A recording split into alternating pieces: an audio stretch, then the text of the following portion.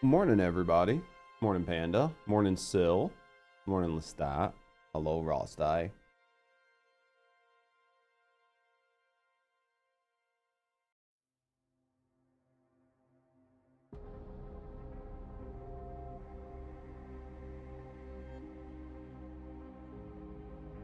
How's everybody doing?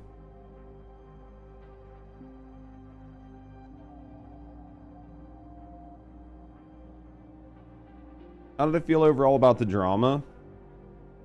Overall, do I think Cinder did some stuff wrong? Yeah, probably. Do I think her team did some stuff, you know, some unethical, like, or I don't even say unethical. Do I think her team used some tactics that could be perceived as unethical when it comes to negotiation? Yeah. Do I think she might be a bad friend?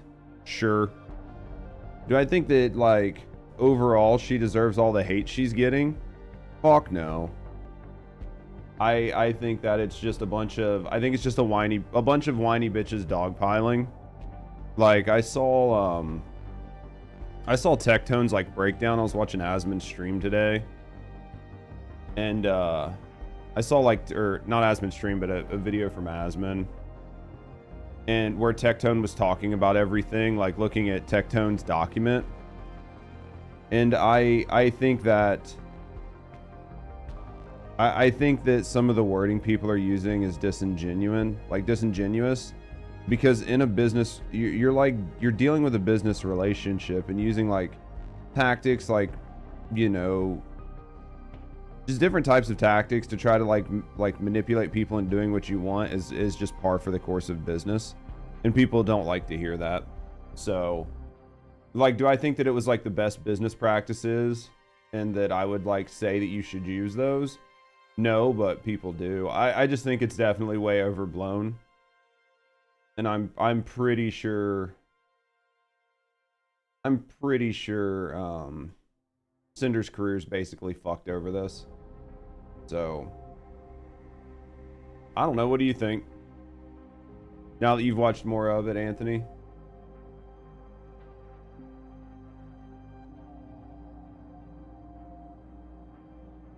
Just doing dailies in First Descendant. Which dailies you working on?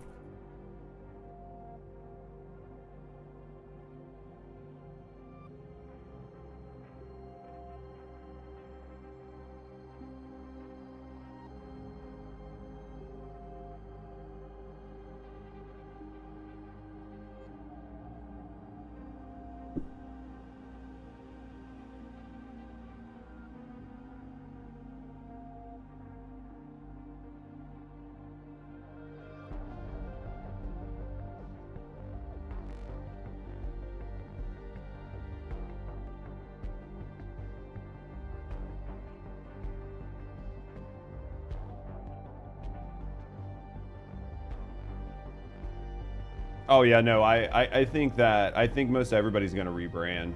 Still, I agree with that. I think almost everybody that was involved in her circle is gonna have to rebrand. You're gonna have a hard time trying to like find a way to keep everything alive and going. Do you know what I mean? Cool, you're back. Saw some VTuber take over your channel. I know for some of you guys it definitely wasn't the kind of content you like. And I understand that, you know, you guys like didn't want to watch it or checked out or whatever, and I completely get that. 100% get that. What up, Connor? How you doing, Well, baby? hello there. What up, Phasmo? She's a bad friend and took advantage of a naive person like Nano. I think that that's fair. I think that people are trying to protect other people too much. I think that what you said is accurate. That, like, you know, maybe they were trying to. I don't necessarily want to say take advantage, but I definitely want to say they were I mean, we'll just say take advantage to make it easier. But I think the big issue is in saying take advantage, you're sort of absolving Neo from their inability to manage business at like a high level. And I think that that's I think that that's like Neo's fault or whatever. 4 missions, and then Sigma, 2 of them, and then off to Marvel Rivals. How are you liking Rivals? I think that I think that there are a lot of people who are babying certain members in the community. Like you didn't have to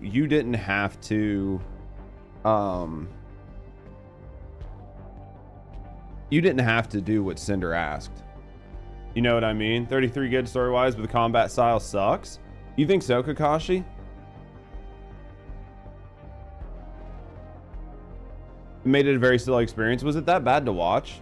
You're gonna buy Battle Pass today? Buy the Battle Pass today for Marvel Rivals. Hey, as long as you're enjoying it. What up, Ash? How's your Lost or your Dark Souls grind going? What up, Hunt? The way you see it, Nano isn't kind of out of business. Yeah, like Nano's walking away from this pretty much unscathed. Like Nano's walking away from this unscathed, and Cinder's being burnt to the ground. When Nano was perfectly fine to like cut contracts and consider an exclusivity clause, and then backed out at the last second, which was their right. But they were doing things like, you know what I mean? Like they were doing shit too, right? What up, Seducer? Like they could have easily just said, no, I'm not interested in it, and moved on. And then anytime Red tried to like bring back up the conversation, they could have just shut that shit down. And then if you saw like them shut it down and not consider it over and over again, then you would have made Red look like a persistent piece of shit. But if you don't outright tell somebody no, then they're going to continue to reframe the question until they find something that works, right? They're going to like continue to reframe the offer until they find something that actually works, or until they get a hard no. I think that because like Nano's walking out of this basically unscathed. If there's something, yeah, everyone had a choice in the matter, and I don't like the fact that certain people are making it sound like there was no choice in the matter. Like, was Cinder a shitty friend? Yes, sure. Is being a shitty friend a crime? God, I fucking hope not. But like, short of that, like, you can say that Cinder was like a terrible shitty friend. I'm like, yeah. I mean, like, Cinder was a terrible, like a shitty friend or whatever. Yeah, that's fine. But being a shitty friend isn't a crime. It was a very slow gameplay, made it boring for you. See, I've heard opposite, Kakashi. I've heard a lot of people enjoy watching Expedition 33. That's why I was considering playing it. It's because I heard quite a few people were actually enjoying it. What up, Desperado? Enhanced unique ability. Level 1, level 1, level 100. Yeah, I heard that the turn-based combat was done in a way that it wasn't like just really terrible. 11:33, taking your time with it, it's amazing. Well, I bought Game Pass today, so I mean, there's always a chance I could boot it up. What are we doing today? I don't know. I've got some like weapons to farm, right? What up, Insanity? I got some weapons to farm, but that's about it, really. It's giving you 7 and 10 feelings. Turn-based with like QTEs. I'm assuming most people are playing it on controller, right? Like the assumption is most people are going to be playing it on controller. Of course, I would get. Did my fucking IP address change like right? Or I'm assuming my IP address just changed. You can play It's Not You Kind. You can enjoy. Oh, I haven't decided what I'm going to do yet. Try 33. It's something different. We might consider it. I need to see. I'm assuming my IP address just changed. Hold on. Let me go to my. I get like this like weird critical like Google security alert just randomly, and it like logs me out of all of my accounts. But I have no malware and I have nothing wrong with my PC. Like there's nothing wrong with my PC. But I have like 2-factor authentication on my main Google account because it's tied to like all of my business stuff, right? And I don't want it to be logged in anywhere. And I think what's happening, everything I've read online says that there's a very good chance that your PC might be like swapping IPs. And when it does that, it makes it look like your PC teleported. And when it does that, it logs you out of all your accounts for security reasons. So it's literally only my one Gmail account. I've asked ChatGPT. I've done all the troubleshooting in the world. Like every time it happens, I go to my PC, I click on the security alert, and like I go through, think some viruses can be detected. Well, it's like I said, it's really weird because if I go to my critical security alerts,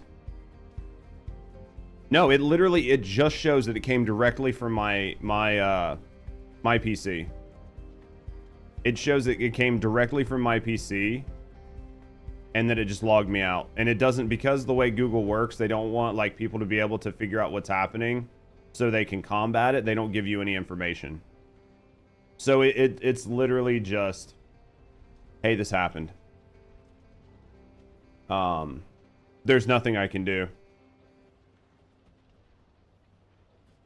So it's just a weird thing. To you, 33 looks like a game a younger you would play, but only something I would watch nowadays. Well, that's what I've heard. It's like really interesting to watch, though. Some viruses can be detected.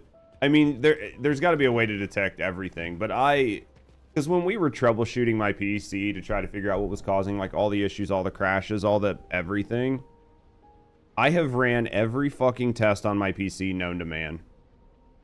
Every test. There's like, I've ran everything. Like, let me double check something. Let me double check something on this PC. Let me go to desktop.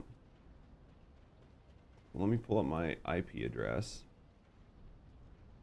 Now let me do this. I'm gonna bet that it swapped my IP address. Let me look. Because if it's swapped, it's my streaming PC. Well, literally it logs all devices out. So it logs all my devices out.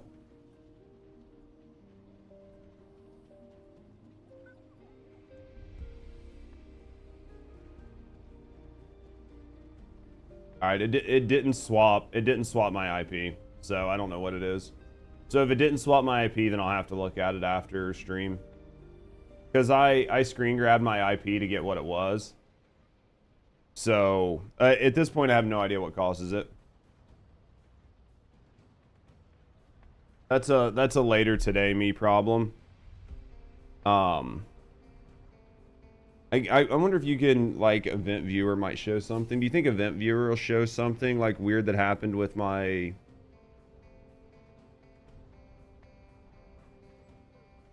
I'm not gonna worry about it. What's wrong with your IP? I don't know, nothing. Every once in a while, what up, Hangy? Every once in a while, and I cannot figure it out. Every once in a while, I will get a message from Gmail. It's very random. It happens at different times of the day. It happens all the way across the board. And I will get a critical security alert from Gmail. And it will log me out of all of my accounts. And then the patch was mainly around 2 component sets. The Plague set and the Mage set. It made them both better. It made them both, like, better across the board. So I'll get like this critical security alert and it'll log me out of all of my Gmail accounts. Well, not all of them. Oh, and the bug fix on Serena's wings. So it won't log me out of all of them, but it'll log me out of the ones on my... What up, Isa? For like my main... It's okay. Up, Chips? You guys can stop freaking out. I'm here getting now. like a graphics glitch on my game. I saw some at the bottom of my screen. But, let me move I need to move my chat and stuff back up. But, so anyway, I keep getting like super distracted. What up, YouTuber? How's your game today? How's your grind? But like it'll just log me out of my accounts with a critical security alert. And then when I log back in, it's like view activity. And then when I view activity, I think it shows that, I'm pretty sure it comes from my streaming PC. And then it won't tell me what happened. It just says that it detected unusual activity on that PC. And because of it, it just like logged out all of my accounts. And that's it. But it's only that account, and I think most of the reason it's that account is because I have like two-factor authentication. But I've went through my Google account, and I've looked at like everywhere. I've looked at like everywhere that it is logged in, and there's no conflictions. There's no conflicting. It's the stream PC. Yeah, it's the one that's fucked up with everything. But there's no conflicts anywhere. Like there's nothing wrong. There's nothing wrong with it. What up? How was your grind today, mate? Do you use Edge browser? I've tried to switch to Firefox, but I have recently been reopening Chrome on that PC. I'm wondering if it's not something coming from Chrome. I mean, I know that like Firefox is built on Chrome, but I have been opening Chrome to do some stuff. I might just stop opening Chrome and see if that fixes it. Can't wait for season 3. We only got a couple weeks left, right? We'll have it before you know it. Pretty stuck on it. I keep hearing about Brave. I'm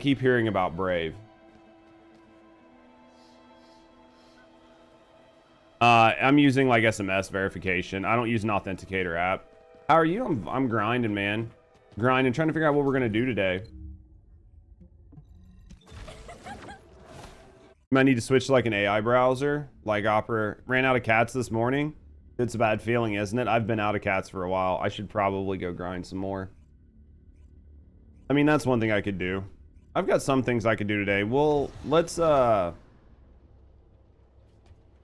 do some daily stuff and go from there. So what'd you use your last cats on, JC? Try using the app. It's actually more secure. But like the issue isn't it. I'm trying to decide. Like, it doesn't seem that the issue is that I'm logged in, or that the authentication, like I'm not getting like failed authentications or anything. It's just very randomly, it acts like my PC is doing something that it shouldn't. So I think what I'll end up doing after stream is just doing some more troubleshooting on it. What's the problem? I don't know, Atora. So very sporadically, my stream PC did a full reset on yours. Well, I did look, and I can't upgrade this PC to Windows 11, so we might just do that. Well, I thought it was from an IP change, but I just verified my IP and it didn't change. So I mean, I could always just upgrade this PC to Windows 11 on Friday and then just re-implement everything in it.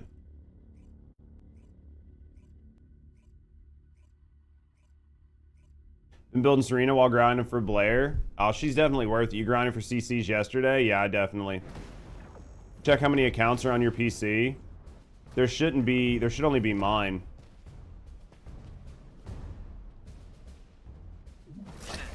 An in-place upgrade might. It takes a while to upgrade. How long does it take to upgrade your PC to Windows 11? It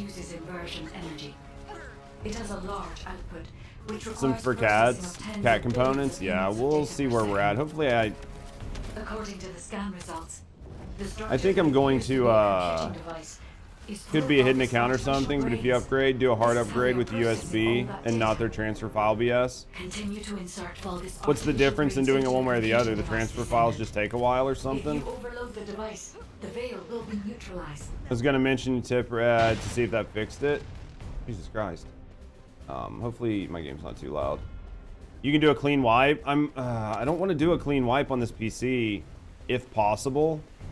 Like, I want them to leave all of my like all of my files on my non-C drive there. Like, I want them to leave all of my personal files and just change all the Windows files and drivers. I mean, like, that would be ideal for me. That would be like the most ideal world. Do I have 2 hard drives on it? That PC has like 3, maybe 4. But it's got like 1 M.2, like 1 SSD, 1 or 2 SSDs, and like 1 actual hard drive for long-term storage. If you overload the computing device, you can create an opening to attack the commander directly.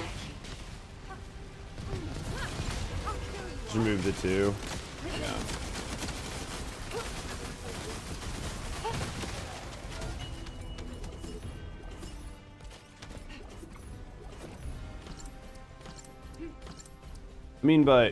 I mean, yeah. Because I was going to just do...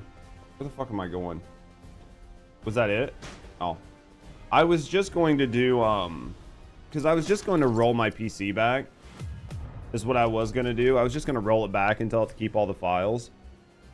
But if I can just do a Windows 11 boot and tell it to keep, like, all of my PC files, like, all of my videos and all of my, like, all that shit, then that's what I'll do, and I'll just make like a save folder for things like DaVinci's Resolve, OBS, and all of that shit for like all of my like profiles and all that, and then I'll just save all that in one spot. Right now the PC's working fine.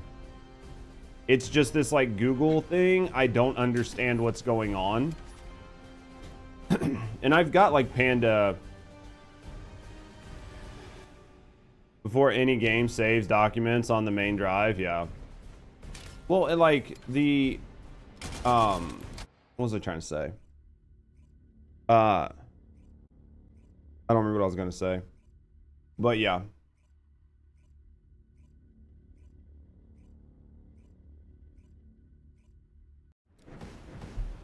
Oh, yeah, it's just this Google thing that's, like, really fucking it up. Did I play Div 2? I haven't played Div 2 yet. I want to play Div 2, but I have a very hard time logging in. I have like reasons I haven't played it yet. Yo, what up? What up, BX? What's the Google issue? So it's just signing me out randomly. So basically what happens is I get a Google security alert, a critical security alert, and it logs out it's not all of my Google accounts. So keep in mind, it's not all of my Google accounts. That PC has 5 fucking Google accounts on it. It's not all of them. The only one that it logs out is like it's one of my main accounts that I use for certain things. It will log it out. It'd say it was due to a critical security alert. It will not tell me what the alert is. But then when I check it, well, that's why I need to just stop using Chrome and just use Firefox and just never log into Chrome and see if that, like, fixes it. It could be a scam. I mean, it logs me out. Like, I don't click on the emails. I literally click on my security. Like, I click on, like, right now, if I tried to log into my, like, right now, all of my accounts are, like, logged in. Quote unquote, like I can look over and I can see like my YouTube chat and I can see all that kind of stuff. So like it's all still there. But if I was to like refresh my browser, it would ask me to sign in again on Google Chrome. Or not Google Chrome, but it would like ask me to sign in again on YouTube. It would ask me to sign in again on a bunch of these different websites. Like it's just gonna ask me to do it. But it's only like that account. All of my other accounts, they don't get signed out whatsoever. It's only that account. But typically, if you had somebody like trying to hack your account, right? Like if I had somebody trying to hack that account, it would show like attempted login from Dubai, right? It would be like attempted login from Dubai. It would show that clearly, like plain as day, on like devices that tried to log in. None of that happens. Chrome might have just got riddled with like some adware over time. Well, because that was the one I heard was like it could be some random extension. It could be like just some dumb shit that happens. I think I just need to stop opening Chrome. And then just see if it just stops happening. Clearing cookies and just reinstalling the browser. You think that's just going to be the best thing to do? And then like only put the like extensions and shit on it that I actually need. Well, if I'm even using it. It's just to troubleshoot, right? Because at this point you're just troubleshooting. Don't need to clean install Windows for that. No, and I mean, like, now that I did some research on this PC, and it does actually have a TPM 2.0 chip in it.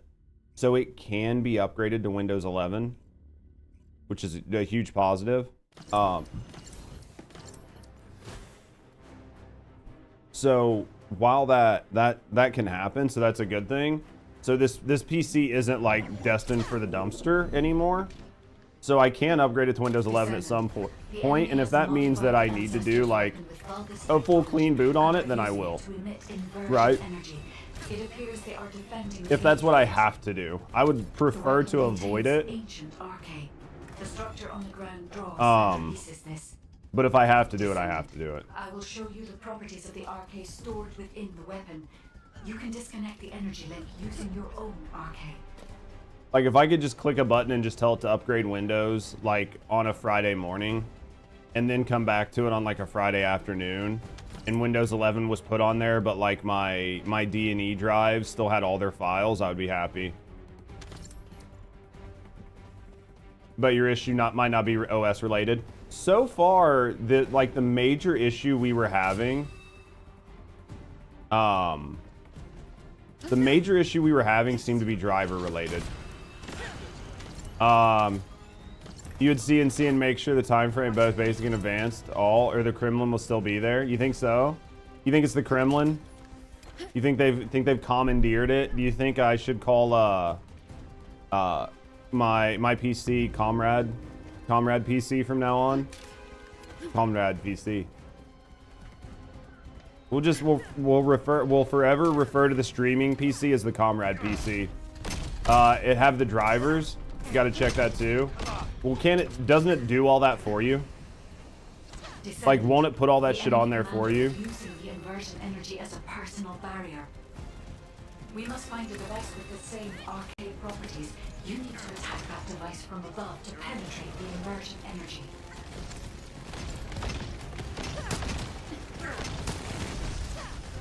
Windows Update drivers can't be trusted.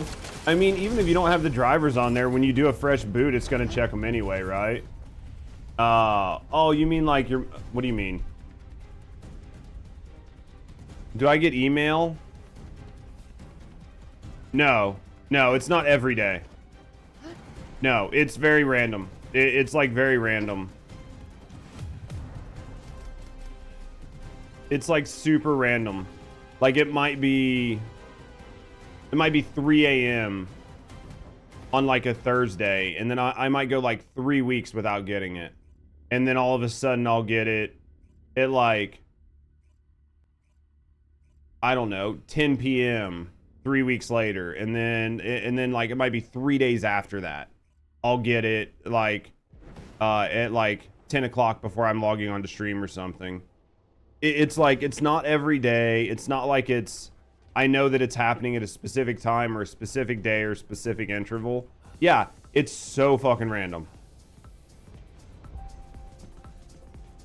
Well, I did just, so for this PC, I did just flash the BIOS to the absolute newest BIOS that this motherboard has, because we were trying to like troubleshoot other issues. So this motherboard has been completely flashed to the most recent BIOS, and it's got the most recent chipset driver on it. So it's like this PC, I literally did everything to it. I turned off all the overclocks. I fucking flashed the BIOS, put the latest chipset drivers on it. Anything you can think of. Like I went through, I uninstalled a bunch of old drivers. We ran a blue screen checker from Windows to figure out why it was blue screening. Figured out what was causing the blue screens, supposedly.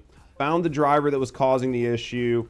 Uninstalled a bunch of old programs. Uninstalled or deleted like 300 fucking gigs of trash that I didn't even realize I had. Like, I did everything I could possibly do to make this PC run right. And so far, it's been doing amazing. Except for this is the first time I've had that browser issue since I've reset the PC. Which was like, what, 4 or 5 days ago? So... yeah, but good old Comrade PC is keeping me guessing every time. Alright, I thought, let me look. The browser issue is easily fixable. It's just figuring out what's causing it, right? So I'll just uninstall Chrome and reinstall Chrome fresh and see if that helps with the Chrome issue, right? So we'll uninstall Chrome and reinstall Chrome.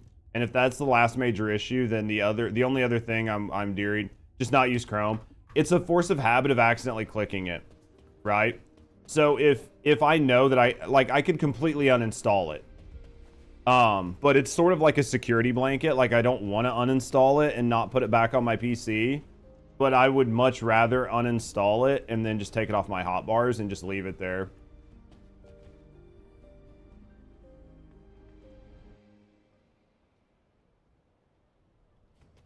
Just try using a different browser and stop using Chrome.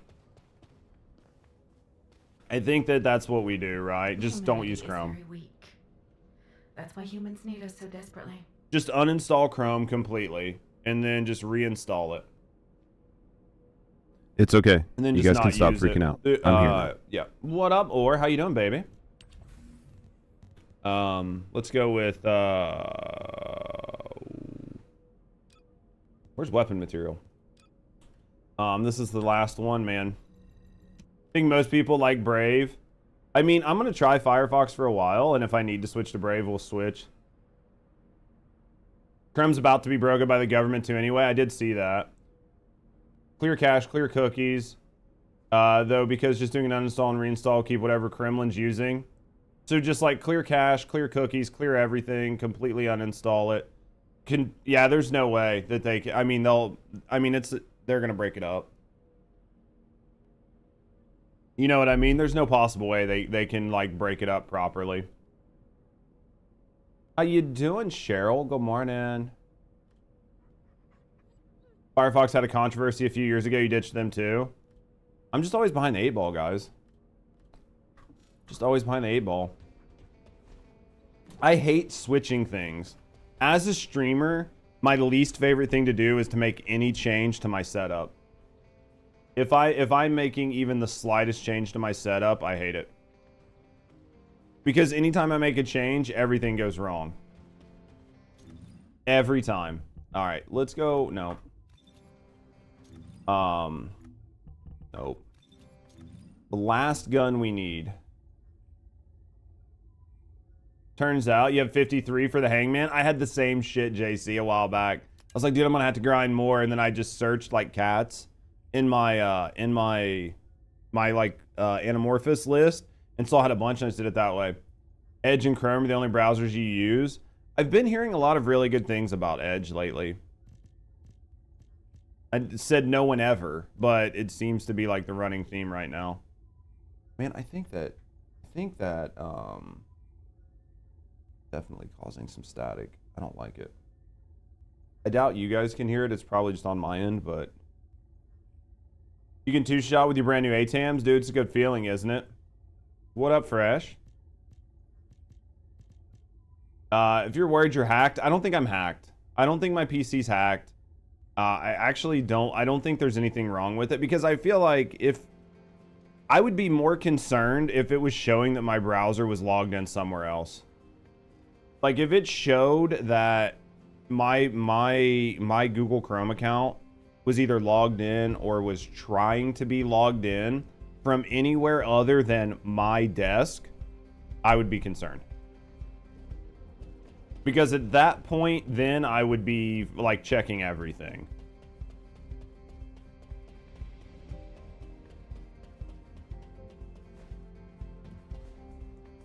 Chrome for personal and gaming, that makes sense. I know people that do that. I could see that though. All right, where are we going? No, I don't use a VPN. I mean, maybe the router could use an update, but the big question I have is why is it only that account? Because all of my accounts have like 2FA. So it's only that account that it happens to. It's only that one. Which would make you think something malicious was going on. But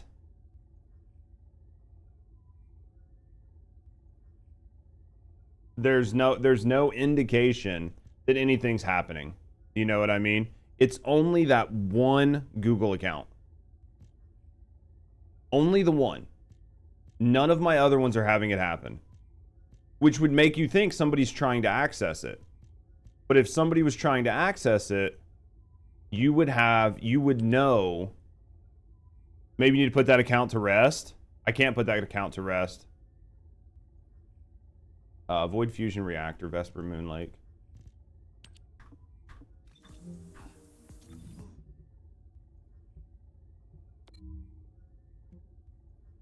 Then it's probably just some like account specific.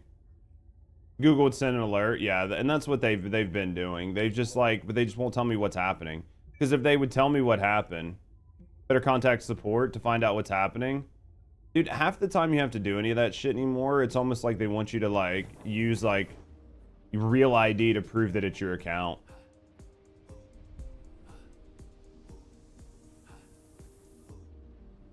Link your account and do a security checkup? I thought I had.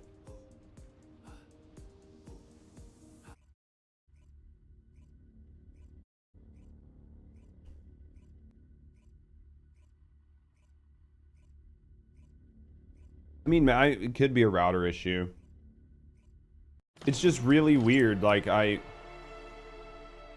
it's just really, really weird. Let me hit just chatting face really quick because I'm gonna need to log this back in anyway. Duplicate tab. Then it's gonna make me sign in, and then it's gonna say verify it's you. And then I'm gonna show password. And then I gotta open my phone. Right, now I gotta open my phone, and then time sensitive, verify it's you. Yeah, it's me. Yep, this is me as well.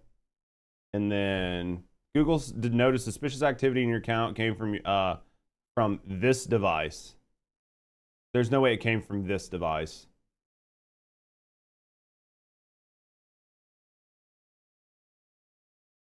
Yeah, the last time I had suspicious activity was April 20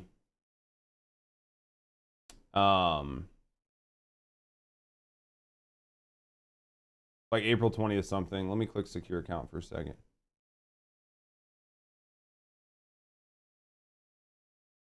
And then if I click secure account, all it says is your password may have been stolen. You should change it immediately. That's what it says. Like if I click like what happened, it says your password may have been stolen. You should change it immediately. But I've already went through this and changed my password like several times. But then like I should be able to, if I go back, I should be able to like, if I go here and then there should be like, if I'm in my Google account, I should be able to show.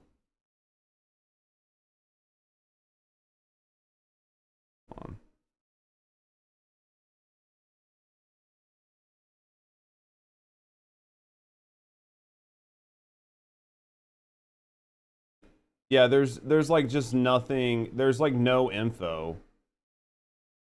I know there's a way to like look and see like what PCs tried to sign in.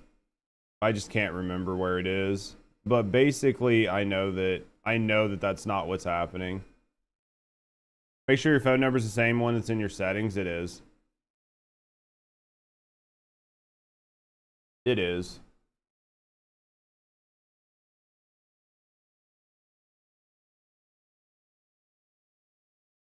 It's just really weird. But I just don't know, like, there should be a spot in my Google account where I can see, like, where people have, like, logged in from my account. I can't remember where it is, but home, Google account, personalization, critical security alerts, private suggestions, Google account. I know it's in here somewhere, but security, because there's no way that this account got, like, how to sign in. Two-step verification has been on since December 12th, 2021. Password was changed recently. Google prompts, 2 devices.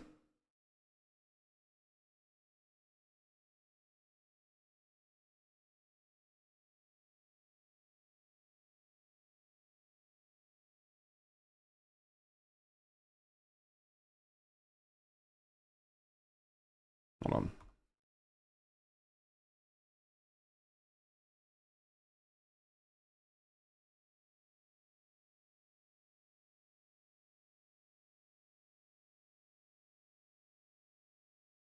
All right.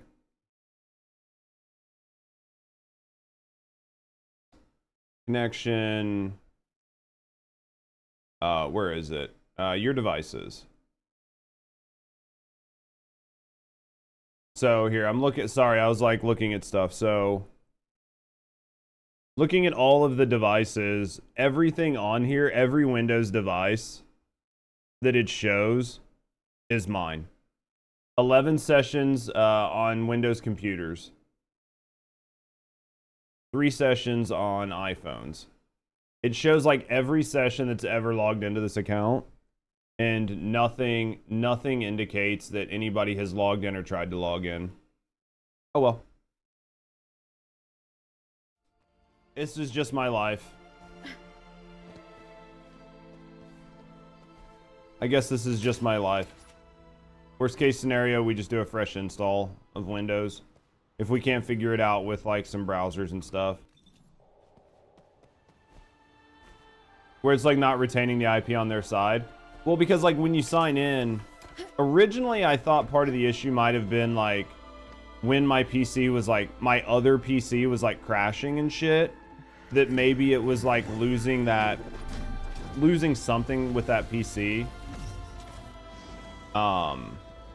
Right? But it's not what's happening. Well, you can just fix it by logging out everywhere and then logging in, and it, but isn't it going to do the same thing? Like, even if I log out everywhere and then log back in, it might be a hassle, but you might fix it. Is logging out everywhere going to fix it, though? By logging out everywhere and then logging in, if I have it happen again, wouldn't, I mean, is that going to tell me anything?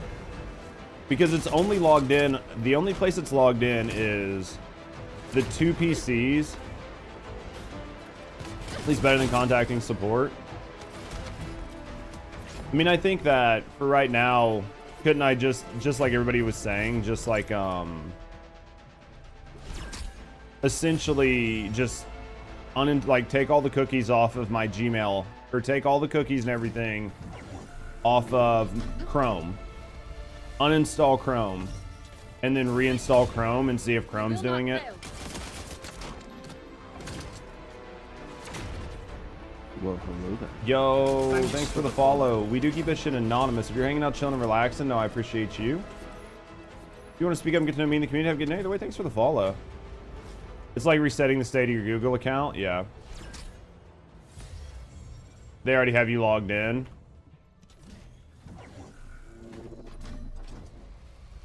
That makes sense. But just doing a complete clean fucking, just like rebooting Chrome would fix it, right? Like getting rid of all my cookies, getting rid of everything on Chrome, just fucking getting rid of it all, uninstalling Chrome.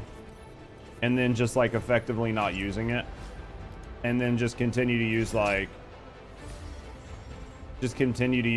Firefox for now and see if it still happens. 6 Veil Dust away, you're close. You're cooking.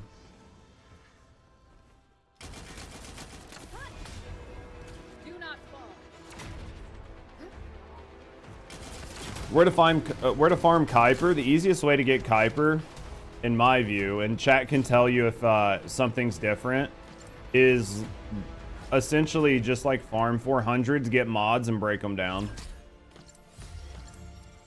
Question is, your system is not compromised? I mean, that sounds like a statement.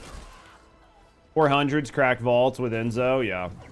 If you have enough, right? Because if you can get like high precision vaults, you get a chance at what, like 70k Kuiper per. So as long as you have Enzo.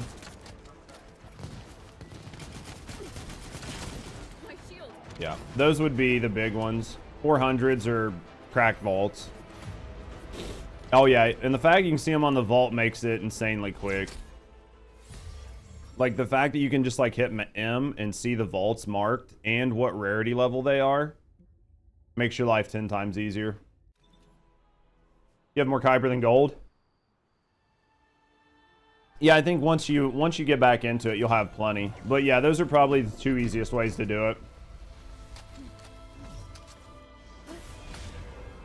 Fill up on mods doing the Tormentor. Yeah, I can see that.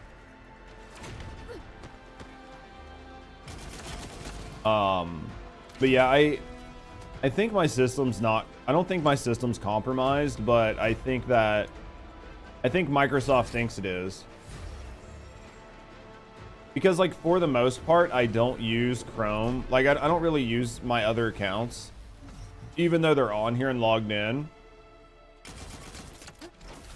So yeah.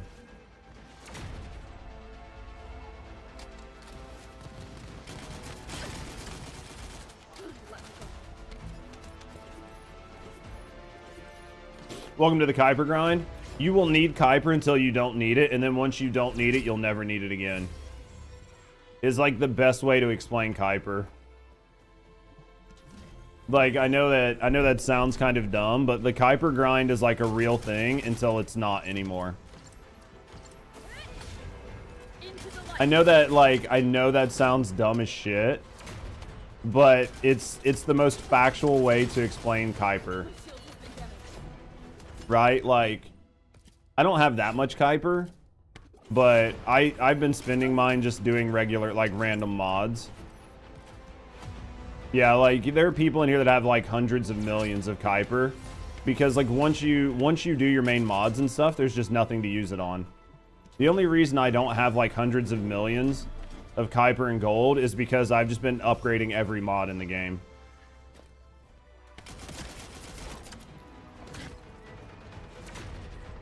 Never gonna waste it? Dude, I'm working on it. I've been working on it for a while, though. I don't know where I'm at.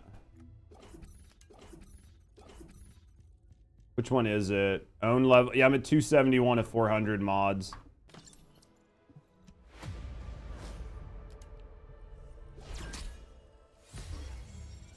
I mean, it's expensive. It's the gold sink that makes it worse.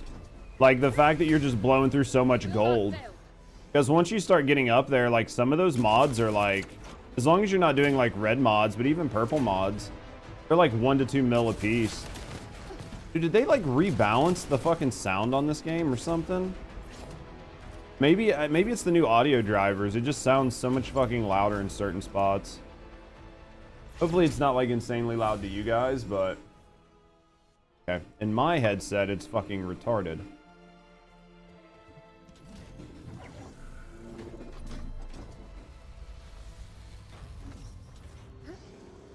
How to add grind to the game? I don't know. I've seen a lot of people like talking about the cost of the new skins on Twitter and shit. Because like the new skin cost is like so fucking expensive. Because only people like Chips and Ashley bought them all. The rest of us like didn't.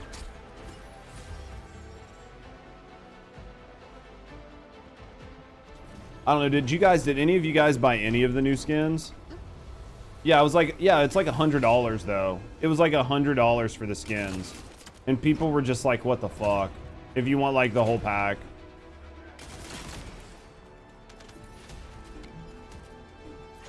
It's just so expensive, man.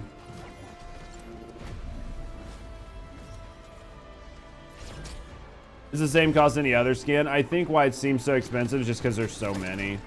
Well, the two things I saw was, one, it was like super expensive, right? Because I'm assuming because there's so many, Luffy. I don't know if I should just be spending money on skins or those games. I mean, that's the real question though, isn't it? Like, we've got Doom coming out. When's Doom come out? Next month? Same price as a full. I think that the big one that I heard the most on Twitter was that you don't get everything. So like all you get is this Shy Confession, but then if you want this, you have to get this bundle, or if you want this, you'd have to get this bundle. So even if you bought everything, it's going to cost you more money to get the spawns and shit, and that's where people are like, you don't even get, like, you don't get all of the emotes and shit like you used to in the last bundle.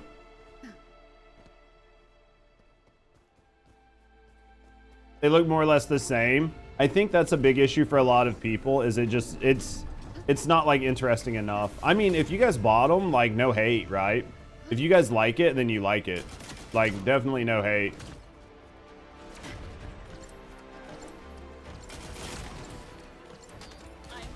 Dune is coming out on the 10th. You're hating hard? Of course you are. Why wouldn't you, Anthony? May 14th is Doom?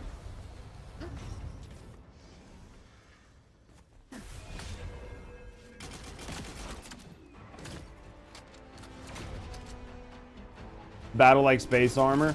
I've heard quite a few people say the same thing still. That like the eye candy skins are fun and nice, but at some point people want other types of skins. Doom are on their way. I'm excited for Doom. We play in Doom. They didn't bring up better content, so I don't buy anything because of that. I mean, I know there's like a handful of people that are feeling that too. My big view, you're not sold on Dune. I watched Flash Force's review on it, and it's just another survival game, and I'm not entirely sold on it either. Like, it just doesn't really do anything for me in a new way. But Hangy, I think that there's quite a few people. I'm the person that, when it comes to free-to-play games, I'm very happy to support free-to-play games and to support developers who are like delivering, right? But if I feel like somebody's not delivering, then I don't feel like I don't feel overly compelled. They should make it free with a nice monetization shop. How much is the game? You like the skins? $100 plus is lame. Yeah. The Borderland UI looks neat. We're going to watch the Borderland reveal here in a little bit because I missed it. I haven't watched it yet, so we'll watch it here. Like 30 bucks. I mean, I feel like 30 bucks is pretty cheap right now, but I get the idea. I feel like 30 bucks is pretty cheap. All things considered that like most newer games are going to be coming out close to 100, but I get that. The boss fights, when advertised, they looked amazing. They did though, like $10 to $20 skin packs. Typically, like $10 to $20 skin packs are for like one Descendant, right? Because I think that you do have to take into consideration for $100 you're getting how many different characters, right?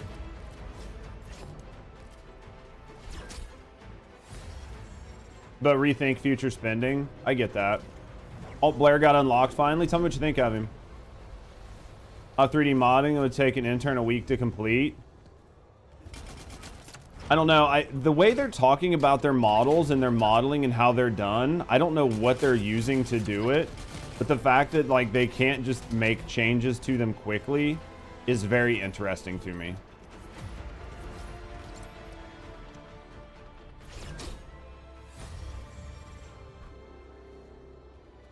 It's just super interesting.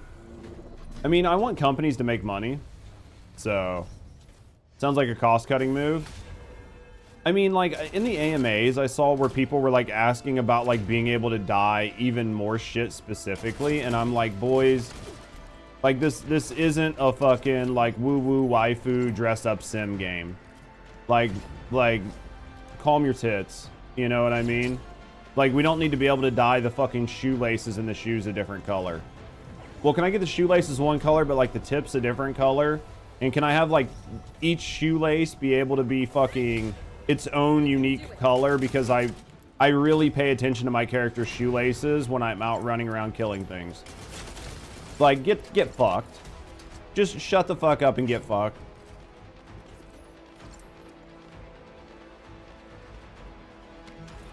I'd say they'd make more money if they did $750 for half the costumes. I think so. Because I think at some point they're going to like push their monetization to where it doesn't work, and then they'll have to back it down. But I think for now they're just gonna push it and see where they can get it to. Why can't I texture the thong through the pants? Yeah, like why can't I change the color of the lace on the thong, but then keep the regular threading a different color, but then do like accent threading? Shut up, guys. Like, get fucked, dude. It's a game. This isn't fucking Zoe. In Zoe or whatever. It's an outrage. Happy May Day. It's gonna be May. I ain't singing shit. Good morning. How are things going for you? Have they gotten better? Have things improved? When we have 50 Descendants, you think I want to buy a skin for each? No, I definitely think universal skins are nice. And I think custom skins are nice. But I think that doing them, like, properly is much better. I think making a bunch of custom skins for no reason is dumb as shit. But I also think making unique skins for certain characters really gives them an identity and helps sell it. No, you need to get to Monday. Are we sleeping at all?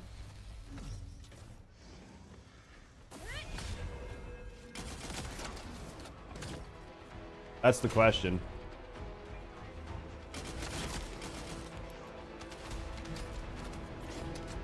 Oh, man. Oh, sorry, Parabellum. I didn't see your message. Give me a second. Because, like, you and Ecto's message. So, I'll respond to Parabellum's. I'm gonna read Ecto's really quick. I looked at the share price for Nexon past 12 months. Last year, July was high. So, not sure, but how it equates to the sales figures. I mean, I would say it equates some. I mean, you can't say that the sales in the first Descendant aren't affecting it. Because the first Descendant is such a big part of their portfolio. It's not the only part, but it's a big part, and it's a big cost sink. I think that, because Parabellum, fine, like, especially if you have a conversation, like, to have a conversation. I'm not one to, like, deep throat the devs, but I'm also not a doomer. And I'm fine having, like, conversations one way or the other. I think that the long content droughts are killing the game. In regard to the long content droughts killing the game, I think that most live service games do have pretty long content droughts, and the first Descendant is no exception.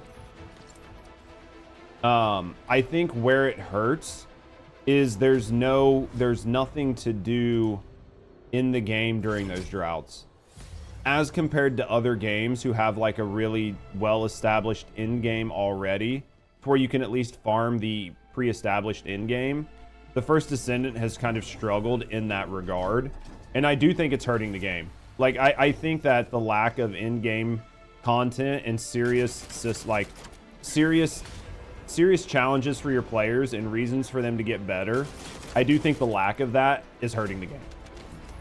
Like, I don't think you can question it at this point. Gray, yo, finna turn it up. What are you doing tonight for your birthday? They peaked last quarter. This current quarter is their lowest. I think that last quarter was the bathing suits, right?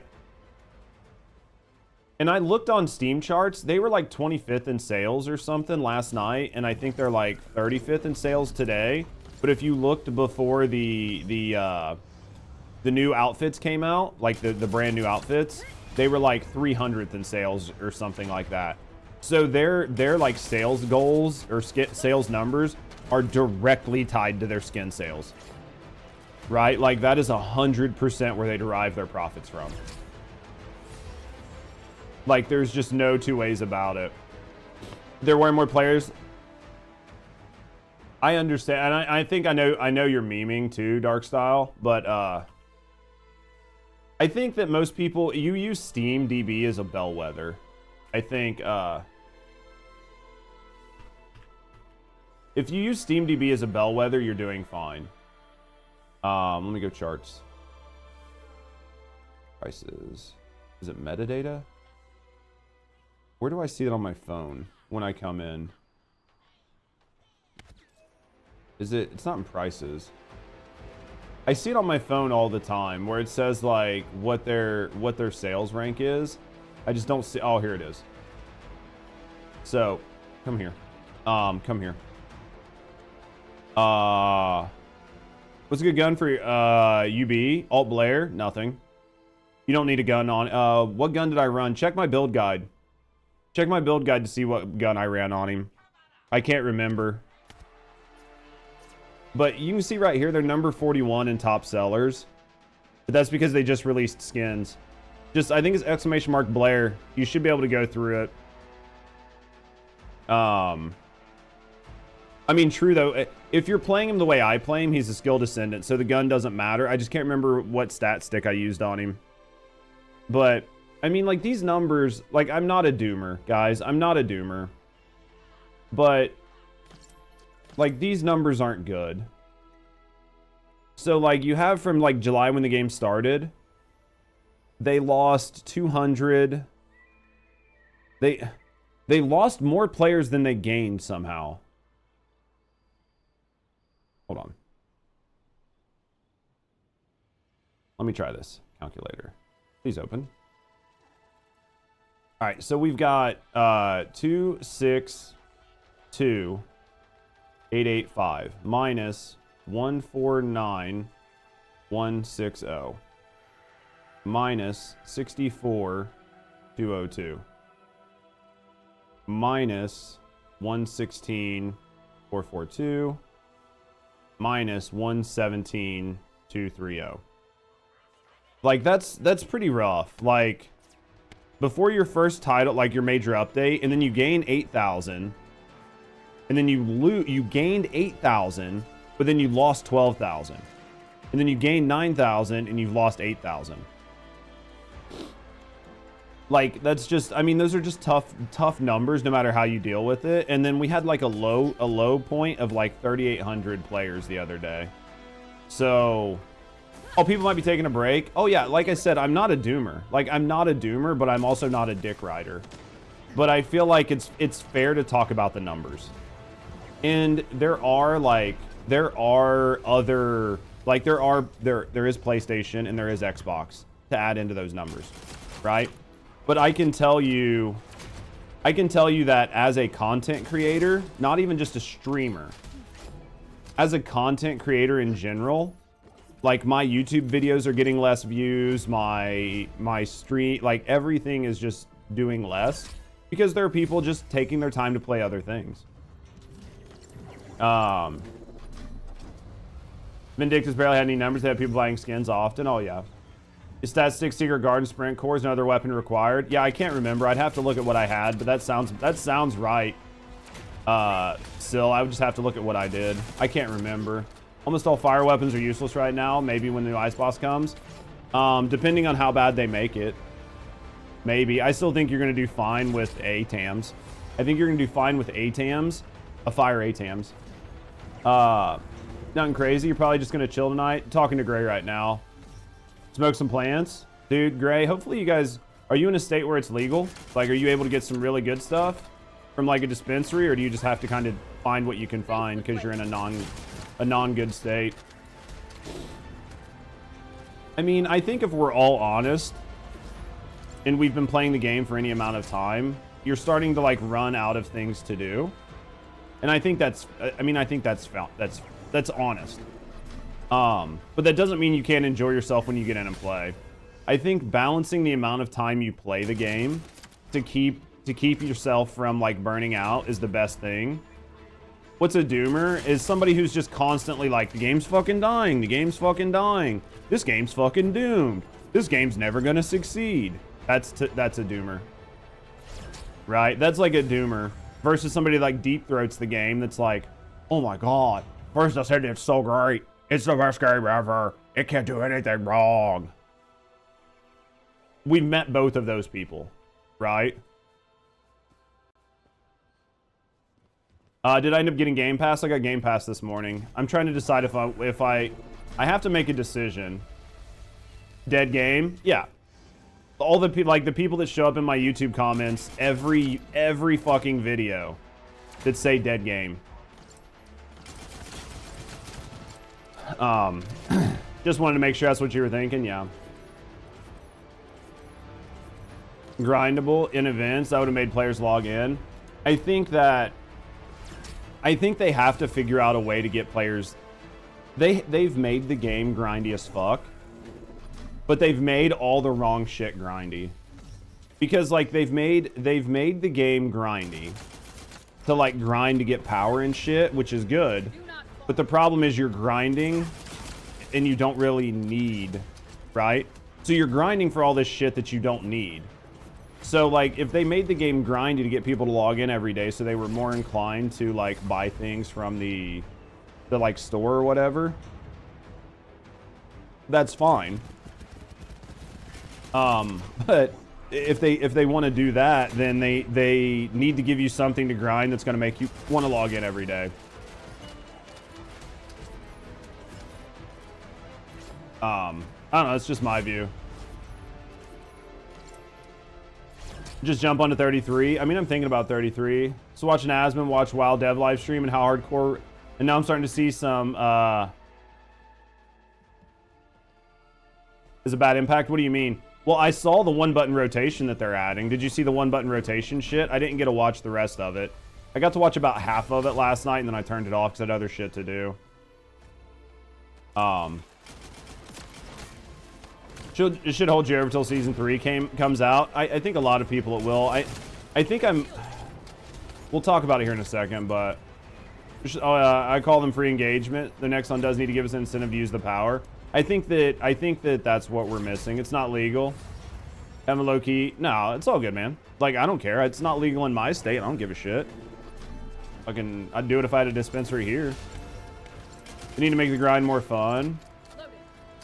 The issue is that the game's still new, so there really isn't much to grind. Like Warframe has a million things to grind for. Yeah, I think that I'm getting to the point where, in general, the game is new is like starting to fall on deaf ears for me. Because like, how long do you allow a game to say it's new? A year? 2 years? 5 years? Like, at what point do you cut it off? Right? Like, the first Descendant's almost a year old. So, like, I mean, it's not like it just came out. Yeah, it's not like it just came out, like, 2 months ago. They've had 2 updates since the game came out. So, Board, you're looking at proliferating Eugen. Should I'll put my Eugen. I'm thinking about putting my Eugen build out on Friday if I can record it. I think 6 months is probably a fair time. Mert.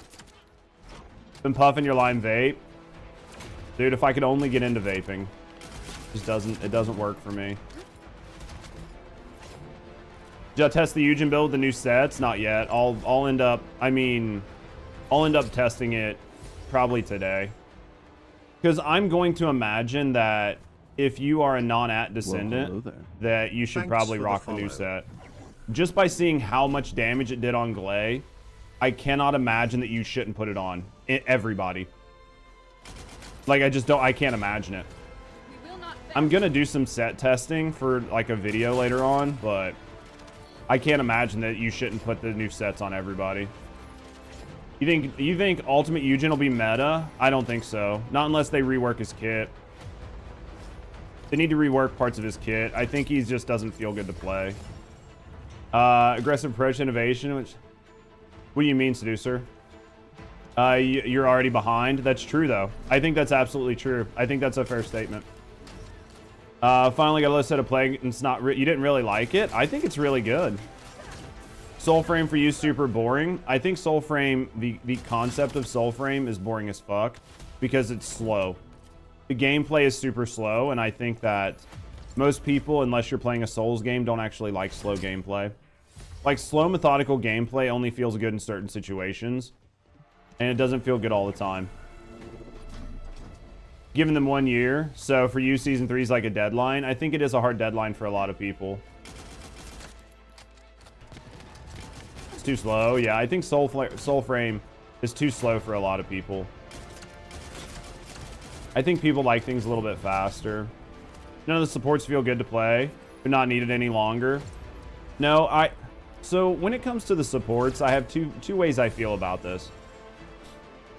One is I feel like making the supports DPS is a bad idea. But the flip side of that coin is retail WoW, where retail WoW has like normally like 2 or 3 different trees you can play on different characters, to where you can play like I can't remember the fucking class. I'm fucking drawing a blank right now. But essentially there are like a couple classes where you can be like a tank or a DPS or something like that, to where you can do multiple. So I mean, there are other games that do it and do it well. I think my biggest concern right now is I lack trust. Alt Jaber's gonna break the game. Online sales force them to close shop. You think so still?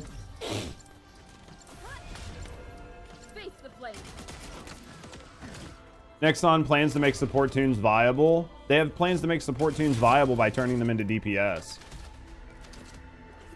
That's how they're going to make them viable, not by making viable support roles. Now, if you read their AMA, or you watch the video that I just put out on the AMA, there is a point where they talk about making new content that requires team play, and some of it's going to require supports, and you're going to be able to solo play some content, which is the things we've been asking for. I just fear... I don't even want to say I fear, because I don't want to sound like... I don't want people to be like, man, I come here to like hang out and have a good time with the game. I just... Based on everything I've seen, I don't know that I trust that the team play content will be hard. You think they don't make Jaber viable at all? It's a testimony to the lack of the ability to balance. What are they going to make him viable to do? That's the question. My whole question that I've been asking is, what is balance? What is balance? Like, what do the developers actually view as balanced? Is balanced making people balanced within their toolkit to be effective, or is it making everybody able to do everything? And if the idea of balance is making every character viable to do everything, then I fear that there's going to be a lack of identity over time. Especially as you continue to add more and more Descendants, it's all going to blend together to where everything feels the same. Because there's no diversity. You want a treasure hunting itemization? Things rarely drop. It can change your build. It's super rare. Build changing, things like that. Oh, I mean, like stuff you get in like PoE. I mean, I could get that. I think that the way the game is set up, it de-incentivizes that, because their whole itemization system's not based around that. They would have to rechange their entire itemization system. You have so many things you want in this game. I have so many. What up, Taylor? I have so many things that I have a laundry list of wishes for this game. I just wish I could get the devs in a room and talk to them. Here we go with the DEI again. Just DEI the game, Code. Just DEI the game. We need some diversity and inclusion in this game. They need to have support roles similar to D2. I think that we need content that requires support roles. We just don't have them. Until we get truly better enemies. I think that the enemies, I think the enemy design's kind of a problem. I won't disagree with that. I think they're all pretty basic. And any of them that have any sort of like the hardest part, I think you'll just have everybody playing Inez. Yeah, I think the hardest part is because this is a speed farming like bulk enemy game, right? Like it's not about taking your time and clearing a pack of like 2 or 3 or 4 enemies and then moving on. It's about like clearing packs of hundreds or dozens of enemies. So when you do that, it's very hard to make like very complicated enemies. Right? Like if you were just trying to do, like if I was standing here and I had to like clear 5 enemies and those 5 enemies were actually dangerous and I had to think about what I was doing and use my skills properly, then that would create a very different dynamic gameplay loop than what we have right now. Most dangerous enemies, the one that can freeze you, or getting in a group of like 5 enemies that can keep you stun locked. Stop before they change the game into the first Transcendent. Oh my god, Bear. Fucking killing me. Well, and then like, I feel bad. Like, I don't feel bad. I feel like I give the game a pretty fair shake. But I swear, if you read my fucking comments sections on YouTube, I am just the biggest fucking asshole in the world. Like, I give it a better shake than most CCs. Dude, let me show you. Touch grass, cry. Yeah. Let me show you. Like Kyle, he's probably the most useless character. He's not in a good spot, even with the buff, right? You agree? You are? I try. Like, shut up, Connor. Here, let me do this. Like this comment here. This comment here killed me this morning. It was right before I went live. It was literally right before I went live. Where is it? Top 5 mobbing. I haven't responded to. So if you guys have watched I don't know if you guys have watched my top 5 mobbing video. I made like 1 or 2 controversial picks in my top 5 mobbing video. Like I didn't add Bunny, and I added Sharon as my number 5. And I added Sharon as my number 5 for like a couple reasons, but one of the main reasons is because like how good she does on bosses. So like that's why I added her. You could make a play to say, well, like you should have put Valby there. You should have put Bunny there. Who else? There's probably like a handful of Descendants that you could put there. I've had some people tell me Alt Blair should have went there. But at the end of the day, I actually redid the entire order of this before I uploaded it because I gave it more thought, like when I was in the shower. And I was like, okay, I really need to redo this order. And one of the main reasons I redid it was because I wanted to put Inez at the top. I think Inez is still like the best mobber in the game. So I like did this video. I put Inez at the top. Inez on my top 5 mobbers guide is the best mobber in my opinion. So here's the comment. Please stop using phrases when describing Inez like still viable, nerfed, and etc. She is still 2 times more OP than the next OP Descendant. Even then her 2 and 3 are OP too. I'm pretty sure that I've been telling everybody that she is still strong and that you use her 2 and 3 now and she's not a 1-skill Descendant, which makes her a better Descendant, right? To be honest, it's infuriating to listen to the fans whining about how she got nerfed and the devs are destroying characters they like.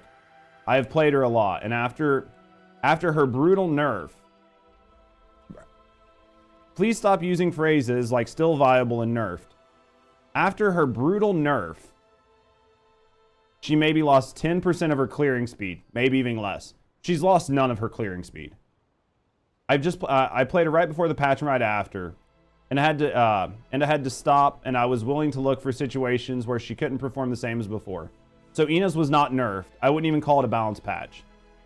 This is a lie. Inez was balanced. She had her skills changed. That is a fact. It's not a feeling. It's not an opinion. It's not It's not my perception on what happened to her. She was balanced. She was nerfed.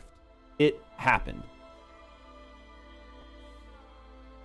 The way I see it, if there's even one Inez in a party, she ruins the fun for everyone else.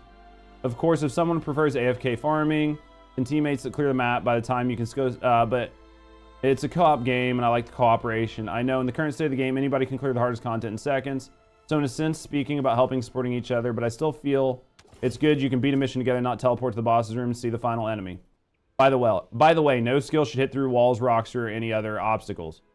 Like, this should have been changed. I'm not saying that, like, she shouldn't have been balanced, right? So then my response, I put her as number 1 on the list. I'm not sure what else to do to show she's at the top. Also, she was balanced or nerfed, depending on how you want to look at it. Using those phrases is factually accurate. Like, I don't know what to do here.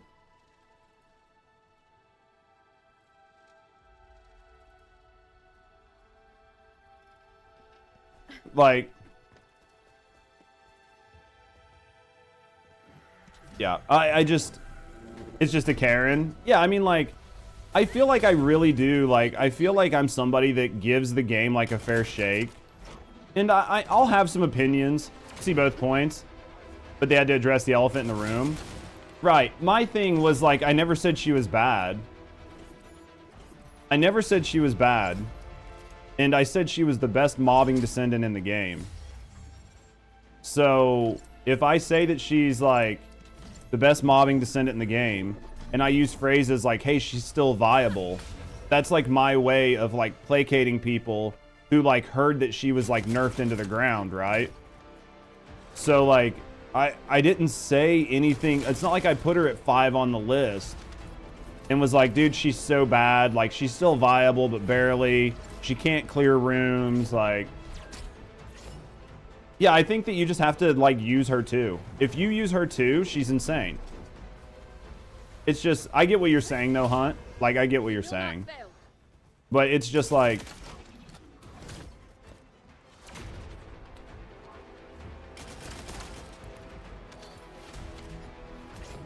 I had somebody else that, like, told me I was wrong because I didn't put Bunny on the list. And I was like, did you watch the whole video? Because I address Bunny in the video. I address why Bunny's not in the video. But, like, I could clearly tell from the comments that they had not watched the video that far in. I don't know. It's the joy of being a YouTuber. I'm not bitching about comments because I find that the longer I've been doing this, the more that you just don't read comments or don't care. But it's just funny to me sometimes. It's just funny to me sometimes. You love reading my comment section. They watched only like a TikTok's link. Like nerf and balance might get someone upset. It's true though. People get so upset. Dude, if you read my comment section, you might as well get some fucking popcorn sometimes. I love my comment section sometimes. Like, there are times where it makes me think there have been times where I've read my own comment section and I was like, because, you know, I edited the video and maybe it's been like 2 days since I've like whatever. And then I get a post and it's like some off the wall comment. And I'm like, dude, was I that bad? And then I go back and rewatch my own video. Because I'm like, dude, did I really fuck up this bad? And then I like go back and rewatch my video. And then I'm go back to the comment and I'm just like, where did you come up with this? Like, that is nowhere in the video at all. Ever. Like, not even those implications.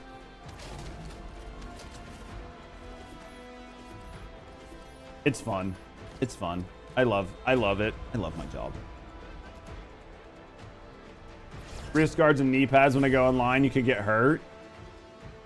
It's fucking hilarious, Seducer. Never built a new 400 bunny. Use the HV Super Bunny, the 2 that you have. I mean, I think at this point, you can put a bad build on a character. Not that you have bad builds, but my point is like, you can basically put like no build on a character or just a very bad build and still clear like everything. Except for like VEP 35. Some of the skins have knee pads, they need it. It's just really funny. We will not fail. So I think our next update's in like a couple weeks. And I think our next update might be giving us... Do you think they're going to give us component cores, or do you think they're going to wait until season 3?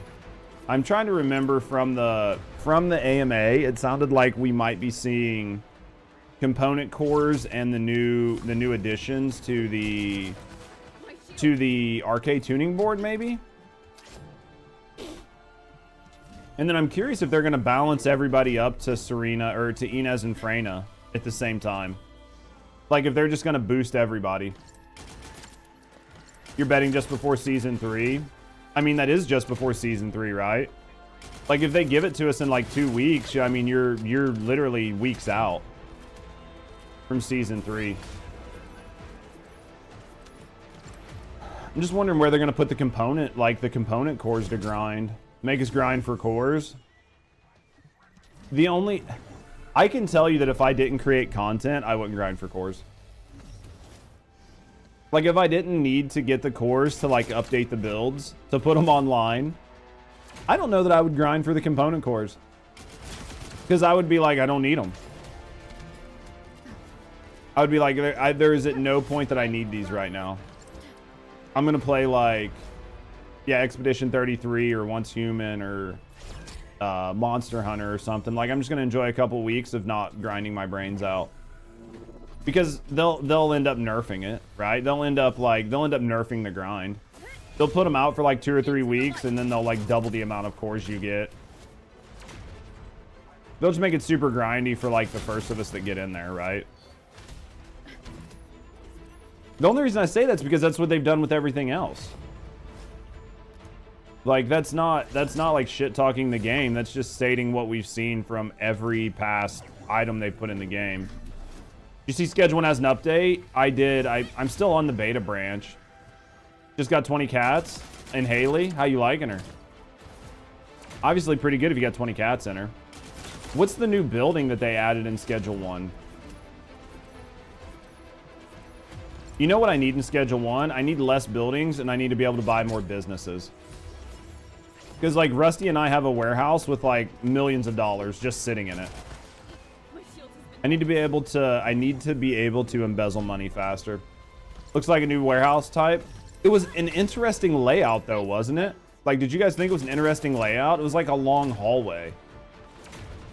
I'm wondering if it's going to be something like before like a $25,000 warehouse, like closer in town that you can use before you go to the barn. Because it's a really big jump to go from like the bungalow, which was like what, 8K or 10K, to the barn, which was like 40K. And then the barn to the warehouse was like a 10K jump. So I'm wondering if it's not going to be like a mid-tier property. Had much larger stack sizes. Well, especially because like making bricks, right? Like when you get later into the game, like making bricks is, I mean, I have a whole place that's just set up to make bricks. What I wish was that you could automate orders. I wish I could just automate orders and have like a shelf stocker. Because like in like the save that we have, the barn is all the barn is it's like 4 mixers or something. It's 8 mixers. I think it's like 8 mixers. And because we use like an 8 ingredient cocaine, so it's like 8 mixers, and then everything else is shelves to put ingredients on. Just running stocking shelves the whole time. Exactly. I mean, that's basically what you're doing. And then the biggest issue is you can only bring like 2 trucks at a time. I feel like you should only have to stock shelves once per week. I feel like you should be able to like pay somebody to stock your shelves. Because I get that it's like a management game, but that is a pain in the ass to like go, and then basically what you do is you go, you put in an order, you wait like 10 minutes for your order to show up, FBI coming in here about this Schedule 1 conversation. Fuck them. Fuck them. Fuck them, Cross. But basically, you like stand there, you wait for the delivery truck to show up. And then, because the delivery truck doesn't hold that many items, right? You get enough items to stock like 2 shelves. Maybe. And then, so you can stock like 4 shelves at a time, and then you have to wait for the next truck. Oh yeah, and then seeds are gone? Fuck them. I forgot Twitch was that kind of site. That's okay. We've got Comrade PC below us. We're already on the shit list. We're already on the shit list.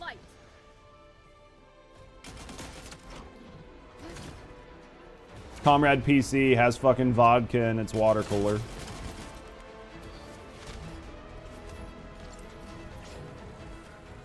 Feeding potatoes for power. Got a little Russian hat on it. It's the cutest PC you'd ever see. From Mother Russia. That's so dumb. It's so true, though.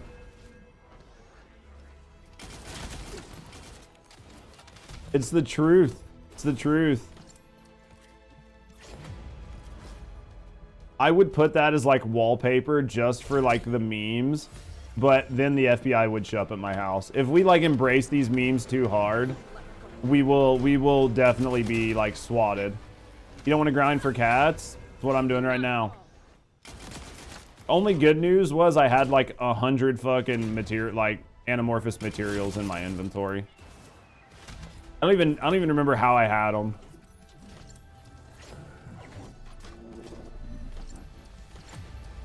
We're down to 9.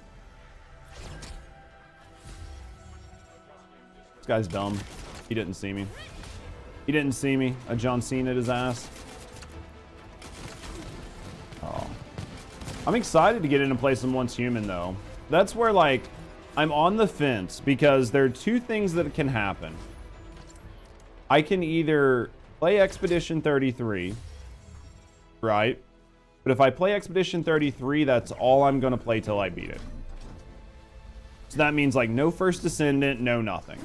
Just, like, 6 to 8 hours of, like, Expedition 33 until I beat the game. It's probably, like, a 40, 50-hour game, so you're talking, what, like, 5-6 days, maybe? That sounds like a win for you. While not streaming it. It's cute that you think I have free time, Seducer. It's very cute. Or do that Once Human goes on for weeks. Or the other option is I don't do that. And on Saturday, we start doing split streams of Once Human and First Descendant. And we do those for like the next couple weeks. Those are the options. I mean, we'll end up doing split streams with Once Human either way. But those are the options. The first, I mean, do you guys I mean, how many people want to see Expedition 33? Because I know we have like a lot of lurkers and a lot of people that just hang out and vibe. But like, how many people actually want to watch Expedition 33? Just you, Cross? I got at least 1 viewer if I do it. Dryden will watch. That's 2. So I got Pub Dad, so that's 3. So we got 3. Make a poll. I don't think I have anybody here that can make a poll. Me. I'm bad at it. Let me make a poll. Let me clear this. We'll make a poll. I'll make a poll. I'm sure we've just got a lot of lurkers, but let me figure out how to make a poll first. Let me figure it out first. Let me finish cracking these last couple, and then we'll go to town and we'll make the poll. I think it's just like /poll. I think it's like /poll, and then you just type in what you want, right? Hunt, if I could only ever convince you to be my mod. If I could ever convince you. You'd watch the game, it's cool as fuck. I mean, it's probably gonna happen. You've already started. You have no viewers? I doubt that. You know how I do things. You know how I do things. I literally am just like, I don't give a fuck what you guys do. Doesn't sound bad because you're not leaving the first Descendant out for too long. I mean, I think that even if I played like one different game for like 3 or 4 days, I don't think it would really, I think most of my first Descendant viewership would be like okay with it just because it's a couple days. Like I'm not leaving and there's still YouTube content, right? So it's not like I don't get to put YouTube content up. You guys would still have YouTube content as well.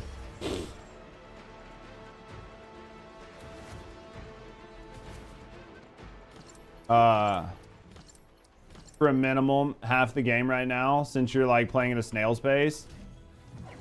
I get that. All right, we'll put a poll up here in a second. You know what I need to do though? I need to watch the Borderlands 4 reveal.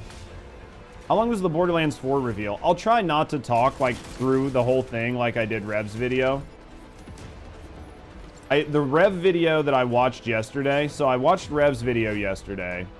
It was a 34-minute video, and out of that 34 minutes, with the YouTube video that I have cut for it right now, it's not had its final pass done.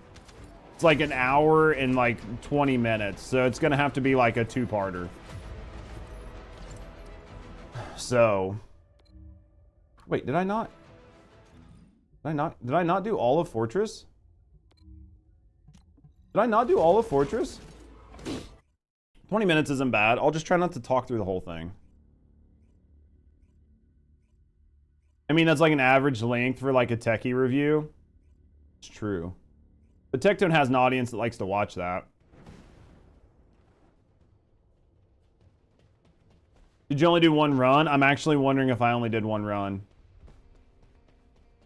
I'm actually wondering if I only did one run.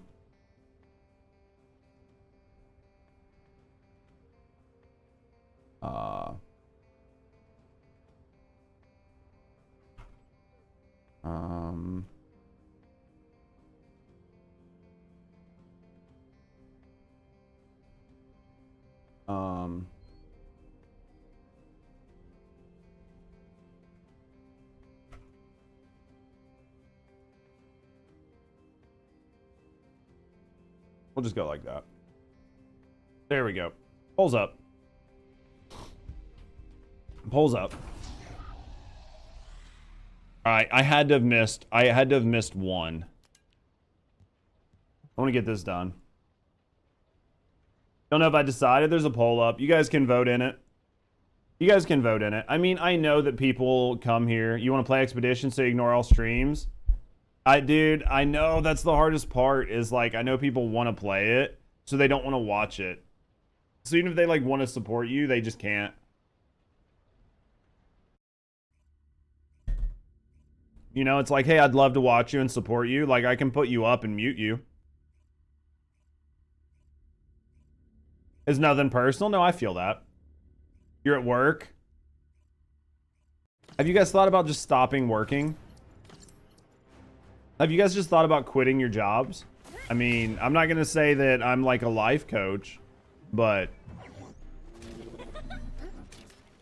I'm not going to say that you're going to be able to pay your bills either, but every day, as long as you're having fun, you watch anything you play. Have y'all convinced your boss to play games too? That's one way to stop working. You paying my bills? I ain't paying your bills. I ain't even paying my bills still. What the fuck? Let me tell my landlord, speedrun my lease release, judge. Do you want me to sign off on the court docs? Work remotely, so you're doing great. It's perfect. I have decent IT position, very large chungus company. Then they'll survive with you taking a week off then, Snake. Just be like, guys, new game. Rusty will pay your bills as long as you cook and bake for her. I mean, that's a thought. You gonna take time off for Stellar Blade? Dude, is Stellar Blade gonna come out at the same time as the first Descendant update? Sign use a reference. No one ever follows up on those. Until they do, right? No one follows up until they do. That's going to be really rough because I want to play Stellar Blade. Like, I really want to play Stellar Blade, so I don't know how I'm going to deal with that. I mean, I know how I should deal with it. I'm a content creator for this game, so... Where's the... There it goes. What's up, Bonnie? Break your arms and legs and back to work. Dude, I feel that. Need to start lifting more of those hair dryers. Basically. Have you thought about curling shampoo bottles?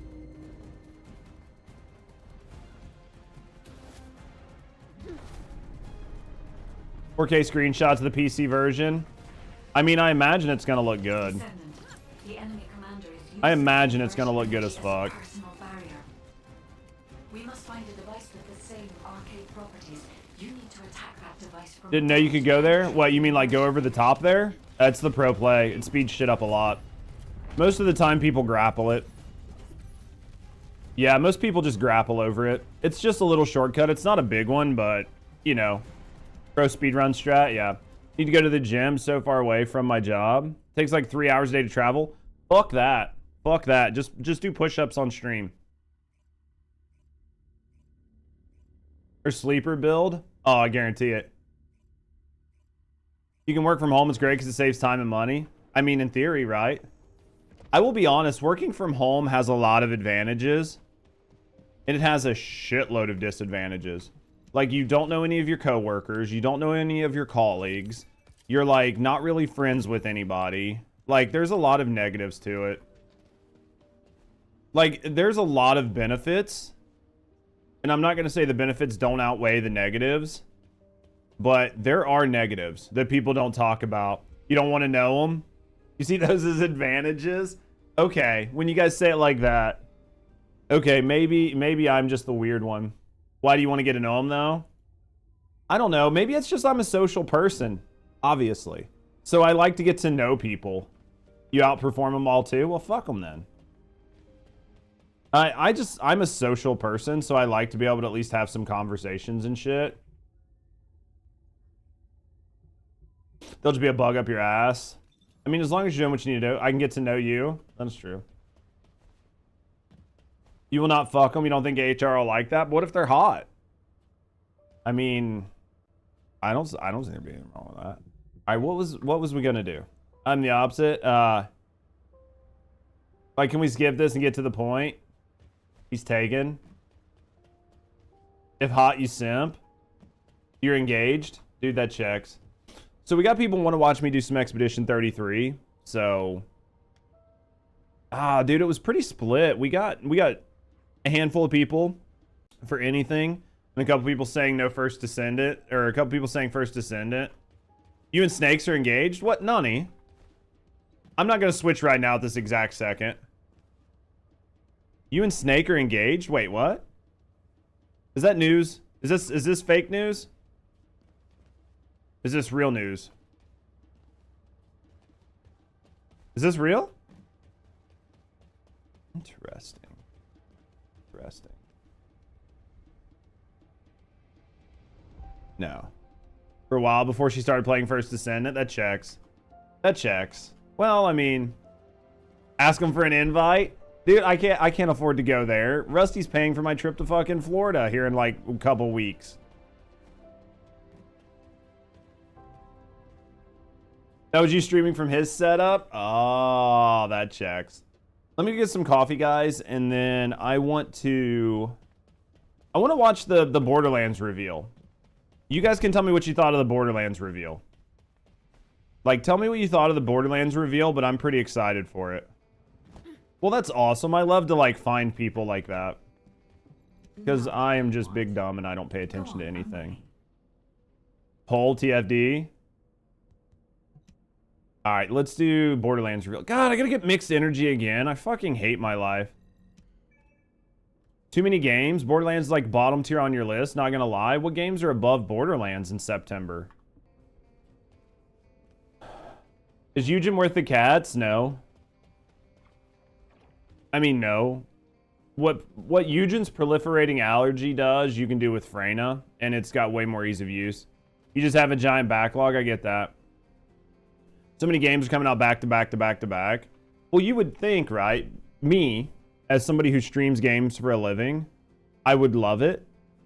But as me, somebody who streams games for a living, I can't just play whatever. So it's actually worse for me because I want to play these games. But what ends up happening is like I spend most of my time like gaming and then editing. So I have no time to actually like play any of these games. It's very sad. Could never get into Borderlands. Elden Ring, Stellar Blade. Phantom Blade, Borderlands. Your wallet's gonna hurt. Do you think the new Elden Ring, roguelite is gonna be good?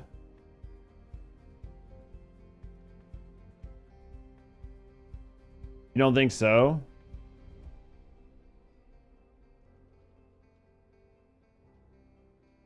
You don't know? Yeah. I'm not gonna lie, I'm not a big Borderland, or like I'm not a big Elden Ring gamer, so no crossplay on it. That's a massive hit on them. Yeah. That's gonna hurt. Pokemon Legends. That's on what, the new Switch? Depends on the multiplayer aspect of the game. Sounds like it's cooked. What's Wu Chang? Is that like a new gacha? Phantom Blade, Borderlands. If it's clunky, it might not turn out well. It's a Souls-like. I would love to be able to play those games and get people to watch me play them. I would love to just get people to watch me play everything. But that, I guess I just don't have I have the personality of like a cardboard box or something. Just stockpiling cats. Yeah, I think it's probably the best idea. Just stockpile some cats until you know exactly what you want. Because we don't know how like some of the different meta shifts are going to change. So you definitely watch me play Elden Ring.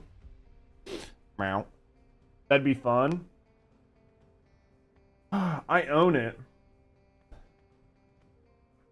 You just understand how Twitch, the system works. Switching games is 50%. 30%. 30%. 50% if you switch, 30% if you start out there.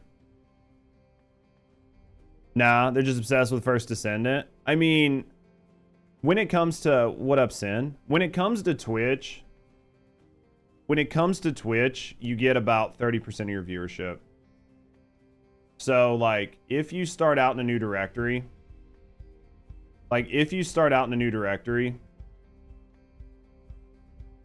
and you start out, you'll get about 30%. So like on launch, just like if you start your day on a different game, if you start your game out of category, you're going to get about to 30%. You're going to get about 30% of your viewership. That's not to say that you can't go up through new viewers, but that's pretty rare. Like, it's not impossible. But you're going to get about 30%. If you start in your game and then switch, your graph's going to go like this. Your graph is going to go like this. And then you'll drop down to about that 30% number. Eventually, you might kick up some from new viewership, but it's going to be very low. Because I think that Twitch is, I don't want to say it's like full-blown dead internet theory, but it's pretty close to it. So, like, there's not as many people watching Twitch as you think. And it's not only that there are not as many people watching Twitch, there's not as many people watching Twitch to find streamers as you think. Most of like the bigger streamers and everybody else, their viewership is theirs. So like, they're like big on YouTube or they're big someplace else and people come to Twitch to watch them. Very, very rarely. Yeah, like the Kingmaker system and what all, yeah. Like most of the people, like, so it's like if I was to, like, Fallout Plays is a prime example. Fallout Plays is somebody I like quite a bit. Fallout Plays, if he's playing Destiny 2, he gets really good viewership. He has like 2,000-3,000 subs. Or Aztecross has 20,000 subs. They do really well in Destiny 2 because that's where their viewership came from. And like all of their YouTube views come from there. But like, so I was looking at Let me do it this way. Let me do it this way. I was looking at some Monster Hunter videos. Monster Hunter. Maybe I can get lucky and just pull it. Maybe I can just get lucky. Because this does have my cookies. If I could get really lucky. No, because I hate the way YouTube shows you like 5 suggestions and then just like starts showing you random shit.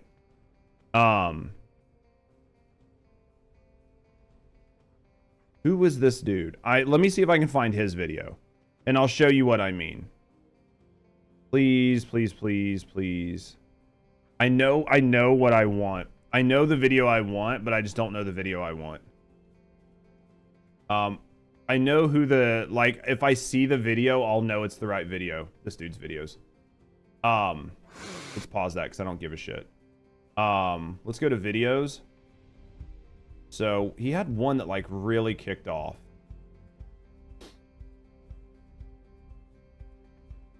He had one that really kicked off. But then like, let me go here, Fallout Plays.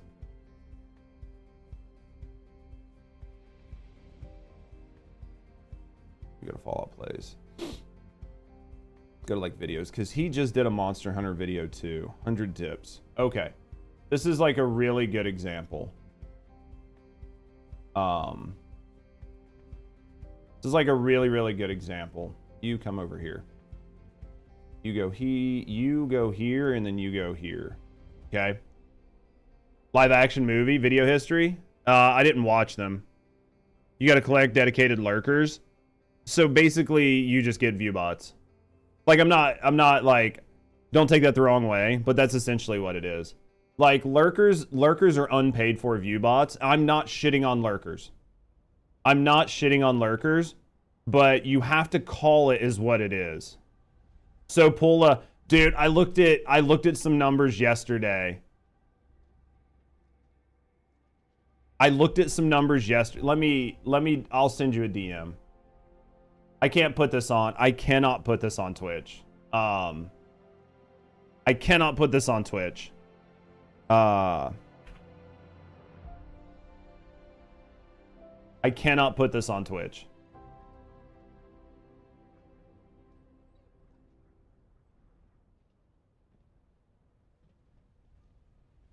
I need to put my face cam because it's going to pop it up in the middle and then I'm going to get caught. I cannot put this on Twitch. Now let me go to Discord. I cannot put this on Twitch.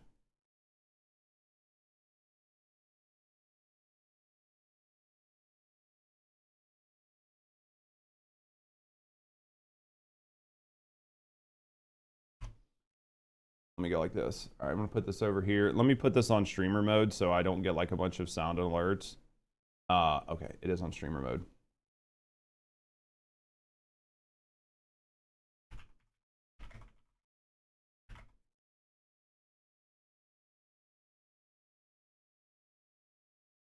All right, there we go. All right, let me get back to what I was doing. Sorry, guys. I got like really, really far off track. It just kills you for curiosity. Oh, shit, dude. I was like glad that wasn't there. I was like, dude, I just accidentally did it anyway. But I was on my face cam. Okay, so back to what I was talking about. So this Rage Gaming videos, I don't know who this is. They do really well for themselves. I don't want to listen to your video. I'm sorry, man. But like their Diablo videos get like 57K views in 2 days. Their Elden Ring videos got like millions of views years ago. This is somebody with like millions of subscribers. And like, so this brand new like Monster Hunter Wilds new Arch Ray Day like armor set video. They're a known CC for Monster Hunter. Exactly. But my point here is that this person in 2 days is able to rack up 87K views. Look, 106K views, 103K views, 96K views. My boy Fallout here did 100 tips on Monster Hunter video 3 weeks ago. 22K views. Now, my boy Fallout here, 628K subscribers, and he's a Destiny content creator. This dude, I'm guessing, is a maybe less than reputable Monster Hunter content creator. But my point in this is to show how things work. When you're not making that, like when you're not big. So this person dwarfs Fallout plays. They're two times their size. And because they've been making videos for Monster Hunter, their videos are going to get pushed. And they probably have hundreds of thousands of subscribers that just watch their Monster Hunter content. So even if Fallout Plays makes say this is a banger ass video, right? Like say this is a absolute banger ass video. He still only got 22K views for the amount of effort he put into this. Sadly, I also think it's an issue of the type of videos. Right, again, and it's the point here. How's it going, Young? The point here is to show that there are a couple points here. One, if you're not making this content all the time and you don't build your subscriber base up around it, you're not going to get these views. Two, if you go to YouTube and see these viewer counts and you're like, well, fuck, Monster Hunter's popping the fuck off, I should start making Monster Hunter YouTube videos. There's a better chance you're going to end up here than here.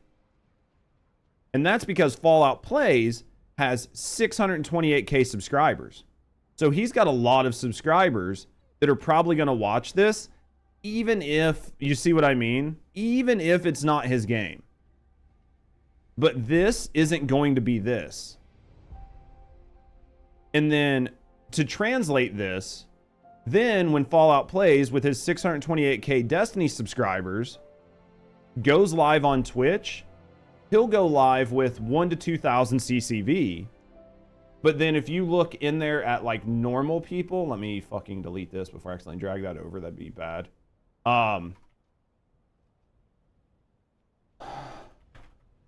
Right? So then if I go like to Destiny 2, Fallout Plays is live right now.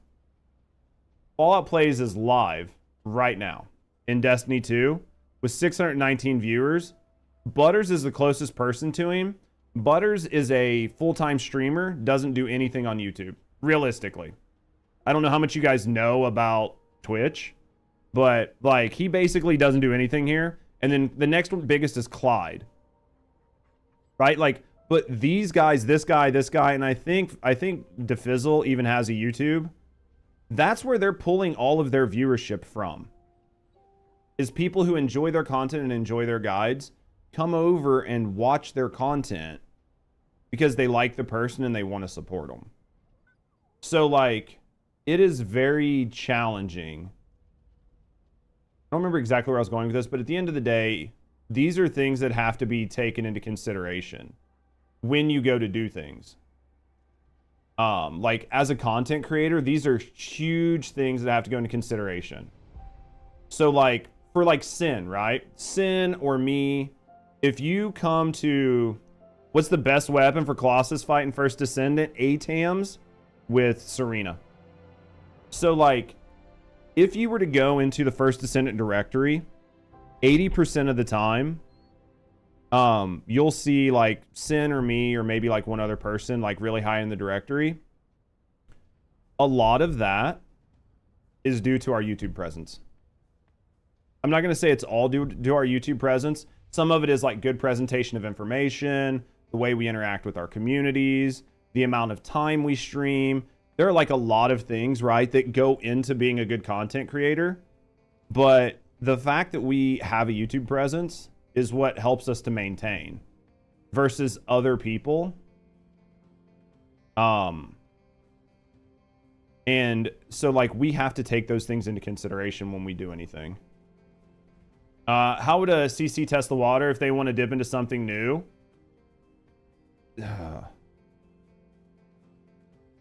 Commit.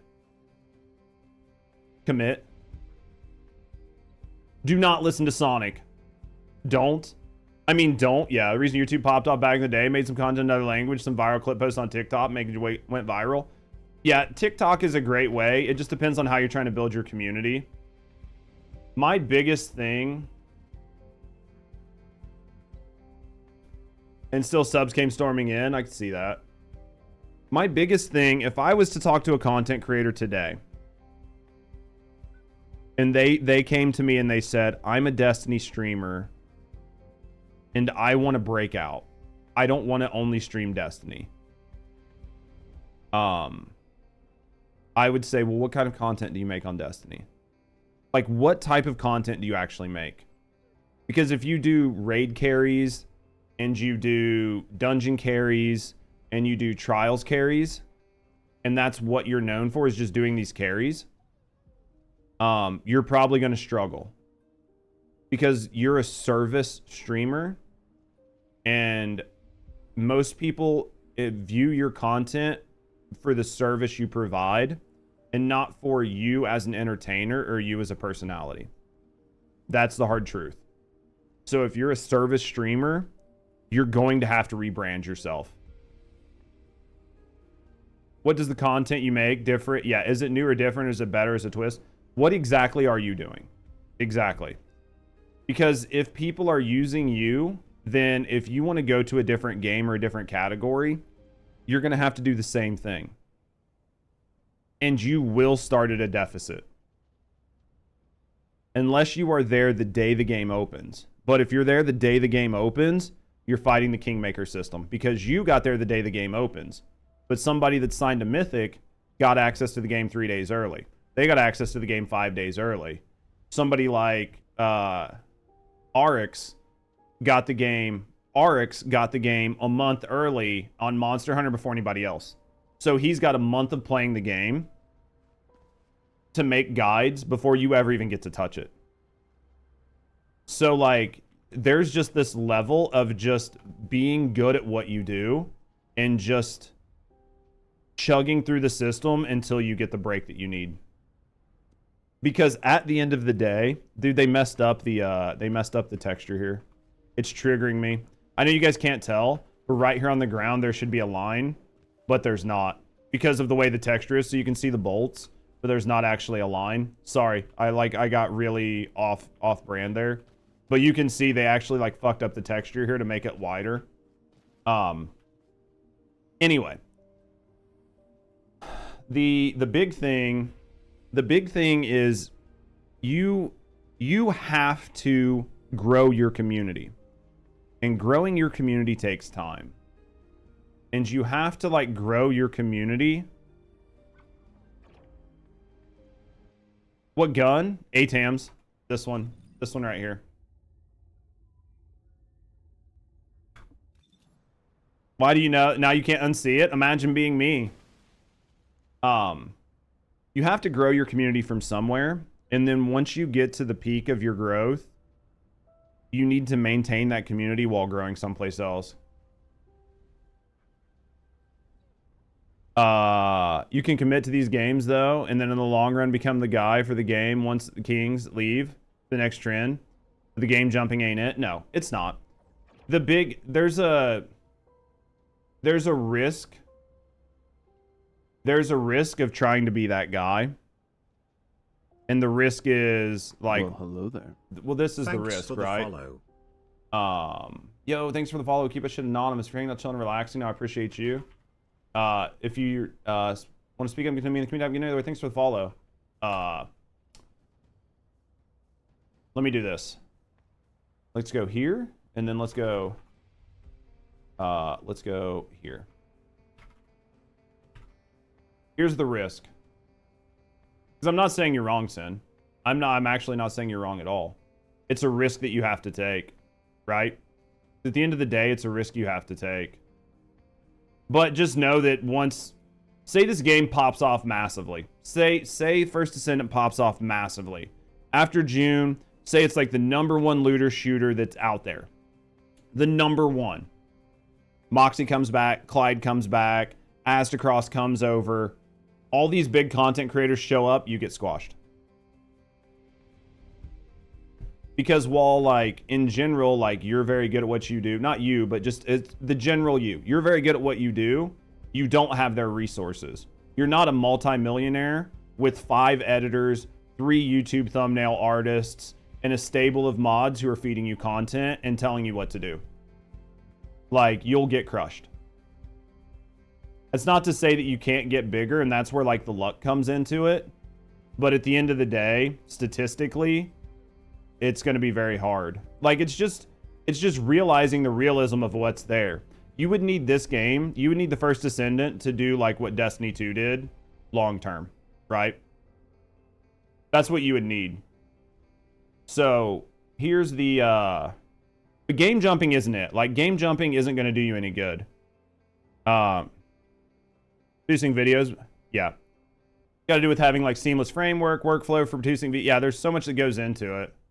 But game jumping isn't necessarily it. Max. Let's just go to Max. People are gonna fucking just flame me for this. I don't really care. This is Warframe. This is First Descendant. This is the first year of Warframe. This is the first year of First Descendant. Game jumping is about luck too, like Phasmo. If you get into the right game, yeah, because like you can move to a new game and your type of content and the way you present information just resonates and you pop off. But you're not going to get that from spending 1 or 2 days here, 1 or 2 days here, 1 or 2 days here, 1 or 2 days here, right? Like if I was, because I've done it, right? Like when my channel tanked the first time, after I got out of Phasmo, that's exactly what I did. I was like, I'm going to play these games for a couple days. I'm going to play these games for a couple days. Completely left Phasmo. There were a bunch of things I did wrong. But the hope here is that you are a content creator for the First Descendant. And that once we get to June, this graph goes this way. Like Warframes did. Because if you were here and you were producing content and you were understanding the game and you were becoming that guy, the hope is that all of your time here is going to pay off as the game goes like this. Like that is the hope. But this chart is going to take a lot to turn around. Like, it's just going to take a lot to turn around. Let's be honest. I'm not saying it can't happen. Like, I'm banking on it happening. But it's going to take a lot to turn around. But I maintain that if this chart goes like this, you will have all of, like, the biggest looter shooter streamers come to the space. How much new stuff's in the First Descendant? When did you stop playing? Yo, what up, Devil? But like moving to a new game, like, so I'll show you somebody. Here's somebody that exactly did that, and they were very successful. I'm going to show you somebody that was very successful, and then I'm going to show you what happened when they stopped being successful. Because this chart mirrors my chart in a lot of ways. They just have way more time with it, okay? So here's what happened. Back when Luna came out, I think One Descendant with all the music stuff, quite a bit. There's like new ways to power up. It's definitely a good time to get back in, especially with the new update coming out here in a month. Between like Void Vessel, Sigma Sector, Void Erosion Purge, the new weapon core system, there's quite a bit to deal with. It's definitely a good time to get in. So this is Mtash. Okay. He's averaging 65 viewers right now. Mtash was a Destiny streamer. Okay. He was playing Destiny. Things were going okay. He was like 300, 400 CCV. And then all of a sudden, he realized he was kind of stuck. He got to like a 4,600 CCV. He was kind of stuck, and he realized his channel wasn't really doing anything. Like, I know this looks like it's going up, but there, like, you can see, like, look at the amount of hours he increased his streaming. What happened? Oh, yeah, just talking about, like, YouTube branching out and, like, doing some changes to content and stuff like that. But Mtash was a Destiny streamer. He had always maintained, like, 200 to 300 CCV. COVID hit. and he got an increase in viewership. But you have to remember, this is COVID, okay? He had realized, he was one of the first people, right? He was one of the first people that realized that Genshin was a game that had no real coverage and that the game was doing well. Like, there were a shitload of people playing Genshin and there was nobody making YouTube videos or covering it on Twitch. He realized that he was one of the first people to catch it. So he switched and started playing Genshin. And you can see, like, his first month, his viewership went down. Then his YouTube videos popped off. Then he went up to being a 2K CCV talent. And you can see he still played Genshin. He did, like, diddled in some other games. But he worked his way up to being, like, a pretty big Genshin creator. Yeah, same time the Phasma boom happened. He still played a lot of Genshin. And then I think it was, like, right around this time he got blacklisted. So, like, right around this time he got blacklisted. And essentially, they started, like, he noticed that his Twitch streams were, like, 6K viewers short. The implication was that Genshin was view-botting their people. He's made a lot of allegations. But this is somebody who had played one game for 3 years, almost 4 years, and then decided to switch, and it worked out well for him. His YouTube Genshin videos got millions of views. He made millions of dollars. He was a very large Genshin creator. And he did that for a couple years until he said some things and got blacklisted. So you can... was the Genshin viewbotter. So that was the person that was actually viewbotting people. What up, Z? So they actually figured out who was viewbotting all these Genshin streamers. That makes sense. So you can switch and make a name for yourself and do much better with it. And then after he got sort of like burnt out and all that happened, you can see his viewership's just kind of like dwindled down to where he's just barely doing anything right now. And now he works at Mythic, right? And he barely streams and he barely makes YouTube videos. But this proves that you can switch games and you can be successful. MTash made really good high quality guides for Destiny 2, and he made really good high quality YouTube content. So when he switched from one game to the other, he brought all of his knowledge on being a good content creator into that space, and that helped him in a space that had a void fill that void. Yeah, there are tons of factors. There's luck, there's networking, there's like your size, there are who your friends are, like there are like the amount of hours you put in, which hours that you stream, what YouTube videos you put up, what type of content you cover.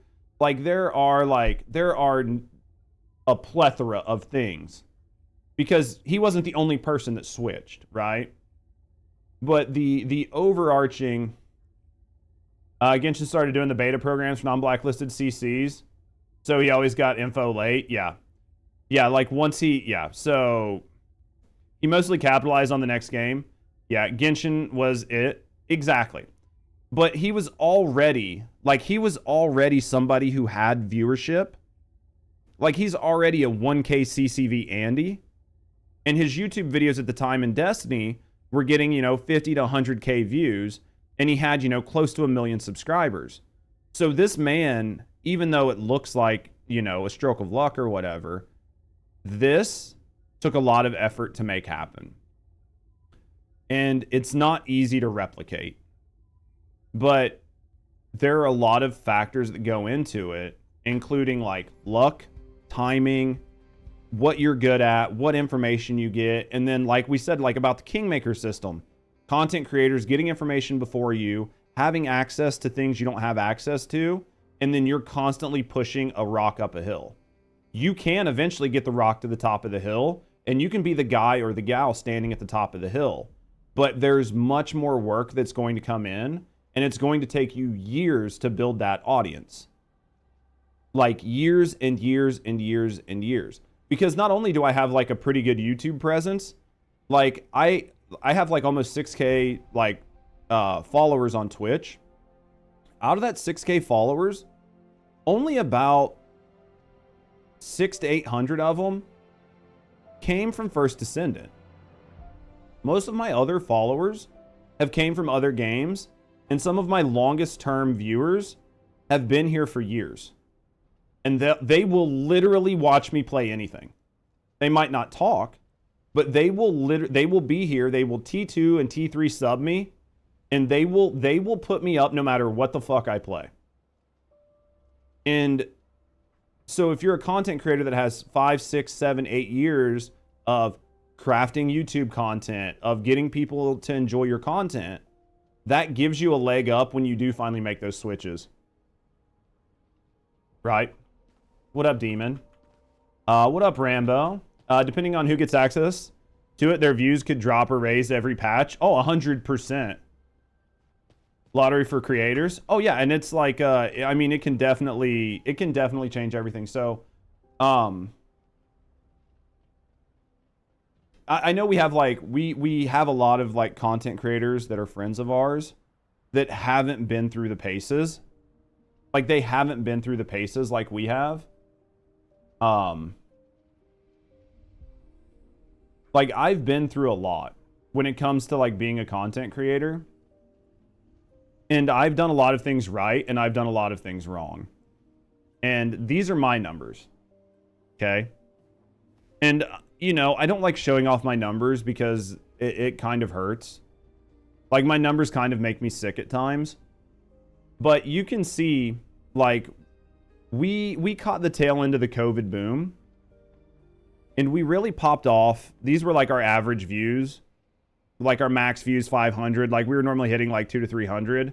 And then I got burnt out on Phasmo and I stopped playing Phasmo. And you can see where I went full time. I increased my hours, but I started playing other games. And it lowered my average viewership, even though I was still hitting like 300 views when I was playing Phasmo. And then you can see I started to burn out on Phasmo. And I played less Phasmo. And I started playing other games. And then eventually I just stopped playing Phasmo. And you can see I stopped playing Phasmo and tried all these different games to try to like figure out where I wanted to stay. And every time I swapped games and every time I made changes, we just lost viewership. And then I went back to Phasmo and we started going back up. And then I got off Phasmo again and we went down. I think I'm going to look at some, I want to try to get a few things going. I want to look at some of the newer sets on certain Descendants and just see how much of a difference it is on their damage. And then I do want to watch the Borderlands 3 video at some point. Let me go get some coffee, but hopefully that like I've done this for a while and I've seen how things work and how things don't work. And I think that you always have to take a risk in creating content, because if you just play it safe, you'll die, because your game will eventually die and you'll die. But give me a second, guys. I'll be right back. Let me get some coffee. Jesus Christ. Let me get some coffee and we'll be right back. And then we'll start looking at some shit. We'll play some actual games.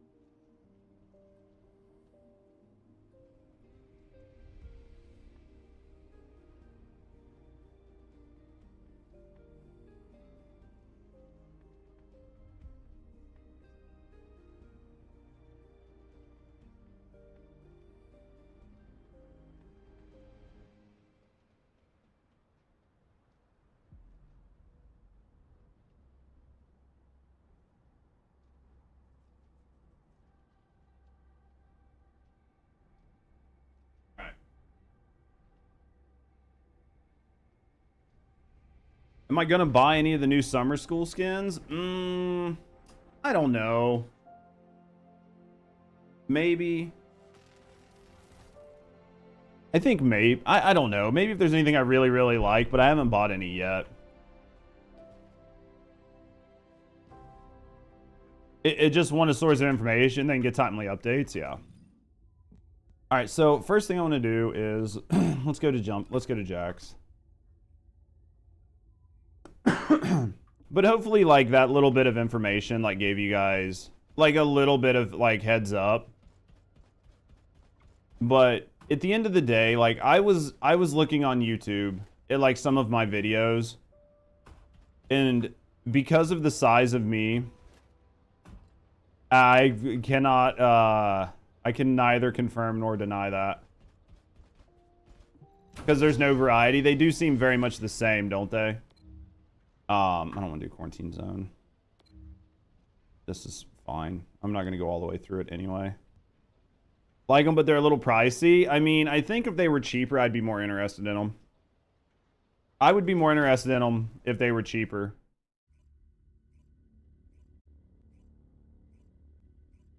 Dude, I was going to say something, guys. My train of thought is all over the place, but I can't remember. All right.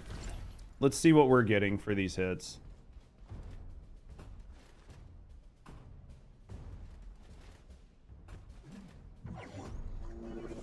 Let's go.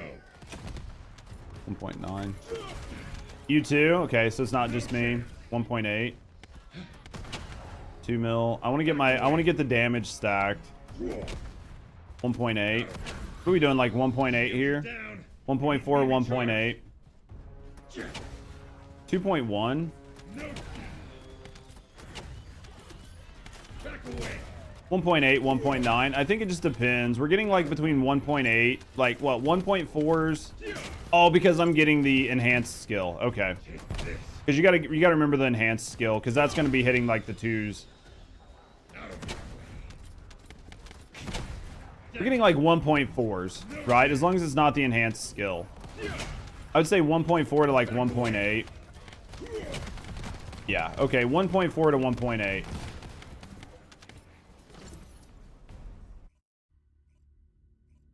Is what's cutting the deal? Oh, for sure. In Vegas for work, left handheld at home, going through withdrawals, dude, I guarantee that. So are you just gambling and drinking then?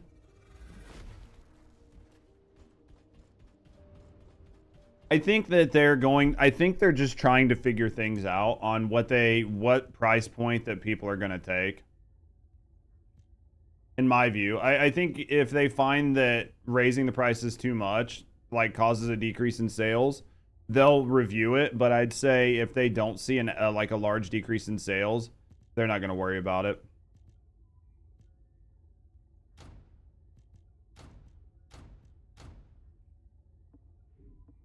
All right. Let's see what we get here.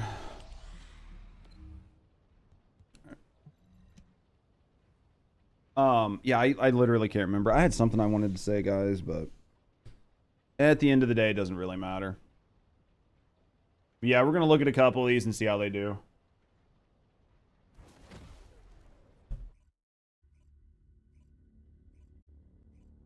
By pharma companies? Dude, that's great. What kind of dinner are you getting? Dude, I love when you go out and sales reps get the company credit card and they can spend unlimited money. Which is crazy. Dude, I get that, though. I literally get that. You get a couple. We've had a couple people that have, like, gotten a few.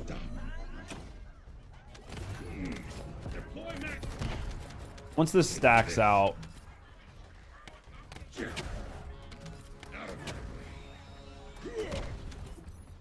I just need to get a I need to get a skill stack to, like, 15 or whatever. I want to get a skill stack to 15 so I actually have a really good idea of what I'm doing. I'm doing it here because you can't get these same numbers in the, like, arena or whatever. 2.7. Off to work. See you, Sil.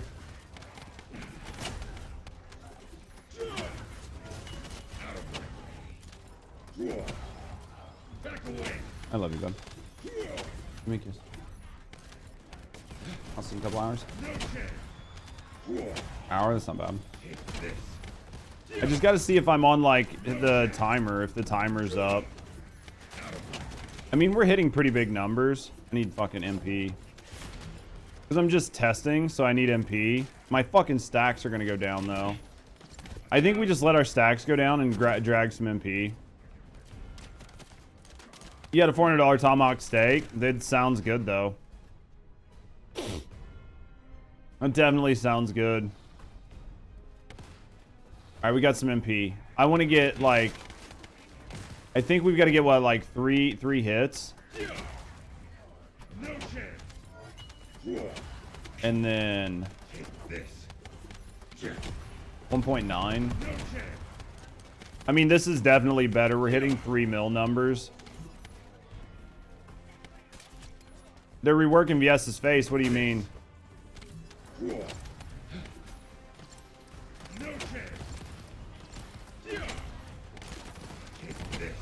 I mean, I feel like this is hitting harder.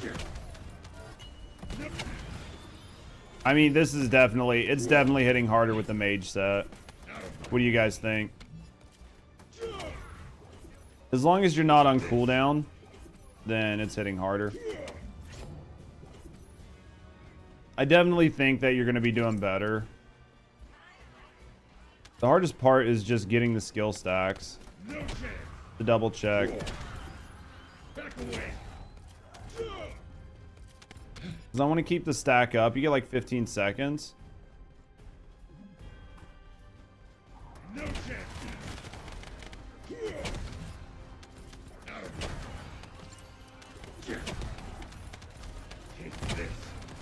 I mean, you're just hitting so hard.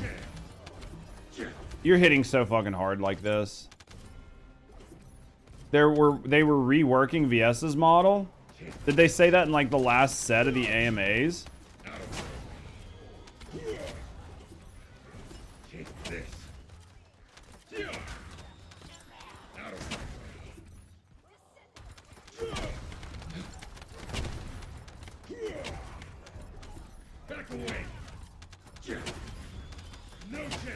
It's just so hard to tell. I mean, you're hitting 3 mils.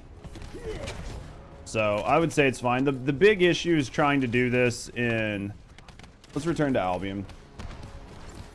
We can try to do it in... We can try to do it in the testing arena. It's going to be hard, though.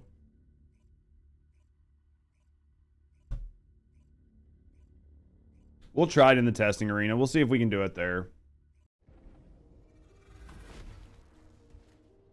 Let's see what happens. Let's see if I can set it up in a way that I can test it.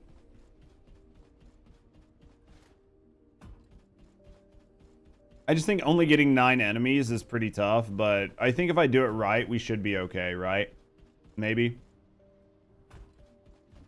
If we can do this right. Yeah, enter laboratory. All right, let's go like this. Her face is like a squirrel? You think so?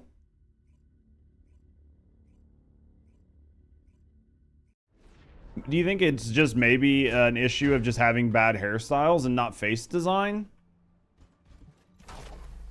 I will be honest, I never see her face. So... Because it's a third-person shooter and I play the game from overhead behind.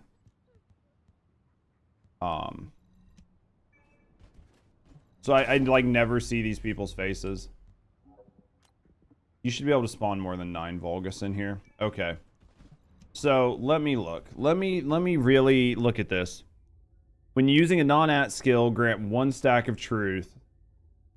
So I don't even actually have to kill things, right? All I have to do is hit them. So I can put this back on. I can put like invincibility back on. Let's just go with 1. Because it really doesn't matter then.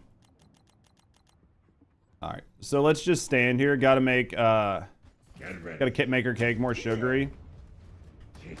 Dude, some people get, like, really, really into the character creator a little bit too much, I think. I just don't get it, but if it works for people, then that's all that matters. Alright, we're at 15. I thought she seemed fine. Like, I didn't think there was any issues with her. All right, so let's see if we can figure out how this mage set looks. So we're at 15. Take this. 1, 2, No chance. 3. Which one is the buff? I hate this because you can't see which one the buff is on you. It must have been the black thing. Out of my way. The second diamond. Hold on. The second diamond.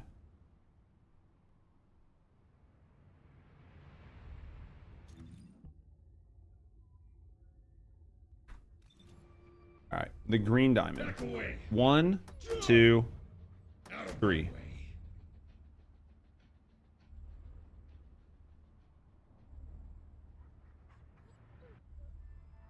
Okay. Look for the one with 3 stacks. You know, you guys make me sound so dumb. All right, 1, Back 2, away. 3. Out of my way. All right. Yeah. So it's going to do Away. 4.6. Take this. Yeah. So what value do we want to put on here? What value do we want to attribute to this? Back away. Yeah. Yeah. Do we want to say 5 mil? Take this. Oh, you definitely do. Yeah. Back away. Yeah. Out of my way. You definitely do. It's when the bar down bottom is fully glowing. You get the bonus. I'm just trying to assess what we're going to call the base damage. Back away. So we're on max stacks right now. 4.6. Then you get the bonus damage. 5 mil. 5.67. 5067. Take off Secret Garden.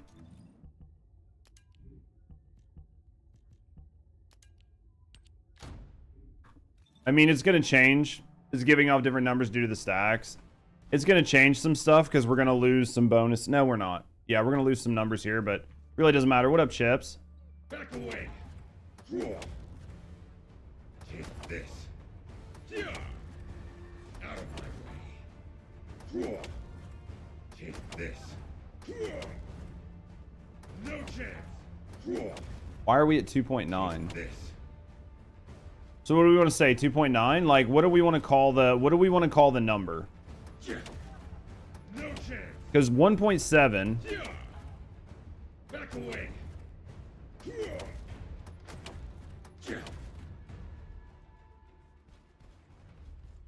I'm just trying to figure this out. Like, I'm trying to give... Because I'm using... there are other things we can take off, but then it's just going to start, like... Things are going to start getting really fucky, right? If I just go, like, here...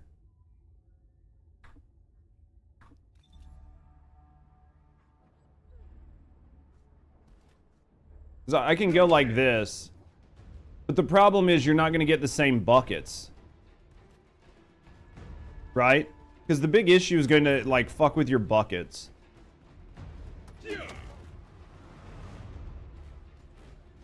Which mode is best? Use Void Walk? I mean, I've been using Void Explosion, but... and this is also not even, like, capped, right? Because we don't even have this one maxed.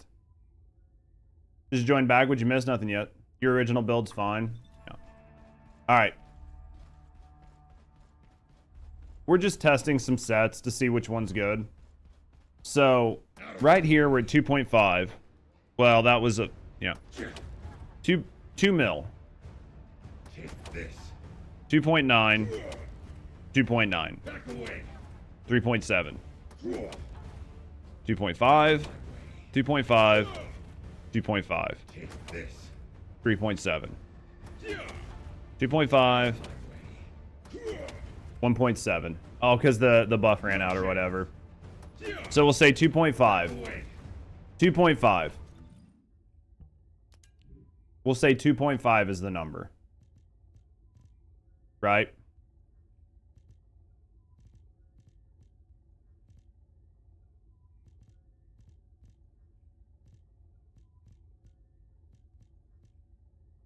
Where's my fucking Slayer set? I wish you could just sort by... I wish you could just search. I really wish you could just search.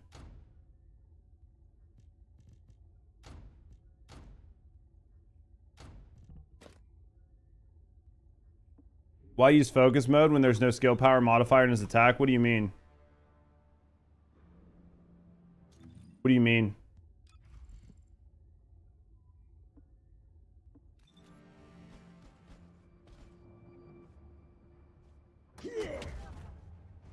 Out of my way. 2.2. 2.2. Take this. So it's definitely better. It's definitely better. As long as you can spam your skills, it's going to be better. Right? As long as you can stack out, it's going to be better. Why use focus on tech? Descendant mode. This is a tech. This is a tech skill. Focus on tech gives me cooldown. I just used it for cooldown. I'm sure it's on there for cooldown. Just to try to get my stacks down as low as I can. And it's not even maxed out. So, like, I'm missing some damage from it, but I'm sure it's for that. I'm sure when I put this build together, I put this on here for cooldown. So my stacks were okay. Because everything else on here is like a bunch of damage and skill cost and range and shit. Won't be noticeable damage from the max reactor. What do you mean? Oh, like increasing this versus like adding more to this. Is that what you're saying?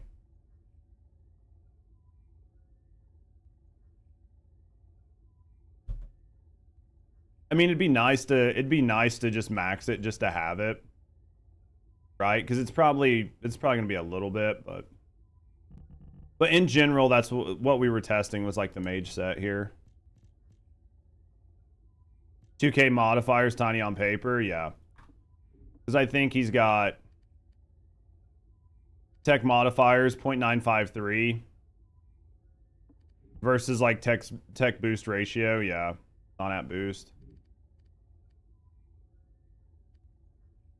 Yeah, like you could probably swap like that non-app boost. Right? You could probably swap that non-app boost down here or whatever, but the important part is that we've got all the buckets, right?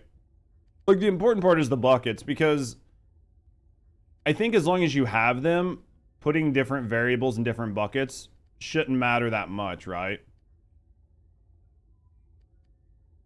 Because you're going to multiply this by this, and then multiply this by this, and then multiply this by this, and then multiply this by this. But multiplying this by this, and this by this, and this by this, if you made this 0.9, you made this 0.2, you're still going to get like the same value. But if you don't have this bucket in here, and you add this 0.2 to here, then that's going to be completely different.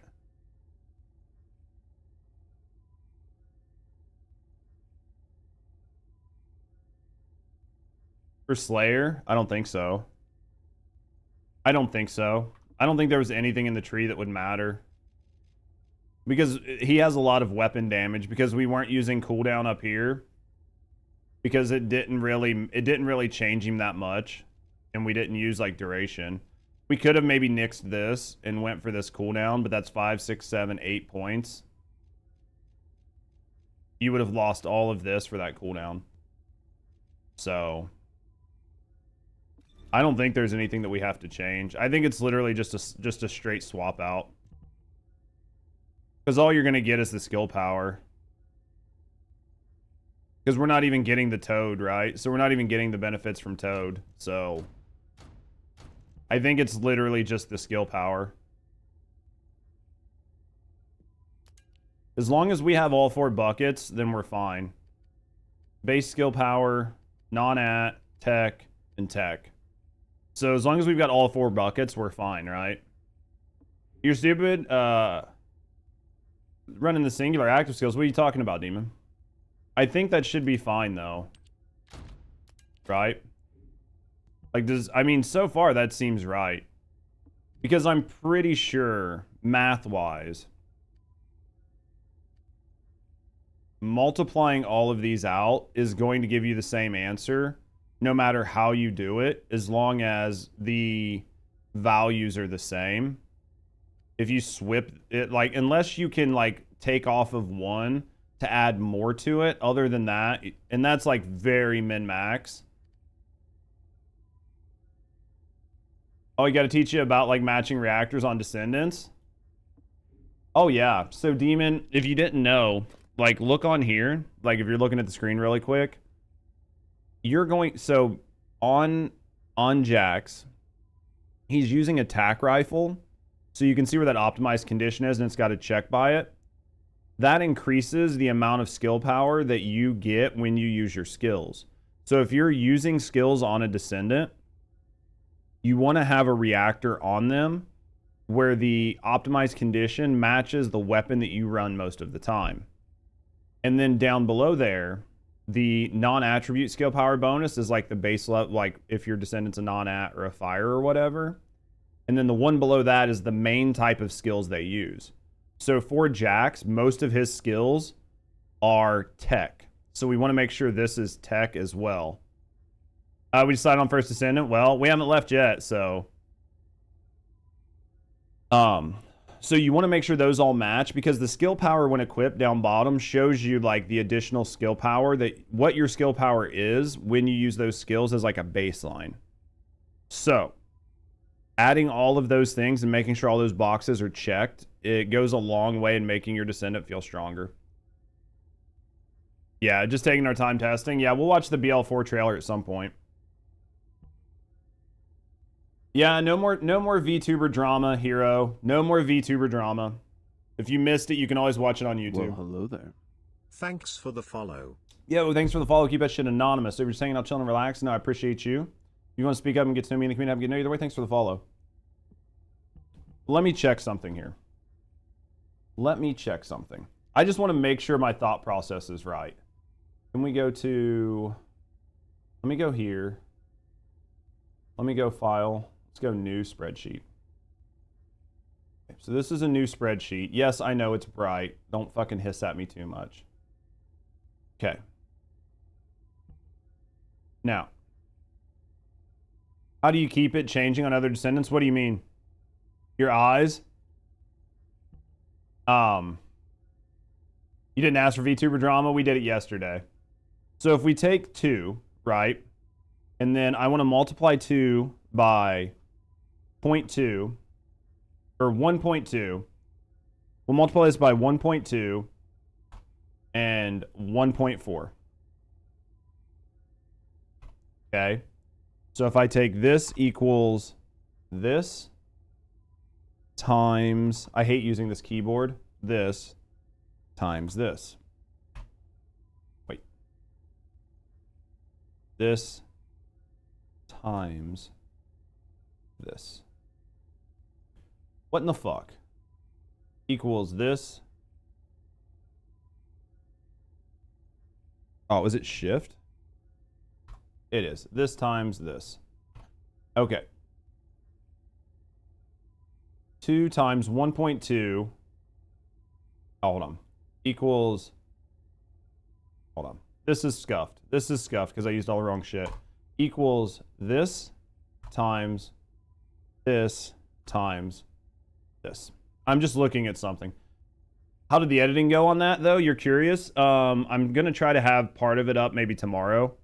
Either tonight or tomorrow.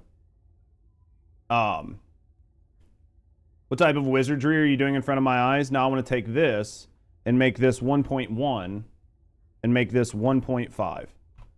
Not 1.54, 1.5. 1.5. I just want to check something. Didn't know you could do that in Excel. What are you talking about? This equals... This equals 330 and 336, so it does matter.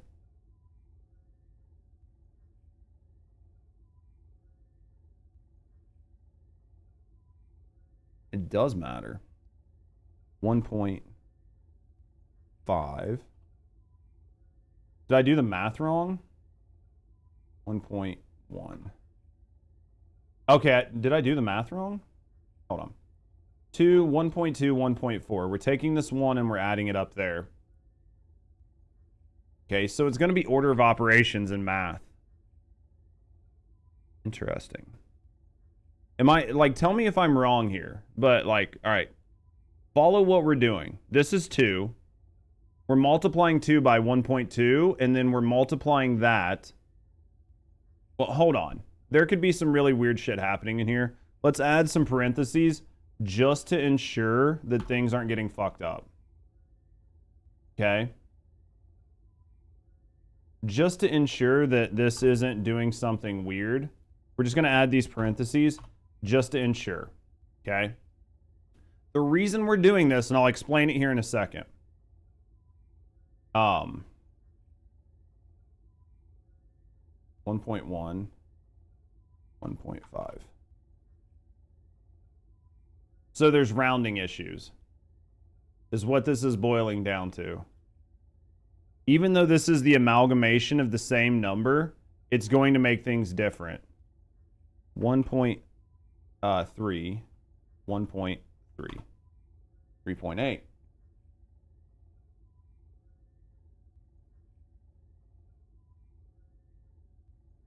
One point oh, 1.6, 3.2.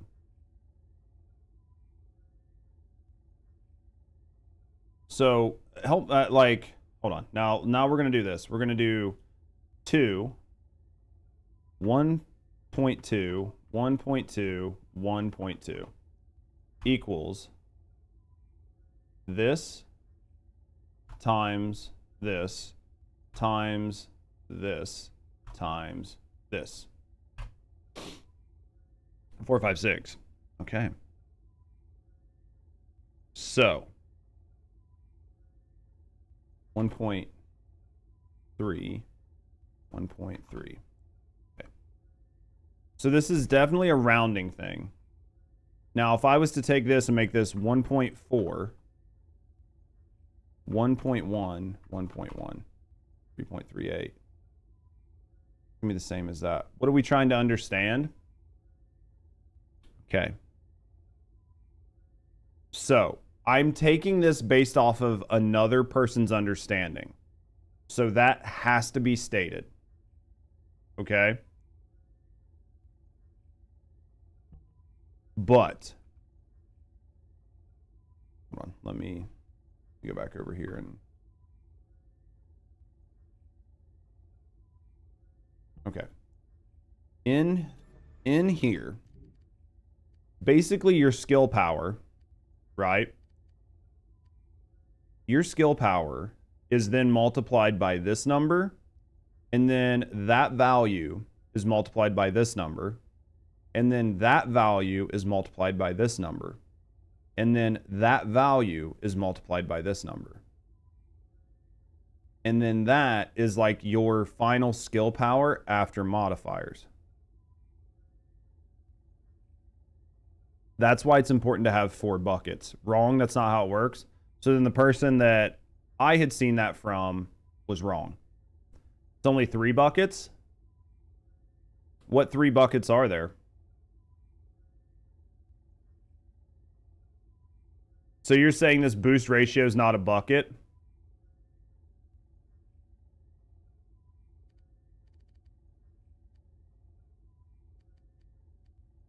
Skill modifiers affect the skill used.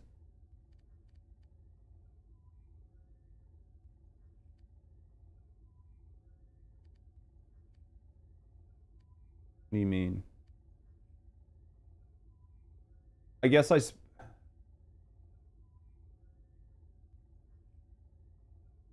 basically skill power modifier, wait, is not a skill power modifier. So there's something I'm misunderstanding then, because it's a modifier of the skills that are based off skill power, not the skill power. It's a modifier of the skill that based off skill power and not skill power.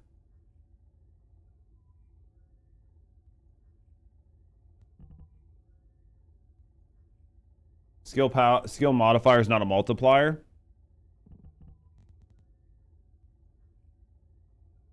Look at skill tooltip.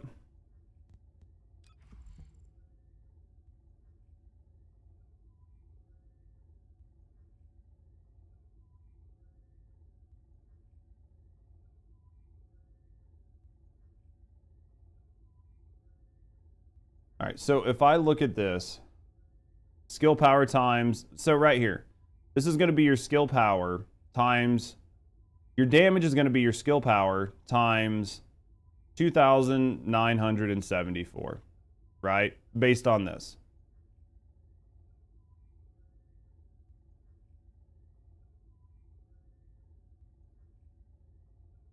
And then the modifier is just what, added on top.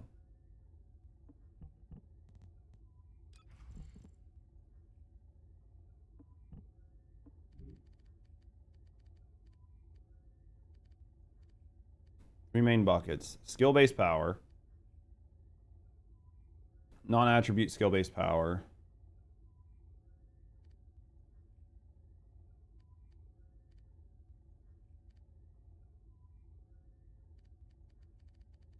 Hold on.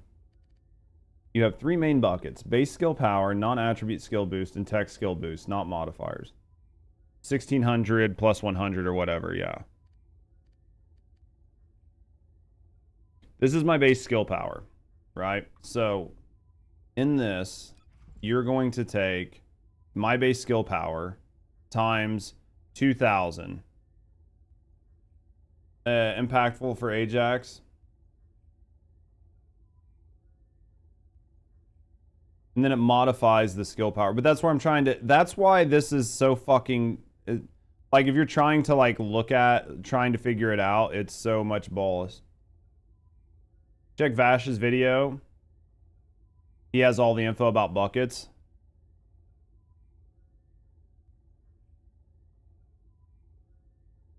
Might have to check it out. Because the other video I watched was not that. But I watched the video a while ago, so... But yeah, so ideally then, you're saying basically you have your skill power, non-attribute skill power, or whatever you're using.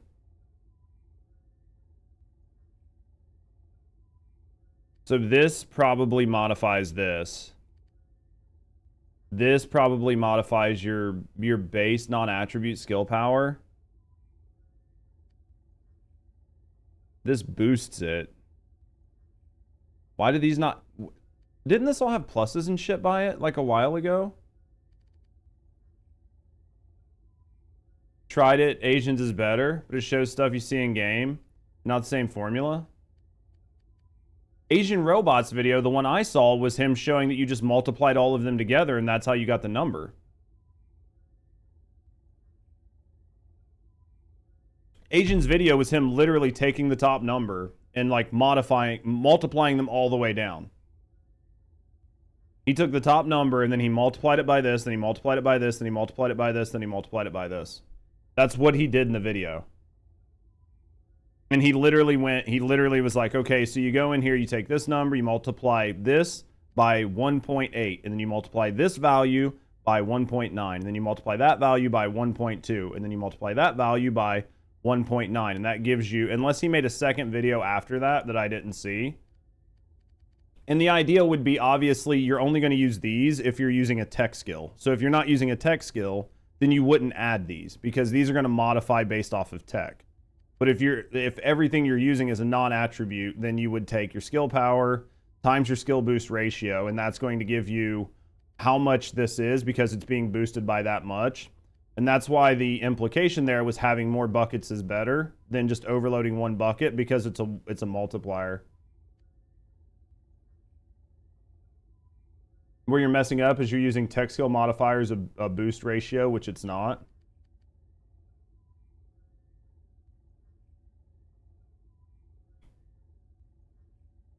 Modifier for tech skills along with skill power, it affects the final skill attack. I just want to, let's read this. Indicates the skill power does not affect firearm damage. Didn't they had pluses on this shit at one point in time and they took it all off.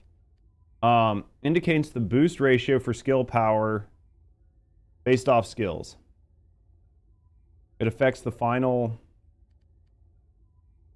Because this should multiply this. You just go big number, big damage. Yeah, I mean, like, the back end on it's only so important, but this is a boost ratio. So this should boost your skill power, right? That is correct. So you should take this times 1.8, and that would give you your base skill power, because it's being boosted by it's being boosted by 80%. That's how these two numbers interact.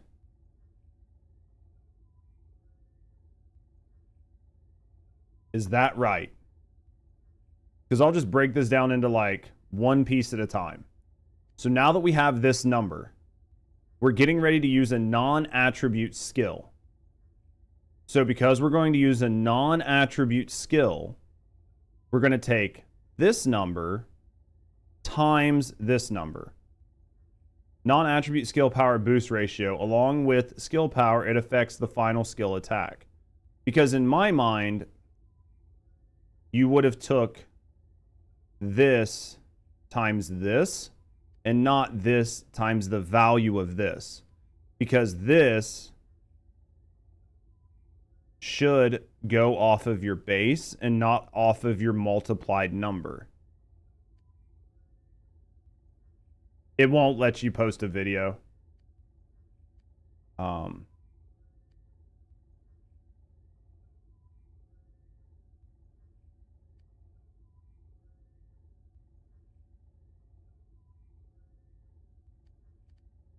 Is that right?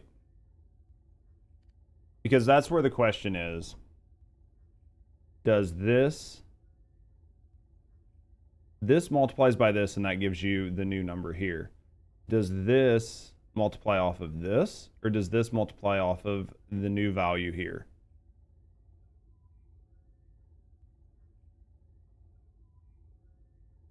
Because the problem is this is very hard to test. Right? Because you would have to know the defense of whatever it is that you're fighting. Because I could run these numbers on a spreadsheet and then see if it works. But the problem is the numbers are going to be wrong because I don't have the enemy's defense. Because this and this I get. That is where it's getting different, because this is a tech skill modifier and this is a tech boost. Indicates the boost ratio for the skill power of tech skills. Indicates the modifier for tech skills.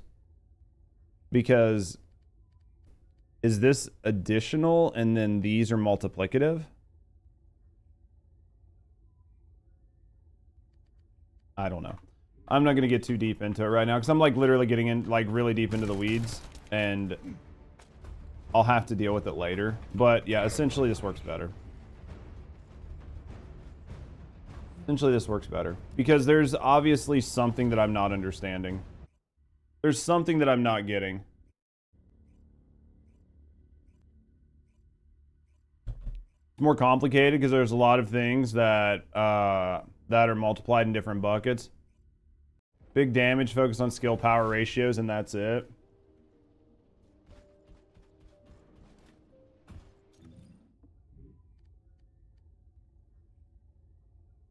Because I'm assuming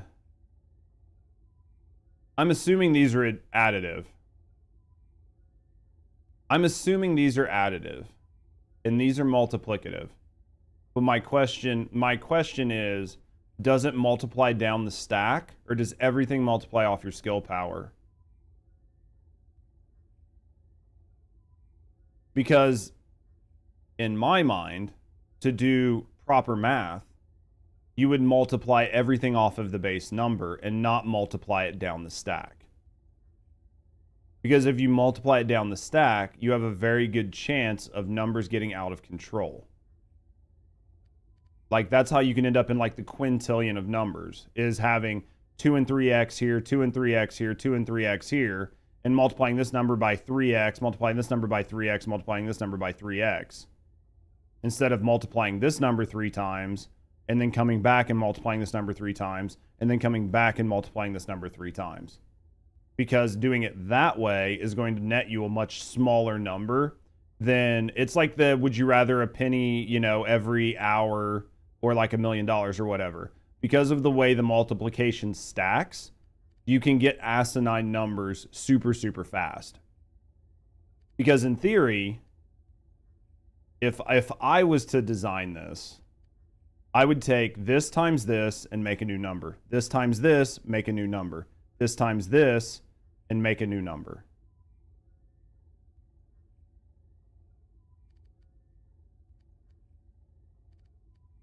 But if this is boosting all the way down and you're taking this times this, times this, times this, and then this times this, and taking that value and adding it back onto here, then that's probably what's happening.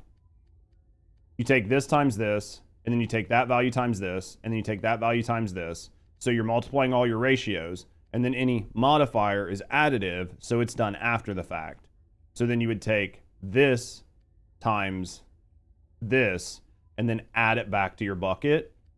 The other option would be taking this entire value, multiplying it by this, and then adding that back in. But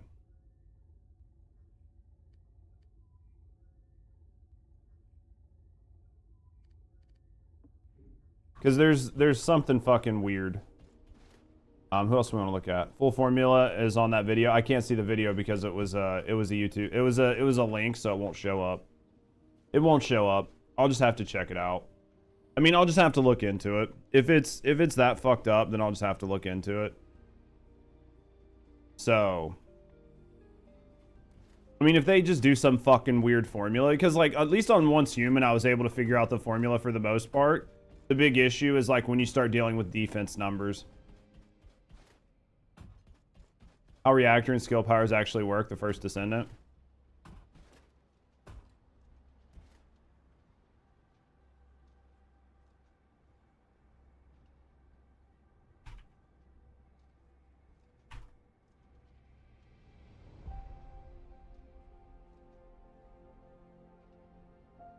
Today I'm gonna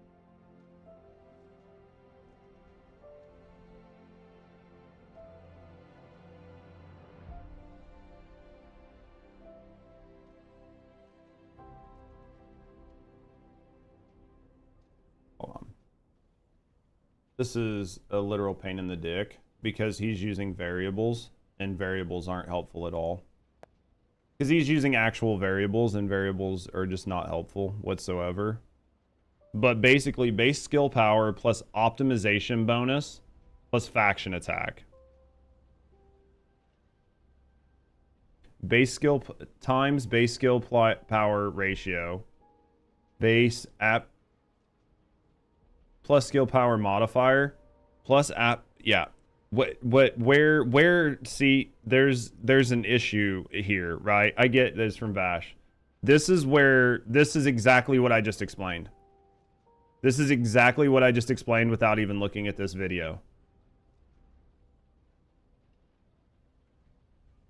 What is this multiplied by? Is this multiplied by base skill power or is this multiplied by these? At the end of the day, it doesn't matter.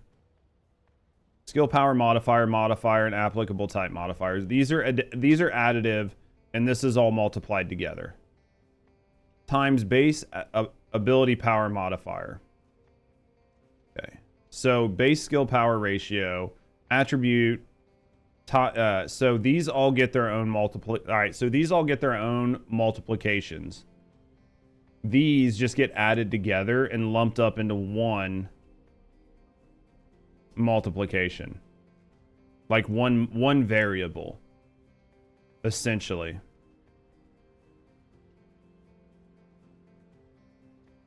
So you would want to add these.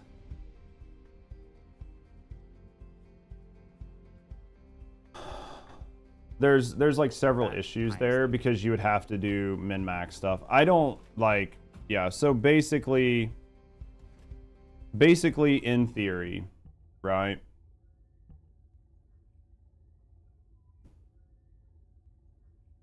So basically in theory, you would want to have, you're going to have, like Hunt was saying, there's like 3 buckets, right?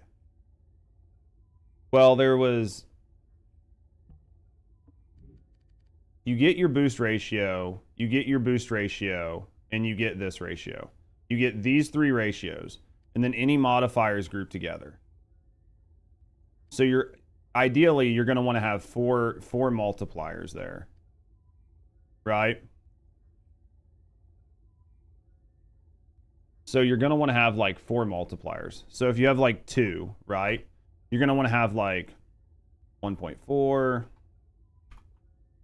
1.2, 1.4, and then 1.6 or some shit.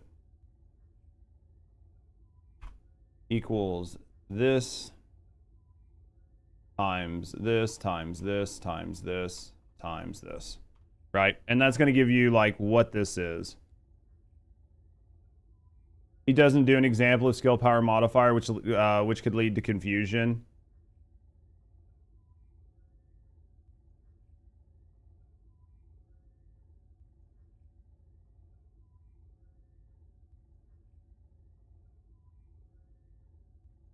A skill power modifier would go in this final bucket because it's a modifier, right? Anything with the word modifier is an additive item which goes in the final bucket. So if it's like skill power modifier, it's going to go down here.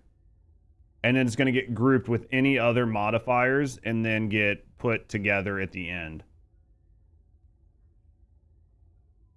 I mean, at the end of the deal, what up, BK? At the end of the day, you want to have you want to have 4 buckets.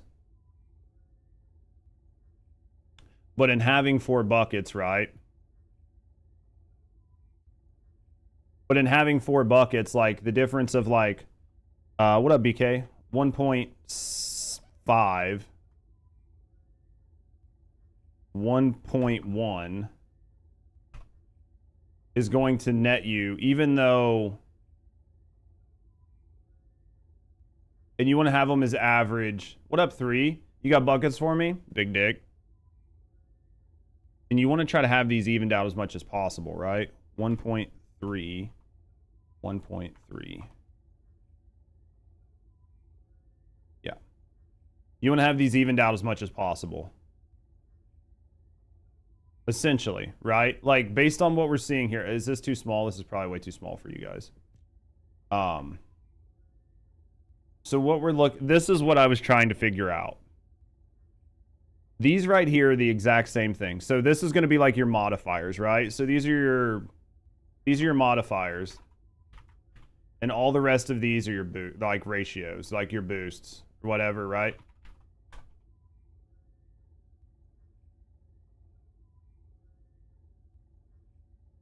Getting your judge fix, I think you're hot, Hunt. Or I think you're hot, 3. So does this look right then?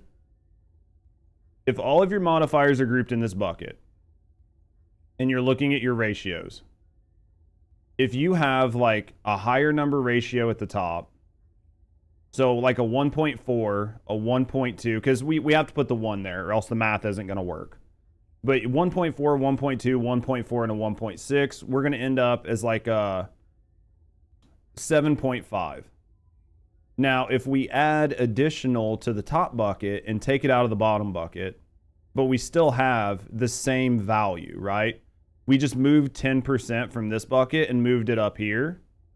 We actually lose overall damage. Well, we lose overall modifiers, right?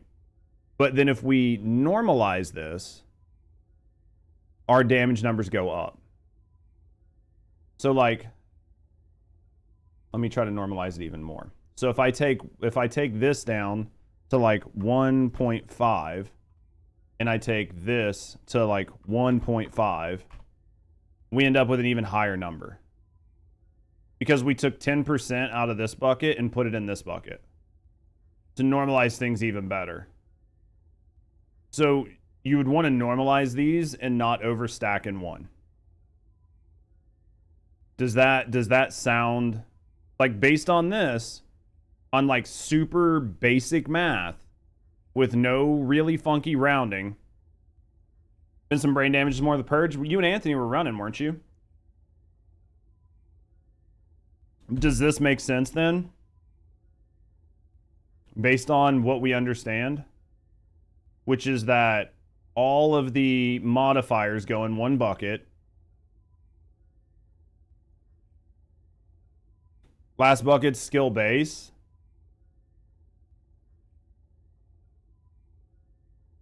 Do what? Ashley and shooting bodies? What?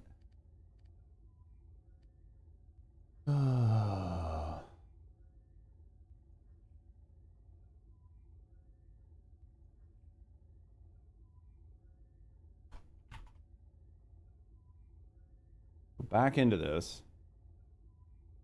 At times. Pause this. Bring this down. Open this up. Base skill power. This is at the top. Base skill power plus optimization bonus plus faction attack bonus. Okay. So this is the number at the top. This is your base. And then this is your base skill power ratio. This is your non-at ratio. This is your tech ratio. And then this is base ability power modifier plus skill power modifier, modifier, modifier, modifier, modifier. This is all 4 modifiers put in one bucket. Any buff that has the word modifier on it is put in this bucket. Anything that has the word ratio on it is in its own bucket.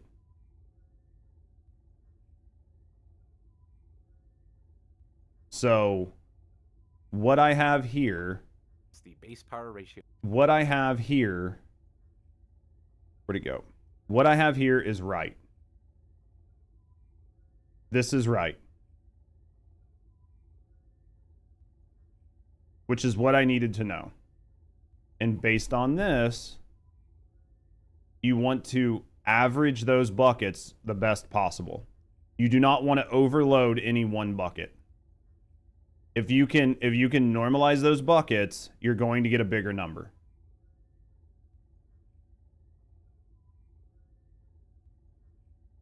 So anything that says modifier gets clumped into one.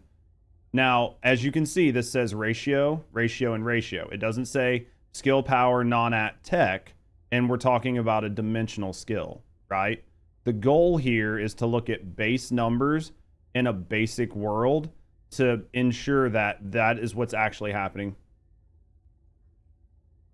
The modifiers in the last bucket, you can really change massively depending on the skills. What do you mean, Hunt?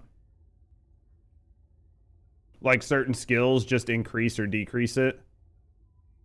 Like just based on their tooltip? Like just based on their tooltip, right?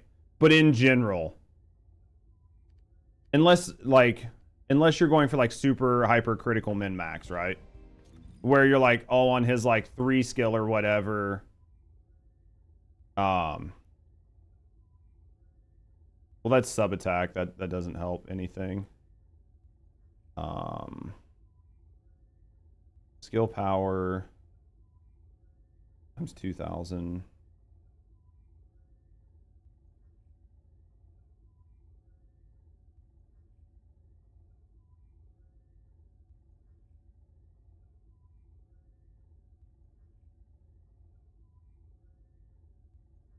Where does that math done? I see what you're saying. Where is that math done? Is that done on the front end? Right. Is that done on the front end then?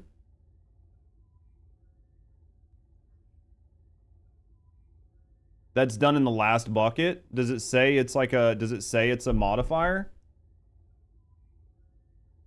Because it doesn't say what it is. So those are basically your skill power modifiers. Is that what we're saying? And that's why you don't actually see like a lot of skill power modifier. Like why you don't see like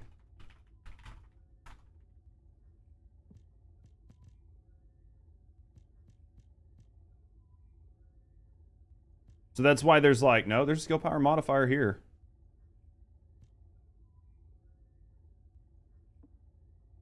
You add it to the last bucket. I mean, if it's a modifier, yeah, it would make sense that you add it to the last bucket. So your last bucket is fucked.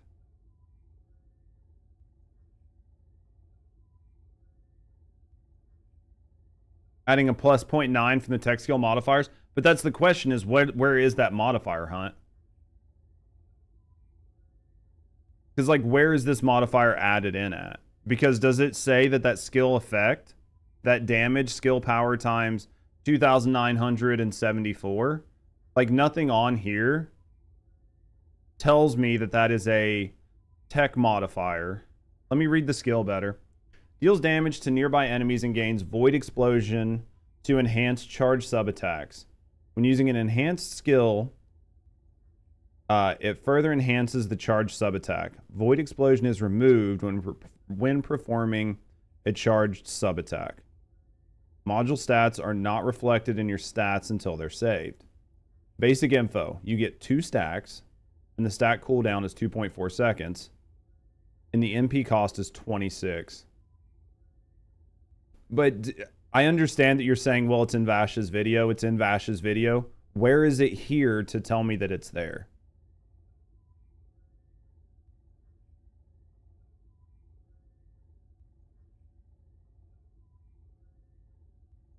Skill effect. Damage is... that's what I'm asking, is like, I don't distrust Vash, but where in here does it say that? Because you could, right? You could make a use case, right? Like, basically you want it labeled clearly for you because it doesn't say. Like, you can make a use case that this is just a language thing and that ratio implies multiplication and that modifier implies addition, right? Like, you could say, well, the implication here is that a modifier is additive and a ratio is multiplicative. The question then is like multiplying straight down or multiplying this to the base. That's a design decision. Like, that's a design decision.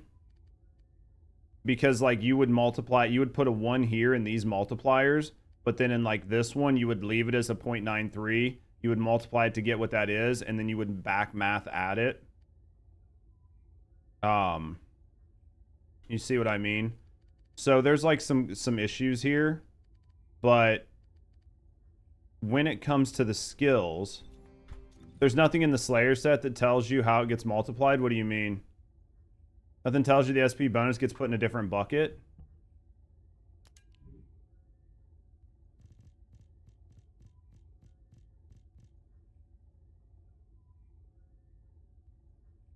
It says skill power plus, which tells you that it's a modifier. Right? Like, if you look, there's like a plus at the end of that, which tells you that it's a modifier, not a ratio. That's why they put those on there, right?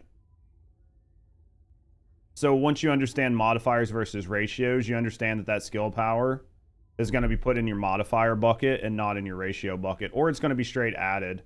There's like some confusing things for sure.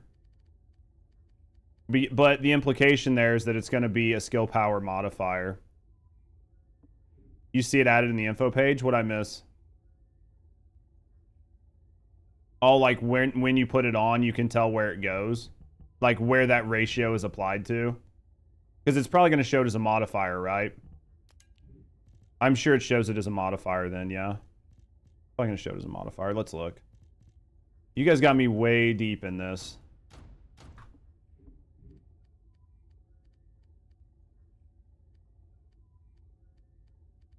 Oh, where did it add it? Base skill power? Where did it add that? 23 boost ratio. It added it directly to this. So it goes to the ratio. So then that goes to this modifier, not to the final bucket. So it's actually part of the ratio. 911. And then if I go back on here, so it doesn't go in the final bucket, it goes in the top bucket, right? Where's my fucking...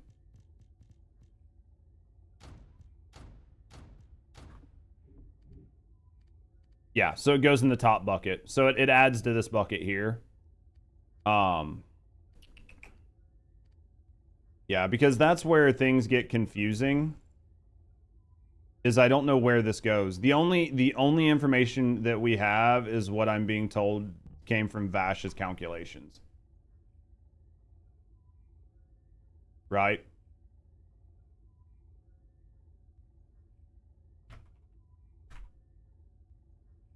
That's the only info I have is based on what Vash is saying he got from his calculations.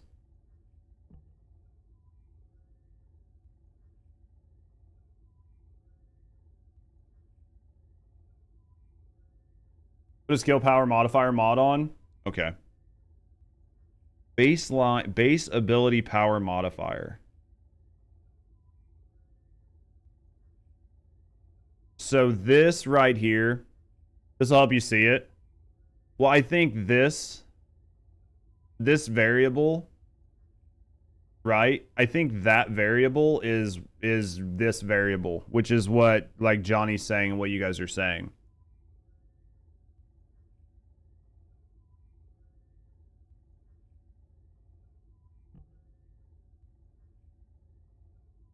That variable skill dependent. Yeah.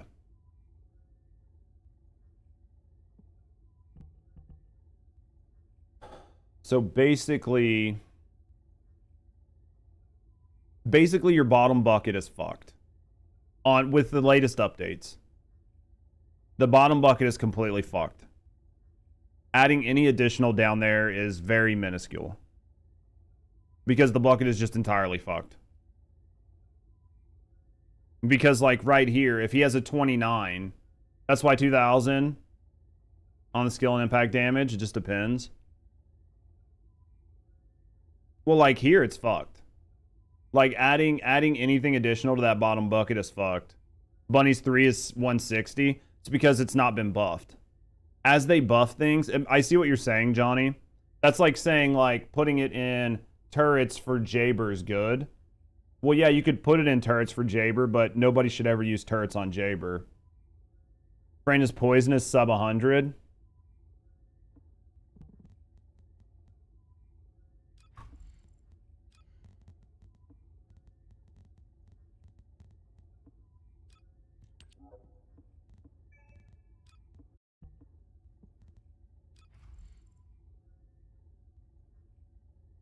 Skill power 188.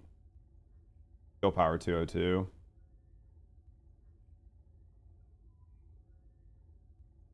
Then there's the matter of the buff buckets. That's going way too deep into min-maxing in a game that doesn't matter. I think understanding this is enough.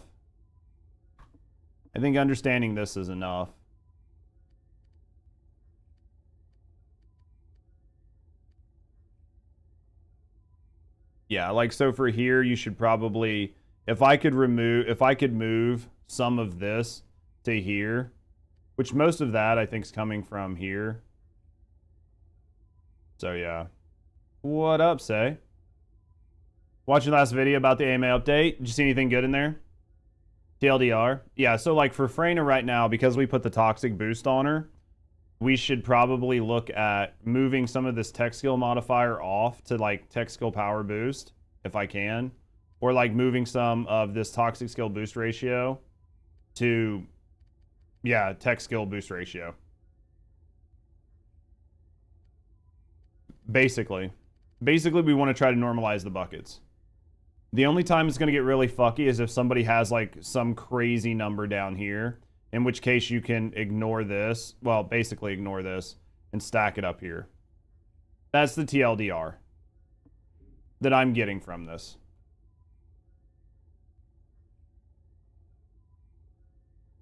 That's the TLDR.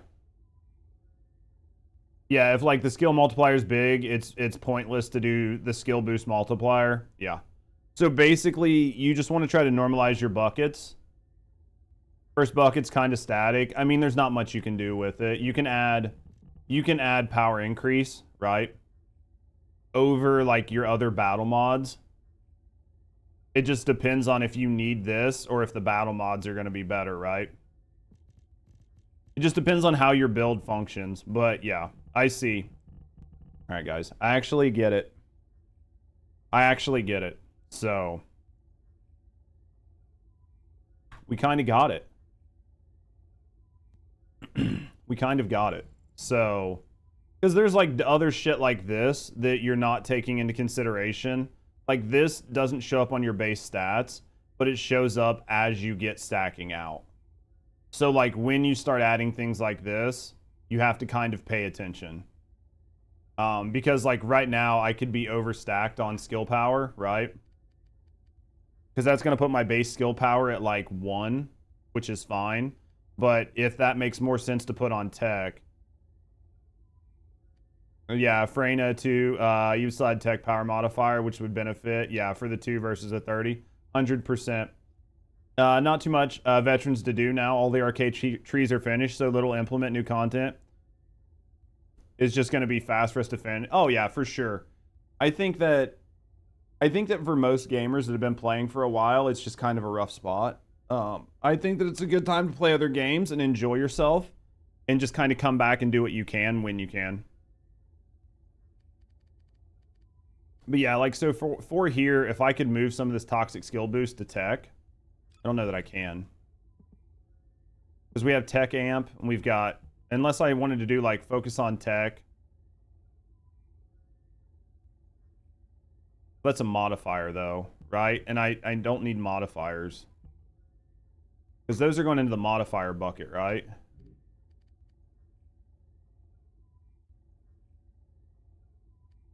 Tech skill power modifier. And I want boost ratios.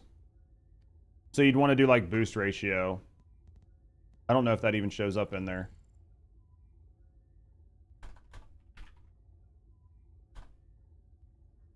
I don't think you get boosts in here, do you? Everything in here is like skill power modifiers. I don't think you can get boosts in here, can you? Yeah, all focus-ons. They're all modifiers. It doesn't look like there's any of them that are boosts. It doesn't look like it's something you can get in here. You would want to switch this out from like toxic to tech, because that's going to get you your ratio. So that's the only thing you could switch, would be switching this from toxic to tech. I mean, I understand that it's not a good one across the board, but yeah, that makes sense. That makes sense. Okay. That makes sense. The way you treat skill powers continue damage the most. What do you need? Freyna's Poison Glaze Massacre does okay with skill simplification. I think the reason you can look at it that way is because most of them have a very low modifier. Right?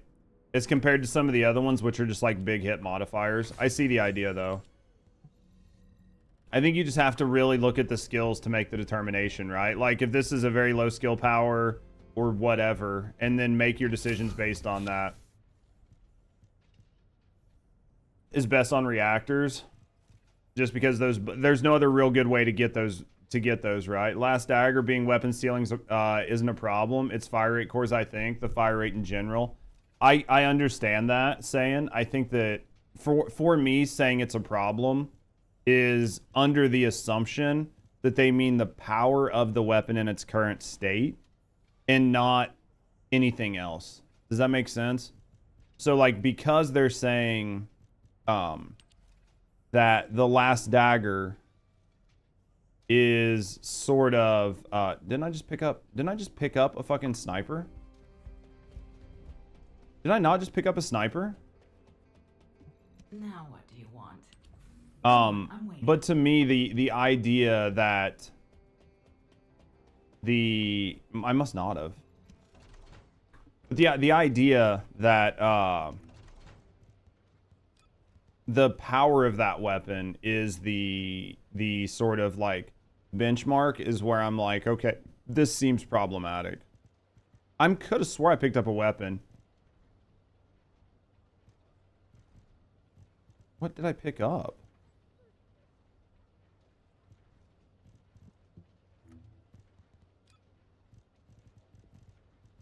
So confused.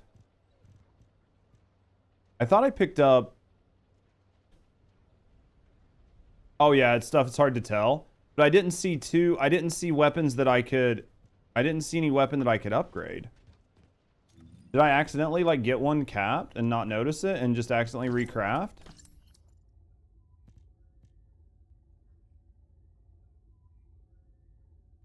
Because I thought I got an Afterglow sword. What up, Malenko? I thought I had an Afterglow sword, but I'm crafting a fourth one right now. Because it should have been an Afterglow sword and Fallen Hope, right? I think I picked up a dagger. Did I pick up a dagger? Maybe. Maybe it was this one? I don't know. I thought it was like an Afterglow sword or a Fallen Hope, because both of those I'm trying to max out.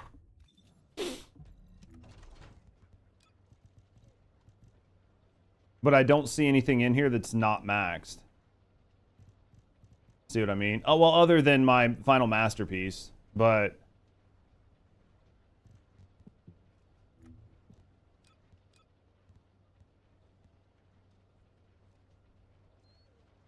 I'm so confused.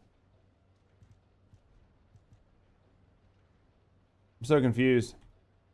You're having a hard time understanding Eskimo's kit? Have you watched the video I have for him? I should explain it pretty well if you check out the video. If you check out the video I put out, was maybe a couple days ago, it should explain how to use him pretty well. That's interesting. I'm so very confused right now. I know I picked up... Man, oh, it might have been a last dagger. I should have both of these crafting. Or maybe I just picked up the component for that. I don't know. I should have both of those weapons crafting. Magisters are probably humanity's real hope, don't you think? I'm missing...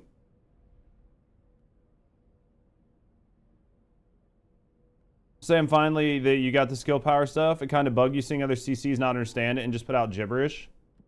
I mean, I understand it now. I mean, my goal, that's why I did a lot of my build crafting with you guys here, is because I could do my build crafting with you guys and you guys could help me understand things. I think that's the joy of having a community, is you guys can help me understand things, right?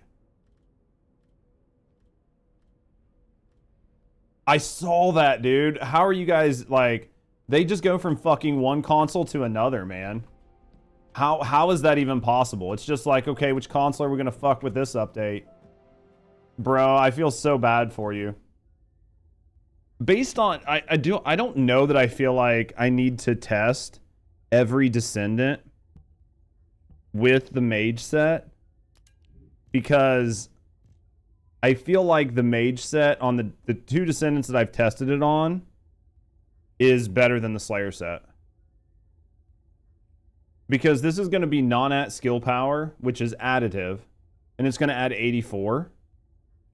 And the other one is going to add it to skill power.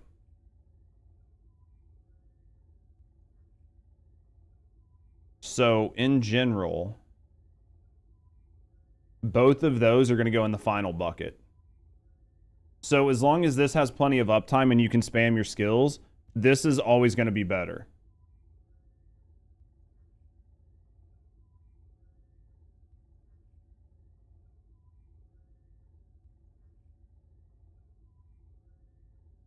This will go in the top 3 buckets.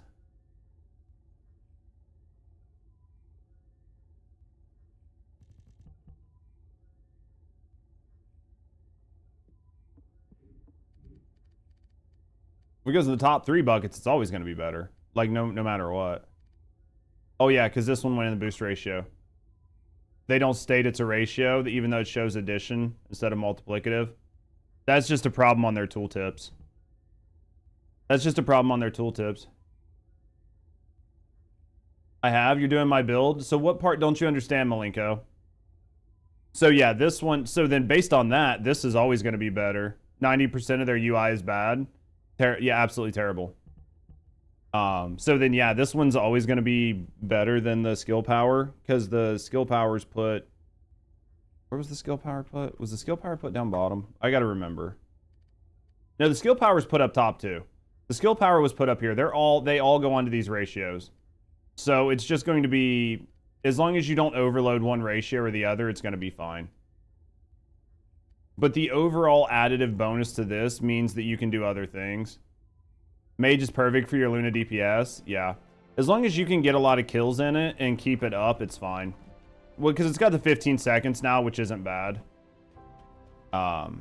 Okay, so basically, in theory, you would just really need to evaluate these sets versus your build.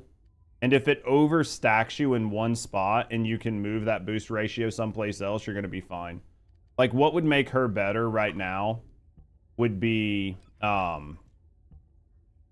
would make her better right now is getting rid of the dimensional skill power boost on here and going with... and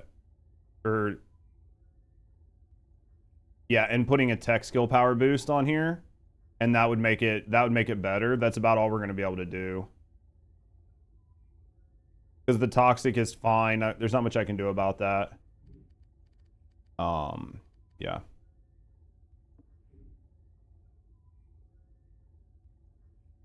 If you put Tactician mod on, it shows updated values on the tooltip. But any of the focus mods on it doesn't. That's interesting. So I don't want to make like blanket statements like if you do this, it's better. If you do that, it's better, right? But I think that for general, this is going to be... This is a skill power modifier, so this is going to go in your final bucket. These are going to go in your final bucket because these are modifiers. Like, this is going in your final bucket. This is going in your final bucket. This is going in the top bucket. Because it's not a modifier. That goes here, which is in its own bucket. This is going in the final bucket. So you just kind of really have to look at this and pay attention. But for the most part, I've got it. All right, can I show you two others do some dungeons? The fourth skill used in dungeons, you didn't have control. I'll show you how it works. Because if you add, the more people you add, it's going to make things a little bit harder. So let me just show you, it to you this way. Okay, I'm going to show you exactly how this works. So then the fire mods, they're bad because they just nerf defense, right? They just lower their fire resistance. So you're lowering the enemy's fire resistance by 30%, which doesn't really matter over adding actual damage. Just because of the way defenses work, those are never going to be good sets for right now until they change the way defenses work. Nerd with the bucket talk. Just trying to talk about how to actually set up Descendants. Okay, I'm going to show you how to use SMO really quick. SMO is not challenging to use, but if you've never used him, it's going to be a little different. I'm just going to do this on private and explain it to you. As long as you have him set up, if you don't have him fully like Catalyst, it's going to change the way some things work because you're going to be missing a lot of cooldown. Okay, keep that in mind. Anytime you look at a build guide in general, if you don't have every part of the build, then the build's probably not going to work. And if you don't fully understand the way the build synergizes, it makes it very hard to omit pieces of the build because you don't fully understand what parts of that are synergistic and need to be there in order to allow the build to work. So the whole way this build works is we use his 4 to do most of our damage, and then while we're waiting for our 4 to come off of cooldown, we use his 1 and 3 to kill things until his 4 comes off of cooldown. Now, you don't necessarily have to use his 4 every time you move, but his 4 is going to be like your opener. So essentially, we use our 4, and then we explode our 4. What that does is that gives us narcissism, and that's going to make it to where our grenades come back super fast. So once we kill everything, our grenades, or not our grenades, but our mines are going to come back really quick. So like right here, there's no reason for me to use my 4 in that tunnel. Once we get in here, we'll use our 4 as our opener. Once we explode into the area, we just start throwing grenades down around the enemies. And our goal here is just to do that. Our goal is just to do that until we get our 4 back. Once we have our 4 back, we're just going to use our 4. And then you're just going to loop this while you're killing enemies. And you see how this works? And this is all you're doing to use this build. And this is the whole build. And then you just keep popping the grenades, and then your job is to assess if it makes sense to use your 4. If there's only 1 or 2 enemies, you don't really need to use your 4. You can get by without it. You can just use your grenades. But this is essentially how this build works. And then you just do this over and over and over again. It's a good build, but it's going to take you longer than it takes to use like Freyna or Inez or somebody like that, who can do very large bulk mobbing.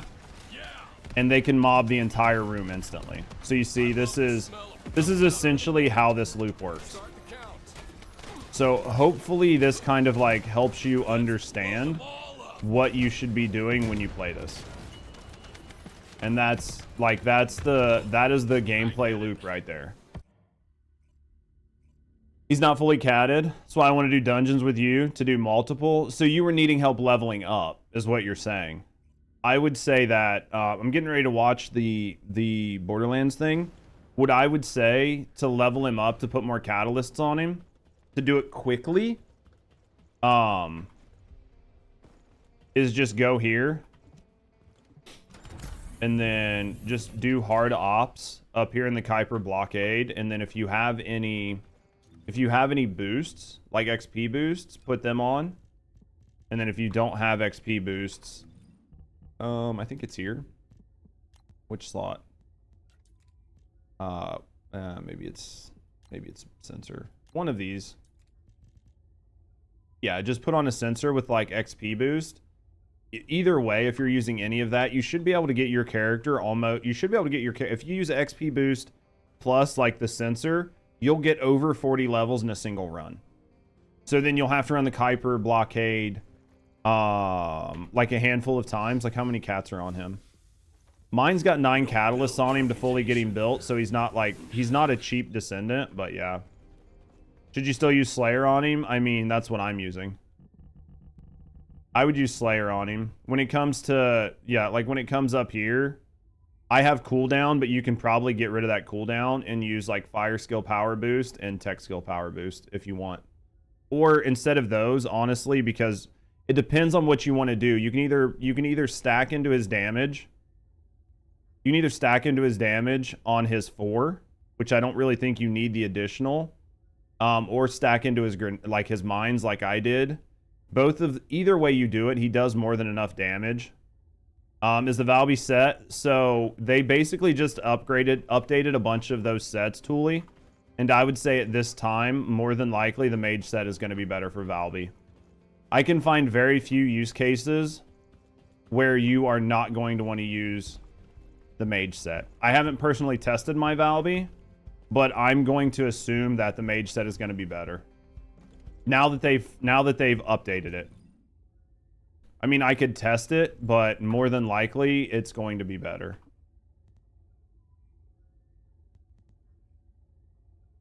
It's good, but depending on the build, you're just going to have to make sure your buckets are sorted. But I would say for most people, you're probably going to be fine. Unless you disagree, Hunt. But I would say for most people in most builds, it's probably going to be fine. Unless you just have some like really scuffed build. In which case, like, you're just overloading certain buckets. But yeah, I would say it's going to be fine. Explain to you why you're dumb. Like, you're dumb why everyone uses Slayer. Everyone was using Slayer until things got updated here in the past couple days. But essentially, Slayer adds skill power. And it was the best way to add damage to any build that used skills up until here recently. Should feel like, as opposed to Freyna or Inez. No, I don't disagree with you. Can you explain buckets? I will say at the start you were throwing the word around. Yeah, because I didn't understand. Like, in buckets, like damage buckets, my understanding is that when it comes to determining your skill power, like explain Slayer to Malinka. Okay.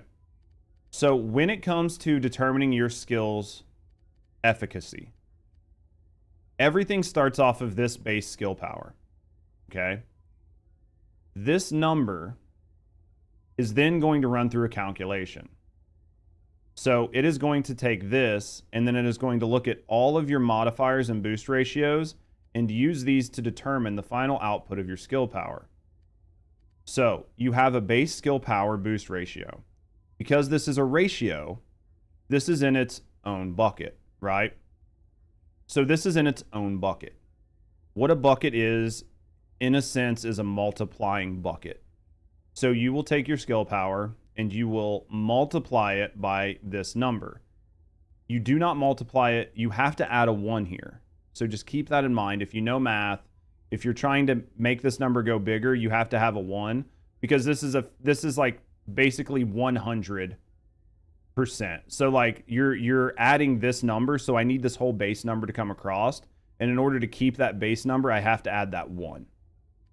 So this is basically going to take this number times 1.911. That's going to give you your new number. Then we're going to take that number and we're going to do the same thing here. This is 100%, so we're going to have to add that 1 here, right? So then you're going to take the value of this multiplication, and then you're going to take that times this number. And you're going to apply that same logic to this one. So you're going to go through all of your boost ratios. Now, after you have that, that is like your new base number. Then you're going to take any of your modifiers and you're going to add them together. So we have a tech modifier here, and that tech modifier came from this right here. See this tech modifier? So these tech modifiers, right? So here's a tech modifier, here's a tech modifier. If we go in here, that's our tech modifier. So this is in the final 4th bucket. And then we're going to take that and we're going to look at the skill power. So for here, on this skill, we're going to take that burst damage down there, skill power times 945.7. We're going to multiply the skill power times that. That's going to give us like a value. That value is going to go in that bucket. That's going to go in the 4th bucket, right? So the value of that is going to go in that 4th bucket as well. That's going to change if you're using this, right? This one, for the damage that you get, you're going to use the top line, and for the burst damage, you're going to use the bottom line. So depending on what part of the skill damage is happening, it's going to use different parts of those numbers. The important part to keep in mind here is that those numbers are going to go into this quote-unquote 4th bucket. So after you've run through all of this, all the rest of those numbers, including this, all of those numbers are going to get added together, and then the value of this is going to multiply into that bucket. When you're done, that's going to give you your overall skill damage. The reason people were using Slayer is because math through first Descendant skill stats. So with your SMO build, your understanding is through the tooltip. Hold on, I'll have to give that a second. So what happens here is this would give you, see, it says like skill power plus 26.1. That skill power is added to this bucket. So people were adding these because these gave you a straight skill power boost, and it went to your first top bucket here. And that gave you a good boost across the board. And since most of these other ones, up until recently, went in different buckets, they did not, like, you could use this like volcano set, but it's going to give you fire skill power of 6%, and that's it. So you're not going, if you're using fire skills, even though this is going to go in the fire skill power bucket, which is its own bucket, you're getting a 6% bonus here versus a 20% bonus here. So that's why most people use the Slayer, because it had the biggest bonus in the right window or in the right bucket, and it increased your number and made number go big. So that's why people did it. But recently, with the addition of items like the mage set, right? The mage set adds 84% to the non-app bucket, which is its own bucket. So this number, if you're using non-attribute skills, 84 is larger than 26. So in most use cases, you are going to get more damage out of this. Now, depending on how your Descendant is set up, that may or may not be the use case. But in most situations, it's going to be better. Yeah. That's why people are using skill power increase again to gain that bucket that was lost from the Slayer set. Yeah.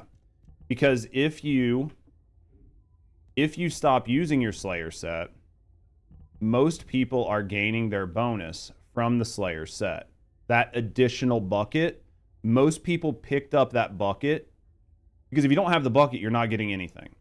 So most people picked up that bucket by adding power increase because this gives you that bucket on top of it. So if you have a Descendant that was running Slayer and you're no longer running Slayer and you do not have power increase, then you have effectively lost a bucket and you don't want to do that.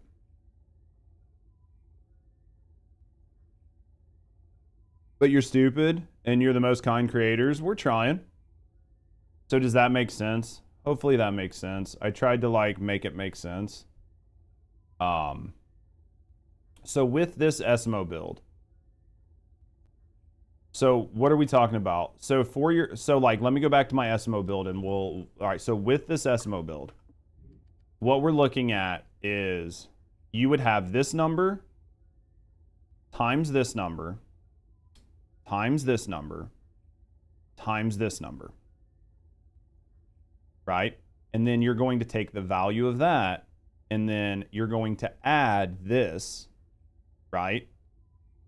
Plus the value of the skill power times 101% for the damage. And then for the burst damage, depending on which part of the skill is the burst damage, you're going to get the skill power times 5,000. Whatever that value is, you're going to take that plus the tech boost that we had, and you're going to add those together. And then you're going to take that overall value we had, multiply it into that.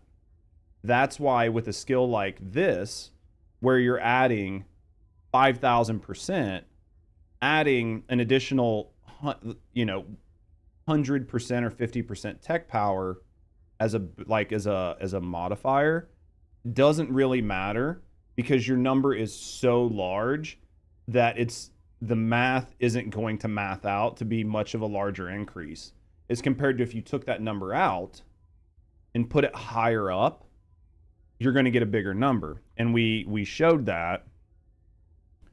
We showed that here. And the way we showed it here is when we normalized these values.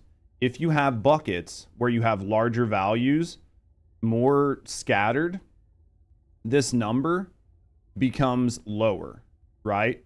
So in this one, these values are more normalized and the value came out at a 7.5.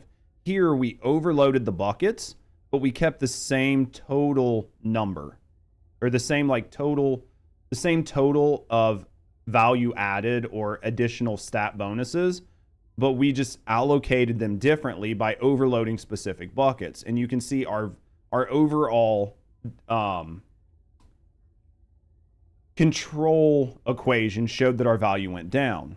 But as we normalized them and then normalized them further, you can see that value continued to increase. So the idea would be to try to normalize your buckets the best you can. But on somebody like SMO, this final bucket is never going to normalize because he has so much of an adder down there that any modifiers you add would be better spent being put in these buckets because this number is going to get destroyed by his skills because they add so much to it. Does that make sense to everybody?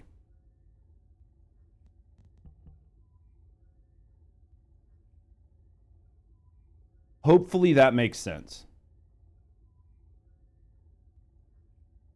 Should we look to get the Slayer set nerfed? I think that I personally think that they're not doing any more nerfs for a while. I think everything that happens to this game moving forward is going to be additional bonuses and additional power levels and things being raised or elevated higher. I don't think they're going to nerf anything. Because if they nerf the Slayer set, then you're going to have people bitching. And right now, they don't want anybody bitching. Their goal is to have nobody bitching. So they will just leave stuff the way it is and make other things stronger instead of nerfing the toy that everybody has.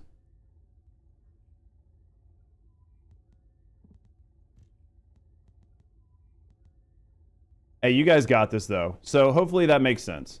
Hopefully that made sense for everybody and you guys like kind of understand the math behind how that works. All of this is based on Vash's calculations and his understanding of the math and his calculator. But it's essentially a breakdown of how it works. So the Slayer set's going to get power crept, essentially. What the Slayer set is a good all-around set that you can use on a lot of different Descendants. But if you want to like min-max, you're going to have to go out and get I think the Polar set is good in certain situations over like the Slayer set. It just depends on your build.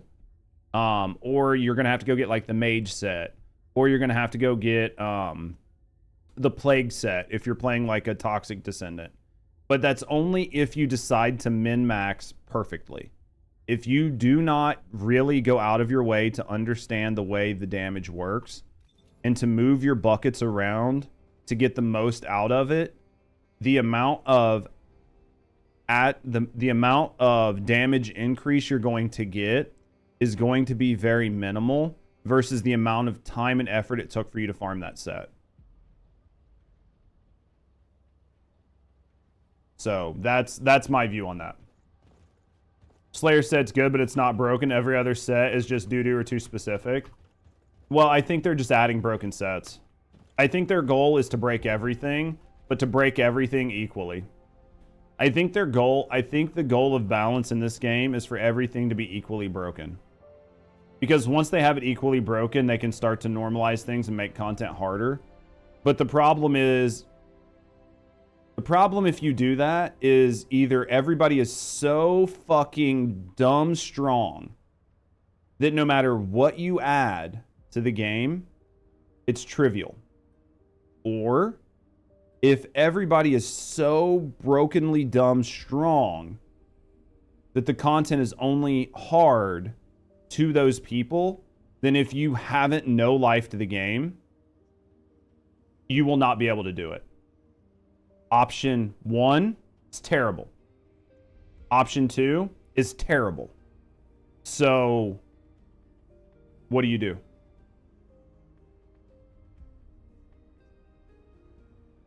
Do you see what I mean?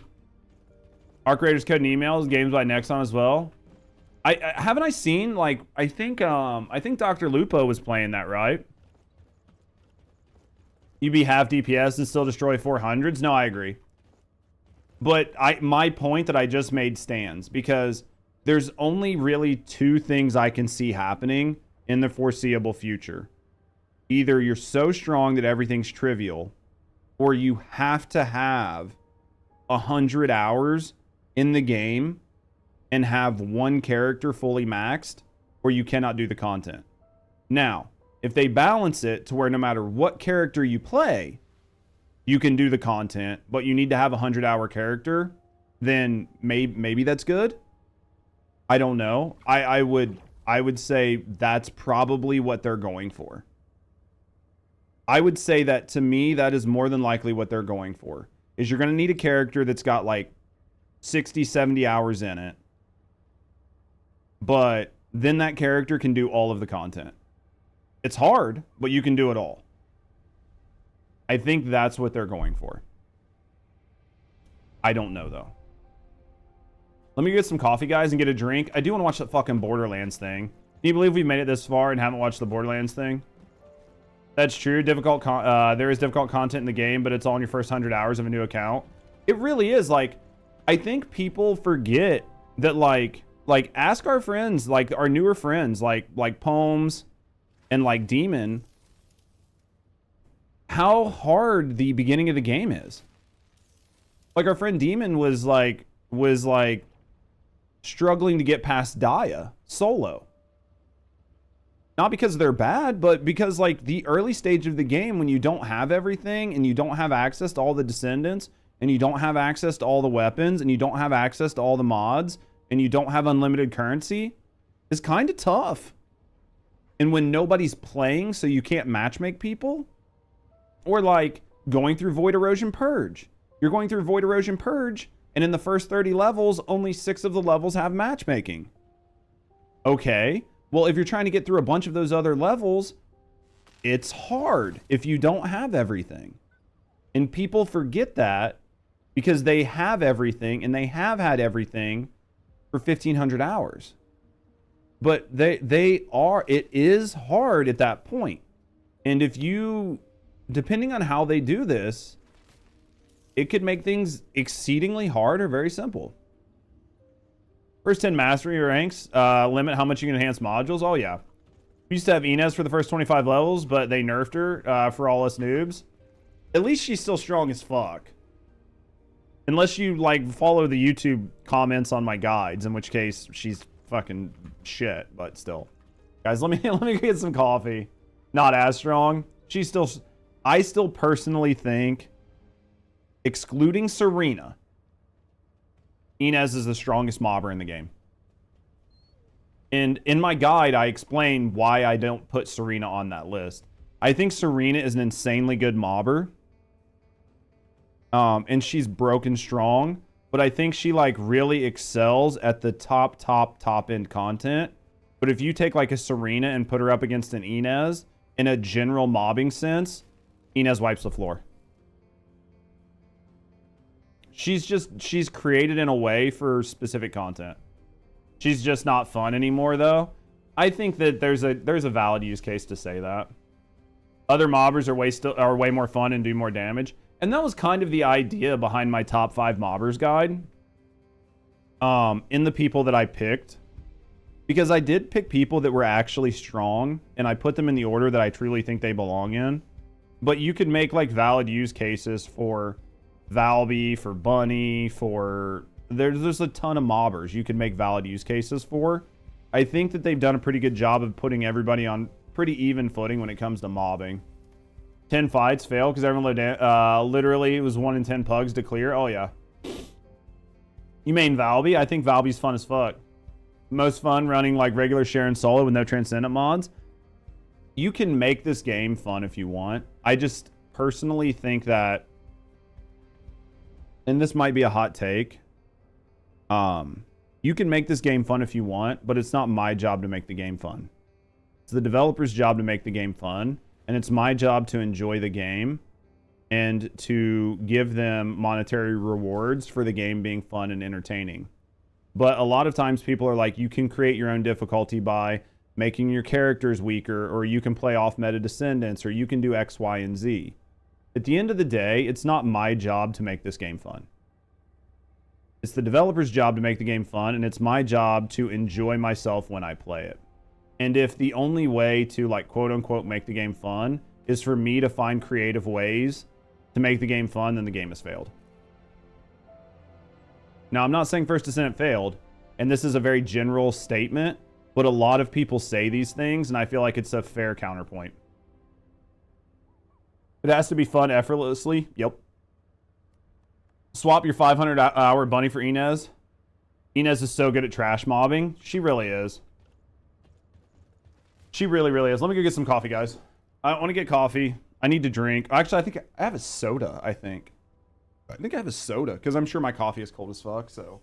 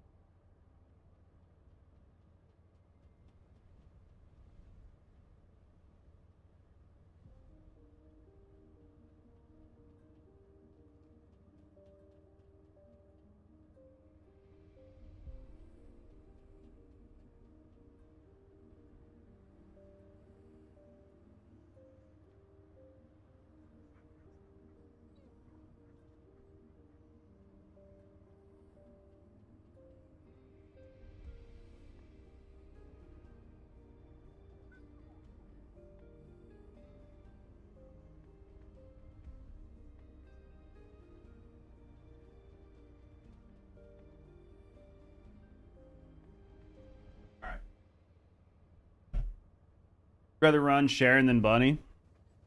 I think that there are a lot of Descendants that are a lot of fun, and I think you can have a lot of fun with a lot of Descendants in this game. I have more fun testing myself. Like, am I good enough to do this? But I like to do that against content that feels like it needs to be done. But I don't want to take and put 0 catalysts on something and try to run a 400 and see if I'm good enough to do it. What up, Danny? Yeah. No, and I mean, like, some people definitely enjoy doing that, but to me, I would rather the game give me that challenge instead of me giving myself that challenge. That's like no hit, no clothes runs on, like, Elden Ring. I think that's super interesting that people are able to do it. But to me, I would just prefer that level of difficulty baked in.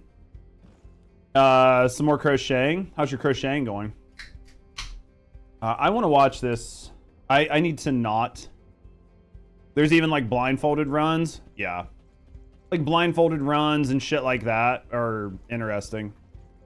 All right, let me look.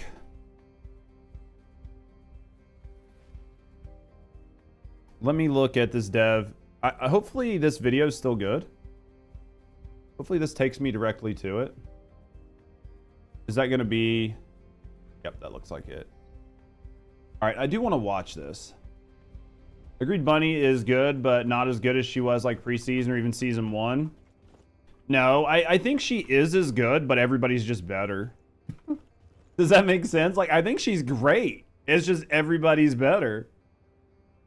All right, I really want to watch this Borderlands thing. You guys want to watch Borderlands with me? I'm curious. I want to see this. I've been wanting to see it all day. I'm not going to go to just chatting. I think it's fine here. I think I'm fine to hang out here. Personally. But I've been wanting to see this. Making some fingerless gloves seems easy. How are the fingerless gloves going? Crit Viesa is the best on Purge 30. I mean, I don't think there's a way to run Viesa that's not crit. Right? I think like crit Viesa is just like Viesa. Am I making a new a new Afghan? Dude, that's going to be crazy as fuck. Halfway done with one glove. You got a bit? How long is it going to take you to do it? All right, I do want to watch this. I've been wanting to watch this. I don't know what the volume is going to be like. Hopefully it's not terrible, but we can turn it up or down if we need to. Have you guys seen this? Have you guys seen the Borderlands like deep dive? I'm going to try not to make this an hour-long thing. But you guys know me. Well, hello there. Yo, thanks for the follow. We keep that shit anonymous. If you're hanging out, chilling, relaxing, no, I appreciate you. Speak up and get to know me in the community. Have a good night. Either way, thanks for the follow. Well, you're definitely like cracked at it, so. All right, let's check this out. Probably have to turn it up for you guys.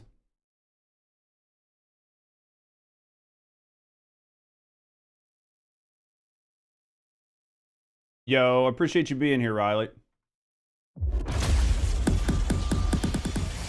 What use is a vault hunter? I don't know what I don't know what language that was, but we're turning it off because I just don't know. It's not adding anything. All right, let's go. What use is a killer? A brute. A rule-breaking, Did I just smush his face? loot-taking, running and gunning natural disaster. You are, in a word, mayhem. I take that personally.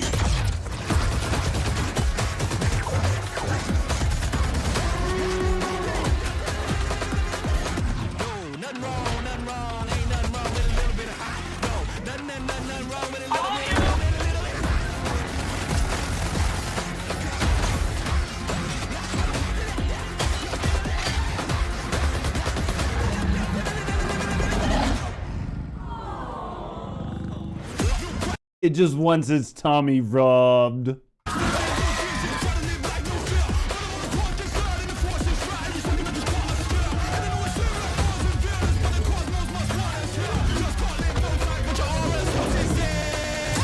Be advised, a citywide curfew has been enacted.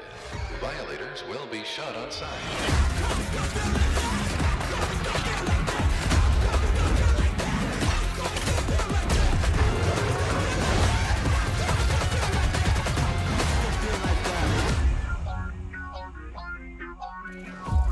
All right, boys, that look good. Like, the graphics look good. The different guns look good. I'm assuming, like, that was a boss fight at the end. Like, the boss fight looked like it was going to be interesting. That looks pretty good. Like, graphically, it looks good. Gameplay looks pretty good. I'm kind of excited on that. Is it a live service game? That's what I need to know. Heyo, I'm Randy Pitchford, founder of Gearbox Entertainment. Today, we're giving you our deepest look yet at Borderlands 4. All the excitement, loot, and gnarly carnage all running on PlayStation 5 Pro. Since creating the looter shooter genre nearly 16 years ago, we've continued. You also hate Randy's hairstyle? What's wrong with my hair? Oh, that guy. I gotcha. His shirt, he was an interesting fella to put there. To refine the formula, delivering better loot, greater freedom, and endless mayhem. And with Borderlands 4, we push things even further. This is hands down our best Borderlands ever. All new movement, abilities, bigger and badder enemies, and a brand new planet. All in service of making you feel like a total badass. Dude, all of these like dumb little things look great, and I like that they added the grapple for movement. Hopefully you don't like lose momentum. The perfect entry point for new players with incredible new places and a great story. And for our longtime Borderlands fans, we're throwing back to our more grounded tone while pushing gameplay ahead further than ever before. This is the culmination of years of hard work from my teammates looks like across a Karen. the Gearbox Studios. Dude, it looks good. I just wonder if the guns feel like Destiny 2 guns, I'll be surprised. So enough talk, let's get it. This is Borderlands 4.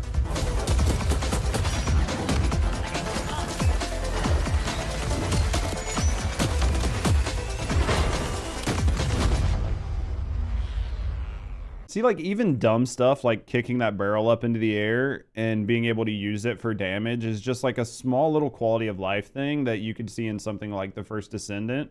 It would just create a depth of gameplay like never before.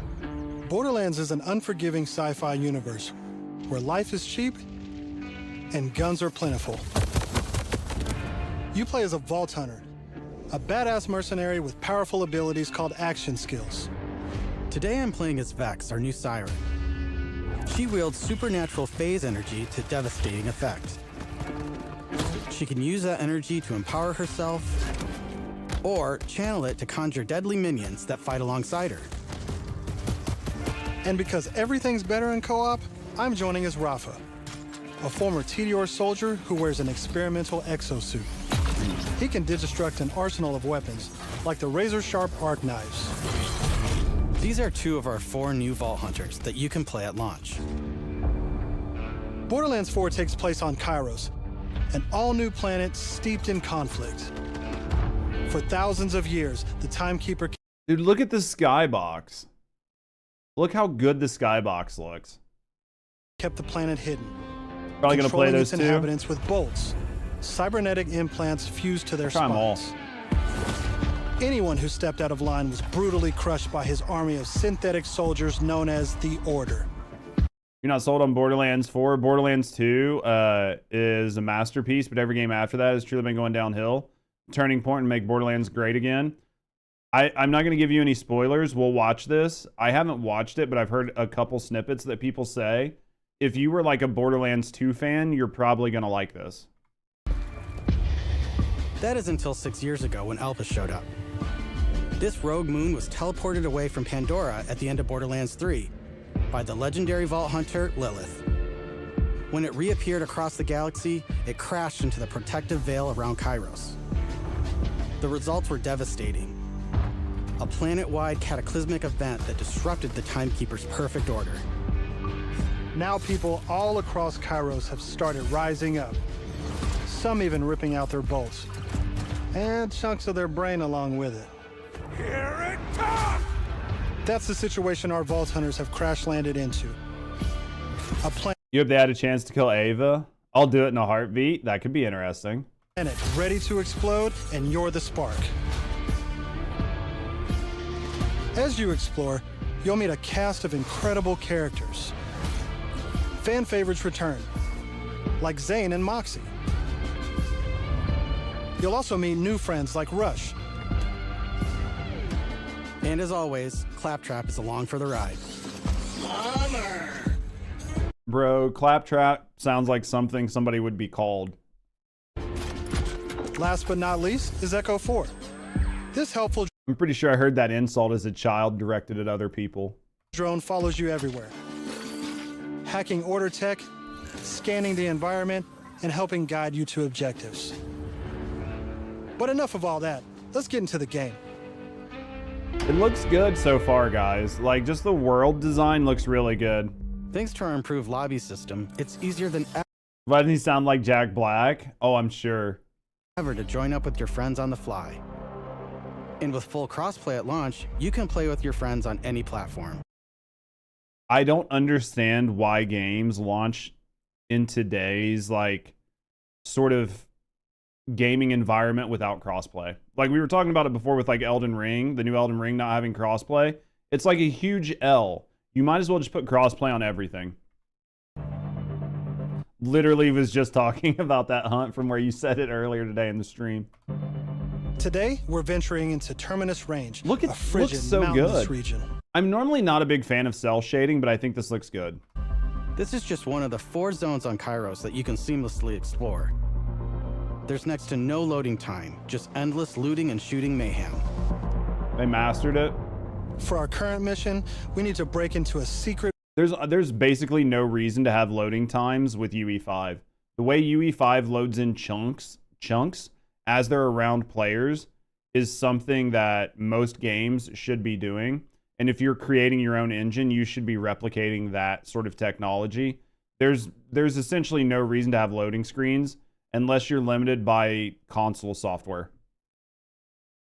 Tell that to first Descendant. It's because I don't know why if you're teleporting from like a town someplace where you can't easily walk there, but if you're on a map, you should have no loading zones. It's 360 and PS4's fault? Absolutely. But hopefully this isn't going to be on last gen, so we don't have to worry about it. Old gen consoles, yeah. Due to just memory constraints and them not being able to run UE5. Black site located deep in the mountains. One of the Timekeeper's generals, Vile Lichter, has been conducting grotesque experiments on locals. It's up to us to stop him. All right, let's get moving. Here I'm using Glide, one of our new movement abilities. Along with dash, double jump, climbing, and point Makes grapple, you happy? these Yeah. make getting around more fun and add a ton of utility to combat. These are just like basic quality of life things that most players take for like granted nowadays. But if you don't have them in a game, you feel it instantly. So I'm happy to see they're in Borderlands. As you traverse, you'll uncover a vast and beautiful world. And to bring Kairos to life, we've introduced dynamic weather and events, so you Looks good. constantly have new things to discover. There's also plenty of local wildlife to contend with, like these Kratch, flying beasts who attack in flocks.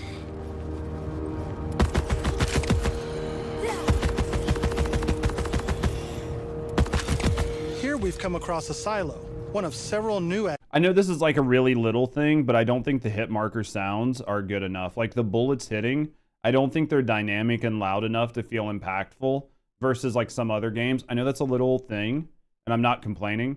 I am, but not really. You get what I'm saying. I think that it's going to make the guns feel like not as crisp as they do in a game like Destiny 2, where the recoil and the bullet like hitting and everything just has like a really crisp sound. activities in Borderlands 4. You'll naturally discover short gameplay experiences like this all across Kairos. There's no need to pick up a mission first. These are auto-granted and tracked on your HUD. Cool. Silos house old, decommissioned order tech that you can hijack for the Crimson Resistance. With the help of Echo 4, we'll hack into their network and release the communications balloon.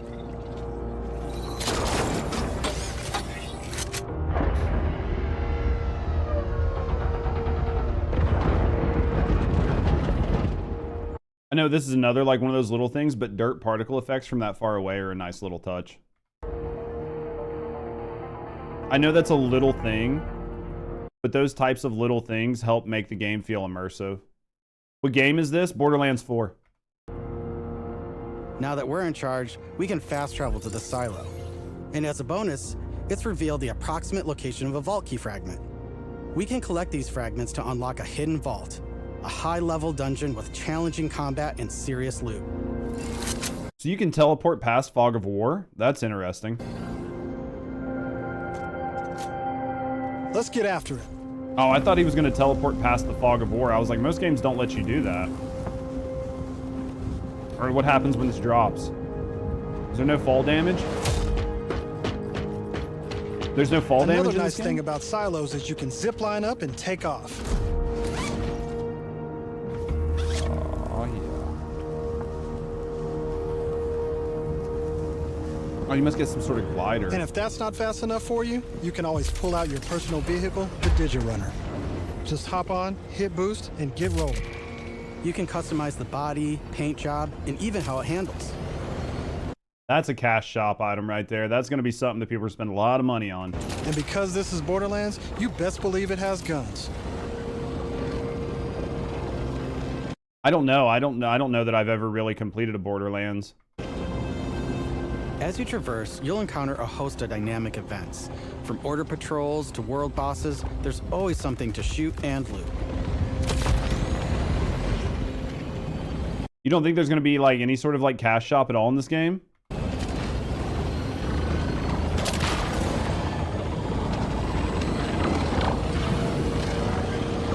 All right, we're coming up on an order outpost. Let's see the new movement abilities in action. Oh, okay.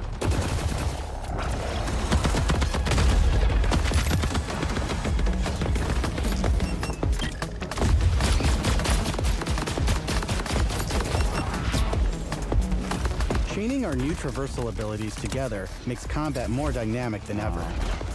You can dash in and out of melee attacks, dodge That makes sense. projectiles, or quickly reposition to gain an advantage.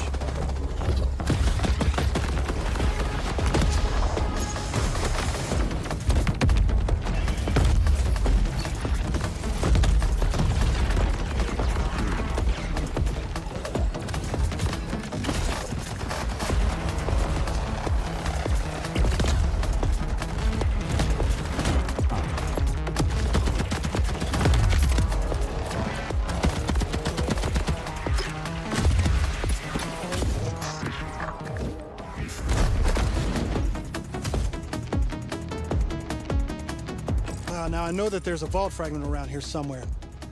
What'd you guys think of the gameplay there? I think it looks okay. It's a little bit slow paced, like a little bit slower paced than some of the other games I've seen, but I still think it looks good. The gunplay seems okay. I'm very spoiled by like Destiny 2 and stuff. So like the no recoil, it looks okay. I don't think it looks bad, but the gunplay there didn't like really like wow me in like any real crazy way. But I didn't think it looked bad. But we've got a mission to get back to. Let's pull out Echo 4 to show us where to go. A bit slow. We're meeting up with none other than the Tigra of Partali herself, Amara. No, I agree. If there's no cash shop in 2025 where you can't buy like weapon skins, vehicle skins, I would be very surprised. She's a former vault hunter and exotic pet sitter from Borderlands 3. She came to Kairos in search of Lilith and is now helping us take down the Timekeeper.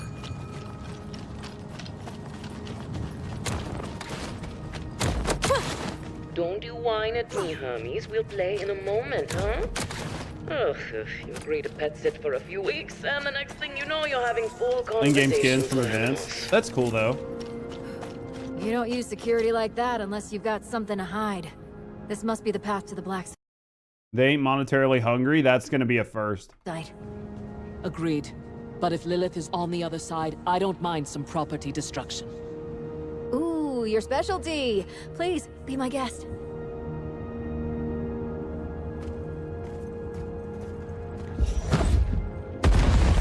Come, let's throw some light on this black site of his. This place is crawling with creeps. Clear them out. Co-op has always been at the heart of Borderlands, and we've put a ton of work into making it better than ever. Our improved lobby was just the start. You can also set your own campaign difficulty independently of the rest of the party. This way, everyone can tune the experience to their liking. And you don't have to worry about loot ninjas stealing your drops, as loot is always instanced for each player. Plus, I don't know how I feel about independent difficulty, because if you have independent difficulty, what that sounds like to me is there's no difference in difficulty. It's just bullet sponges. And I would prefer if playing on a harder difficulty meant the bosses had different move sets and you had different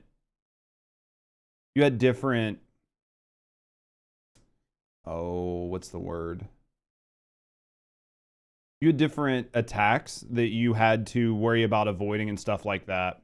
So yeah, like different mechanics and stuff at higher tiers. It's individual loot pool. Well, they said you can play different difficulties in the same party. So like you could play on like master, or expert, or hard, and I could play on like noob. And we play at the same time. And we get different loot pools, but we can play at the exact same time on different difficulty levels. I don't know how I like that, because to me that sounds like the only difference is going to be how much damage you receive and how much damage you output.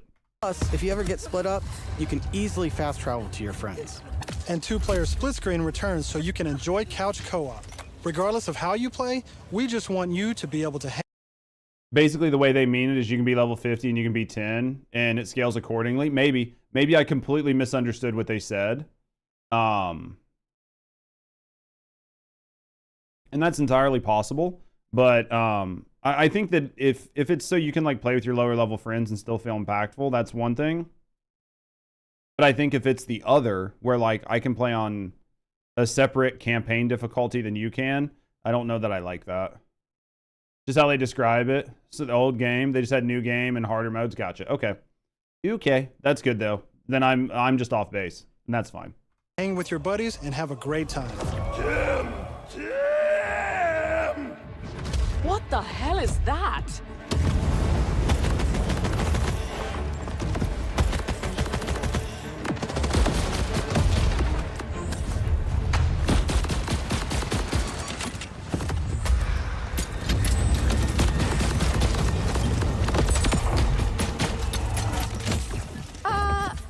Help prevent carrying, I get heard that. the talking creep, right?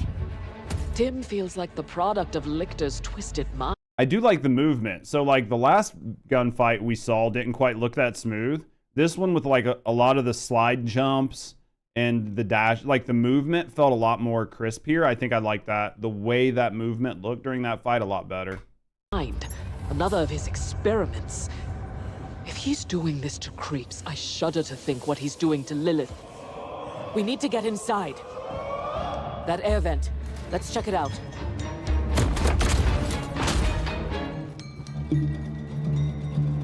How you doing, Nips?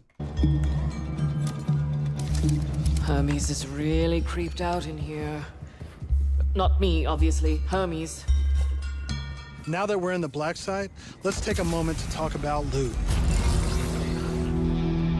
In This is all anybody cares about, is loot. Borderlands 4, each piece of gear comes from one of 8 manufacturers with their own characteristics and trademarks. There's Jacobs, with crit-friendly black powder weapons, the elemental expertise of Maliwan, Vladoff, who solve lower accuracy with more bullets, the toss to reload Tedior, or Torg with explosions! We also have 3 new ones. The Order, with powerful charge and release blasts, fully auto rippers, and the reliable, easy-to-use Daedalus, which can use multiple ammo types. But that's just the start. We've introduced an all-new licensed parts system. This allows for behaviors and abilities from multiple manufacturers to spawn in a single weapon. For instance, this Vladoff assault rifle features a Torg mag, Hyperion shield, and a Maliwan elemental switch, meaning it shoots fast and explodes things. The higher the rarity, the more parts that can randomly spawn, creating wilder and wilder loot. Dude, that seems like that's gonna be fun. Like just the variety of different weapons you can get. And that's before even getting into alt-fire modes, underbarrels, and elemental damage. The possibilities are truly endless. Bro, the fucking gun's on the ground. To support playing with your favorite manufacturer, we've added enhancements. This new type of gear replaces artifacts and provides bonuses to specific manufacturers. Okay. Take my current enhancement. It adds a kill bonus to all guns with deadless parts, along with more reload speed and critical damage. I don't have a problem with the game that doesn't take itself too serious. As long as it's done well, I don't think there's a problem with it. Lets you min-max your build around your favorite manufacturer, immediately turning just okay guns into amazing weapons. Finally, we've heard your feedback, and we've overhauled our drop rates and loot across the game. We've worked hard to make sure all our gear feels better than ever, while also making rarity matter again. This makes for our most satisfying loot chase ever. And at the top of everything are legendaries. These have always had unique effects that you won't find on any other piece of gear. But in Borderlands 3, they drop too often. This not only devalued legendaries, it made everything feel less valuable. In our new system, not only do all guns feel great, but now legendaries will truly be special events. We've added the magic back to our loot chase, and we know you'll love grinding all that great gear on Kairos. But let's I think that items like legendaries dropping too often always makes things feel bad. That's one of the reasons that I think like in first Descendant, their gold guns, legendaries, uniques, whatever, they just don't feel like impactful. And out of the ones they have, only a couple of them are actually impactful. And for the rest of it, it like just doesn't matter. You don't care. Let's get back to combat so I can show you my favorite thing, Ordnance. This is the new gear slot for grenades and heavy weapons like rocket launchers.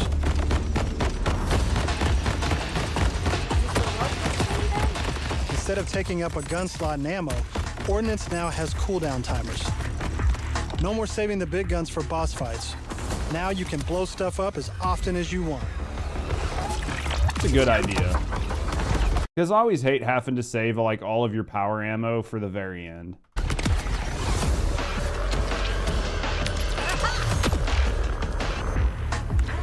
Before we go further, let's talk a little bit about action skills.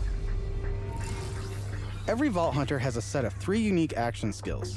These are class-defining abilities with devastating effects. Up until now, I'd been using Incarnate to deliver powerful phase blasts. I have no idea what you're talking about, Kalo. How you doing, Freem? But let's switch it up to Phase Familiar and pull out Trouble. As you can see, each action skill has its own branching skill tree, giving you more build freedom than ever before. On top of passive skills, as often as you want, as long as it isn't on cooldown. I'll use it though. But like for me, if it's one of those things where I only get like 5 rounds per match, or the rounds drop like very rarely, I'll never touch it. It'll just sit there in case I need it. You can further customize action skills with augments and capstones. These are socketed enhancements that add new behaviors and functions to your action skill. Oh, I have every intention of playing it. I'll be playing Once Human here soon, but I have every intention of playing this. We'll definitely play it with you. Different builds completely change how combat plays out, resulting in near endless freedom to experiment. You can swap unlock augments or capstones on the fly, or completely respec your skill trees at hubs around Kairos. This gives us a chance to talk about traits. Each Vault Hunter has a unique passive ability called a trait. For Vex, her action skills attune to the element of her equipped weapon. So by swapping guns, I can change Trouble's damage from kinetic to shock, fire, or any other elemental type. And also, you can pet the cat. Dead end. That looks cool. Usually plays the Siren. It'll be my first real time in Borderlands, so I'm just gonna go in with whatever. Let's see where this vent takes us. God. Find and kill Lilith. Okay, easy. Test tubes? That doesn't sound hard.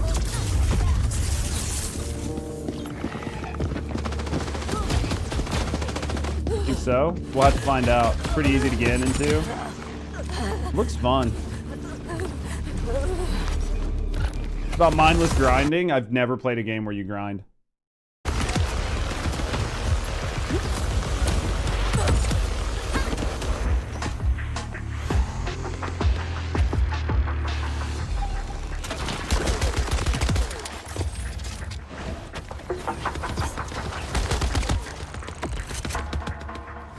I know this is like one of those things. I think the game looks better with like the heads up display up top. But I'm a really big fan of mini-maps, and not having a mini map to see where the enemies are is going to trigger me. I just don't go into a game being serious when the game doesn't take itself seriously. Absolutely. TFD's hardened us. Yeah, 100%. Well, that's the thing, is everybody's saying it's going back more to like Borderlands 2.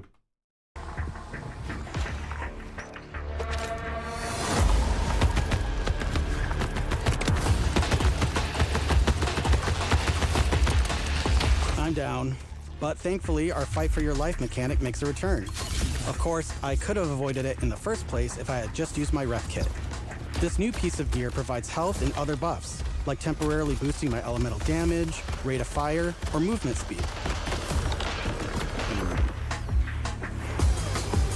I'm almost afraid to ask what's in the tube. Oh, look at these guys. Are those crystals growing out of them? By the way, if you're looking to experience the story again or just grind for loot, we've added full mission and boss replay. That's right, no more save loading to run bosses. Now you can return to the arena and use Moxie's big encore machine to spawn another run. But we'll talk more about endgame later. For now, let's jump ahead and show you something truly badass. I mean, it sounds like a big W if you couldn't do that before. Borderlands 4, our bosses are bigger and better than ever, putting all your new skills, gear, and abilities to the ultimate test.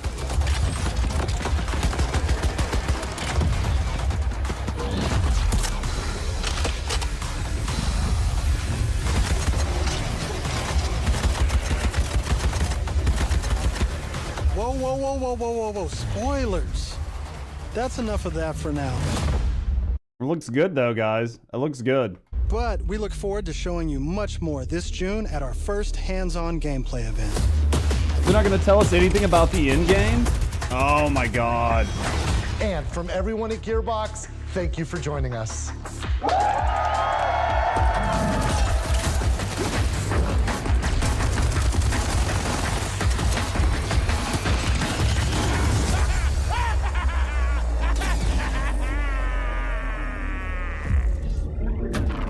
I don't know, guys. It looks good. I mean, I think it looks good. I'm excited to play it. I want to see more of the end game and some of the customization. But I think as like a first look, I think it looks really impressive. I think there's a pretty good sized vacuum in looter shooters right now. And I think if they have some sort of live service model, this could do pretty good right now. So I'm definitely excited to see it. I think the game looks good. There are some things that I didn't like, but overall, I'm pretty happy with it, so I can't wait to get in and try this out. But is Claptrap funny? I think the idea of Claptrap is funny. Plus, the name is just hilarious. I swear I've heard that as an insult when I was in high school thrown at people. I swear.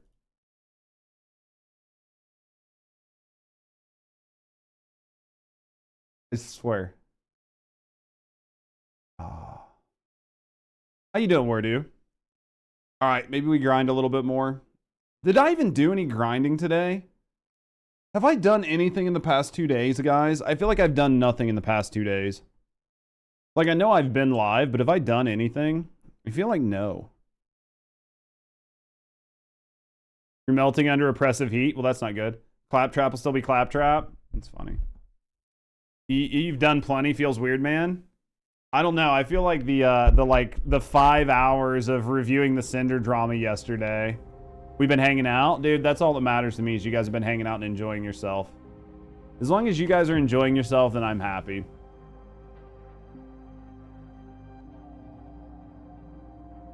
Oh. Let's see. Tomorrow we join the Once Human server. And then I'll have some Once Human to play as well. So we got plenty to do. Because you've done, you're done with everything build-wise. Everything's just like small tweaks. Oh, for sure. Been doing some serious lurking for days. I appreciate that. I appreciate you being here anytime you can, Kayla. Did you switch to night shift yet?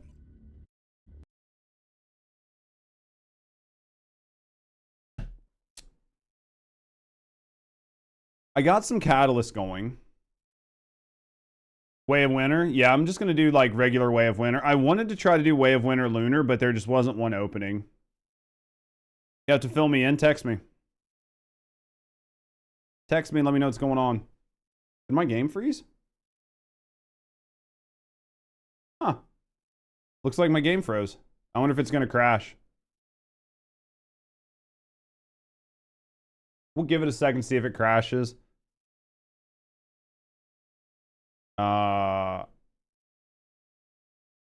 If my game crashed, it crashed. At least it's on my gaming PC and not my streaming PC, so...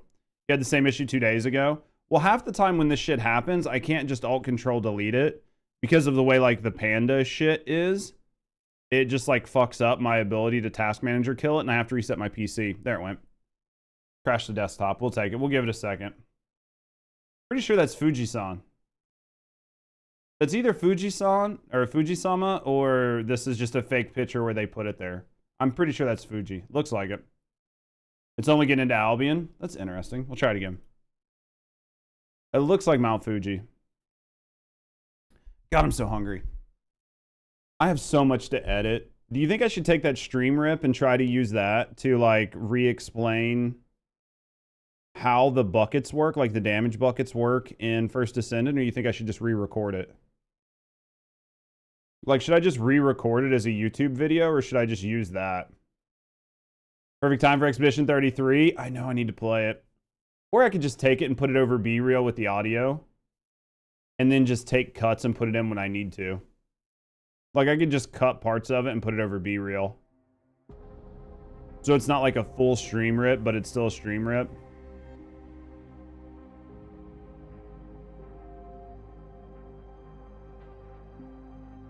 I have to think about it, because, dude, I've still got...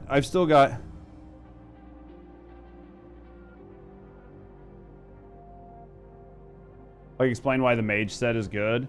Well, I need to do a video on all of the sets. Like, I was thinking about just doing a video where I just went back over the new components. And then I could explain in that video why the new components are good. Because I was going to do the proliferating allergen, like, eugen video on Friday.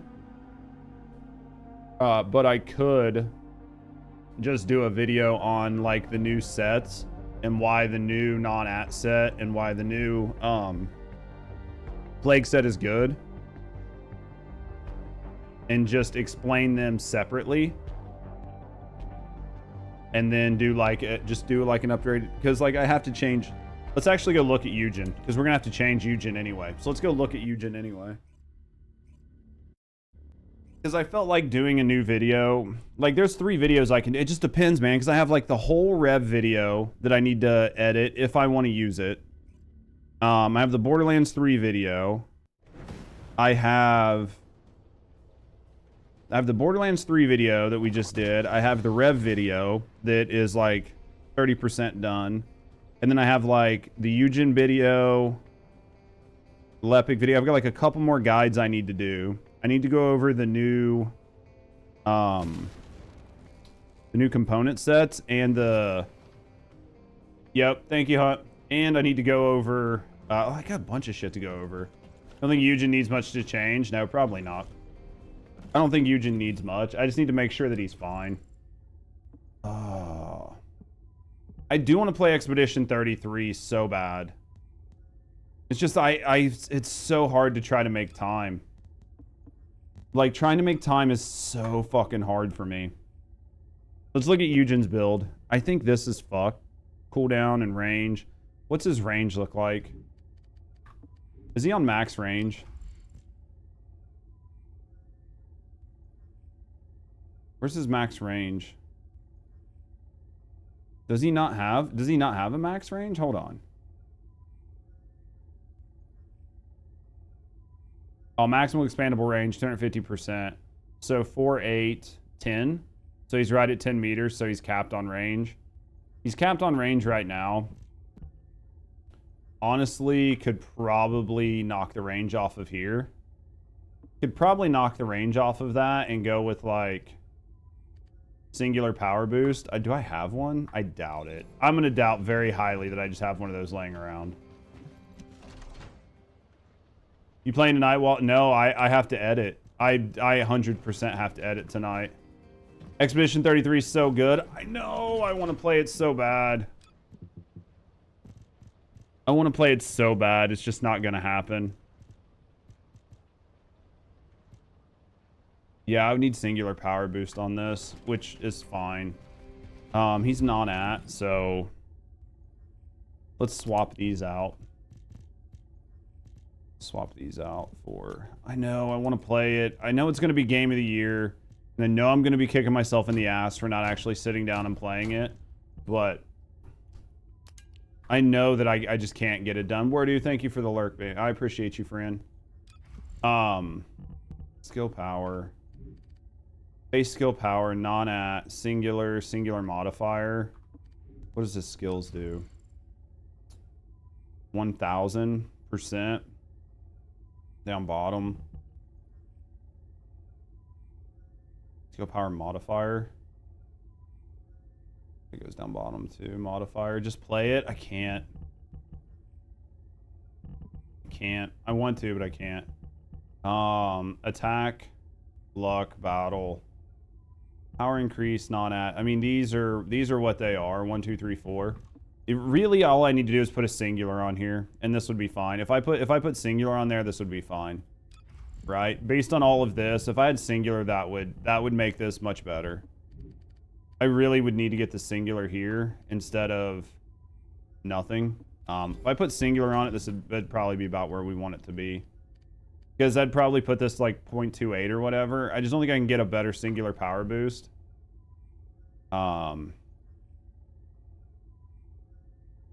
Yeah, there's no way to get a better singular power boost.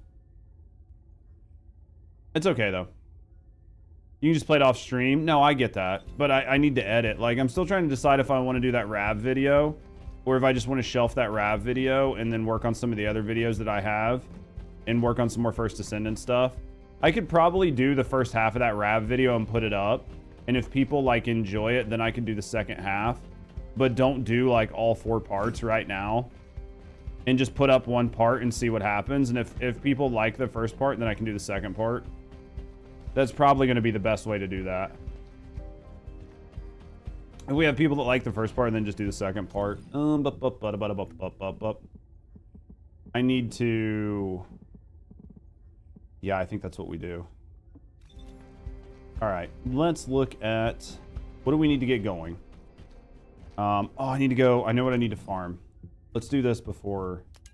Let's do this. So we need 1 more. 1 more. It's exactly what you're doing. Which part, external? Which part, eternal? All right, where are we going? I need 1 more. Where was it? Bro, how am I dumb? How am I big dumb missing this gun? What? There's 1 gun I'm missing, and Fallen Hope. Here it is.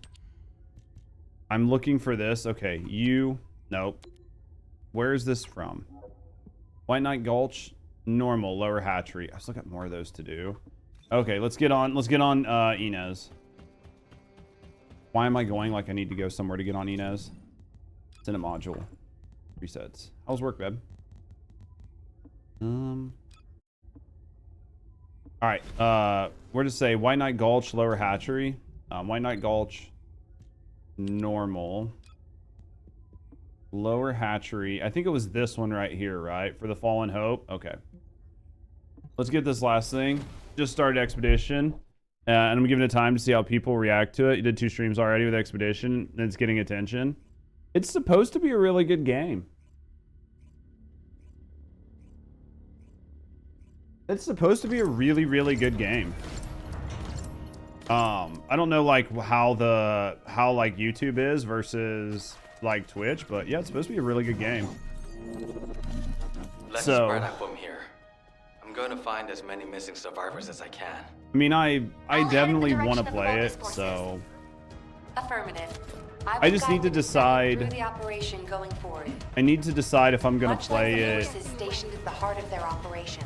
The I just numbers need to of pay their teams attention. here are I need to sizable. think. I might do it next first week. goal of our Like I might start it operation next week. is to That way, like a lot of my annihilate community has time to I like will play also the relay game Commander Alpha's and orders. start it, His and then I could instructions always are, start it on like and I Tuesday. quote, "Find a way to And then just destroy play it this next week. goddamn gruesome place." Just get through it Harris in should like be a able to single find week, way to probably. destroy the facility. I think that might be the play, and then I can just do once human. Just do once human the following week. Yo, Descendant. Smash all the stabilizers. I think it's probably going to be the play. Do that, and the overloaded energy will blow the entire facility to Kingdom Come. Might be the play. Harris's prediction is accurate. The energy readings within the zone are rising. Might be the I play. believe destroying 2 more control units Was will good, bring the Dynamic. How you doing, baby? operations to a halt. We're just vibing for the day. Just grinding for a little bit before the end of the day.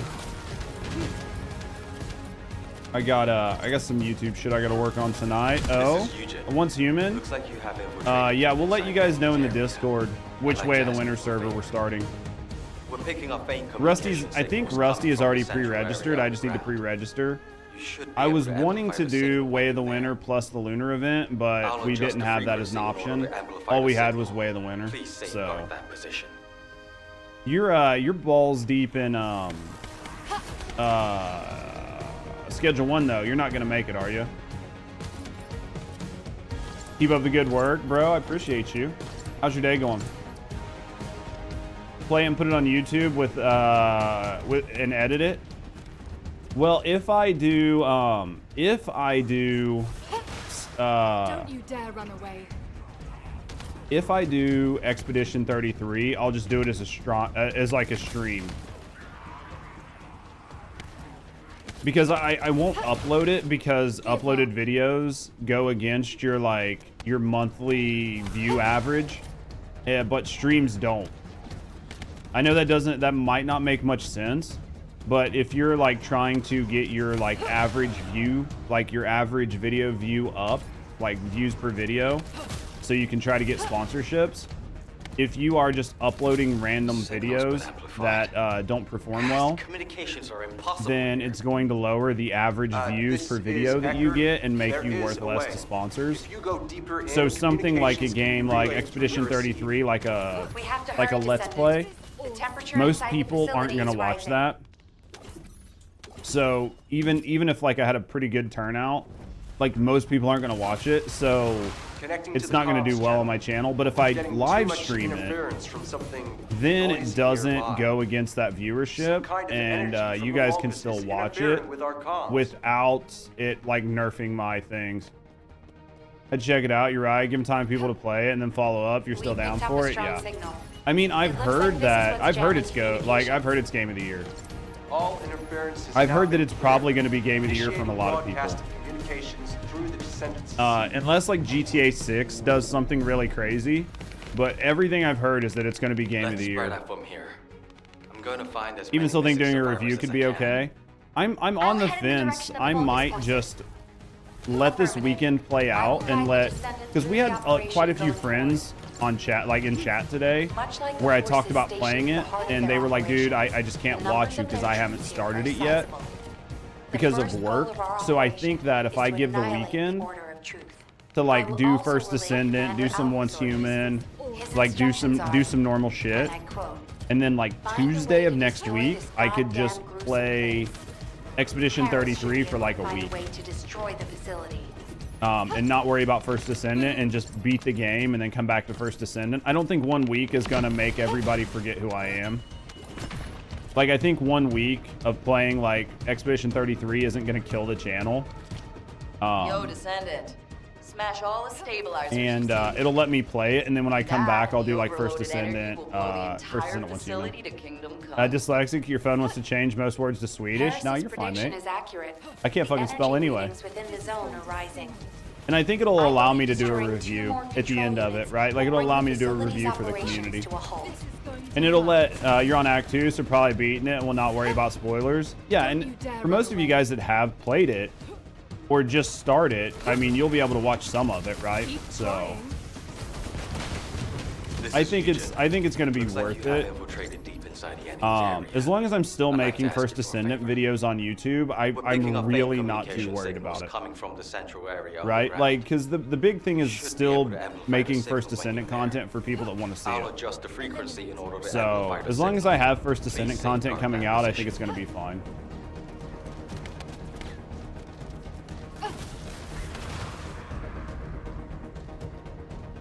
What do you want to do for dinner tonight, babe? Is tonight to go out dinner night instead of Friday? Is tonight to go out and get a drink night?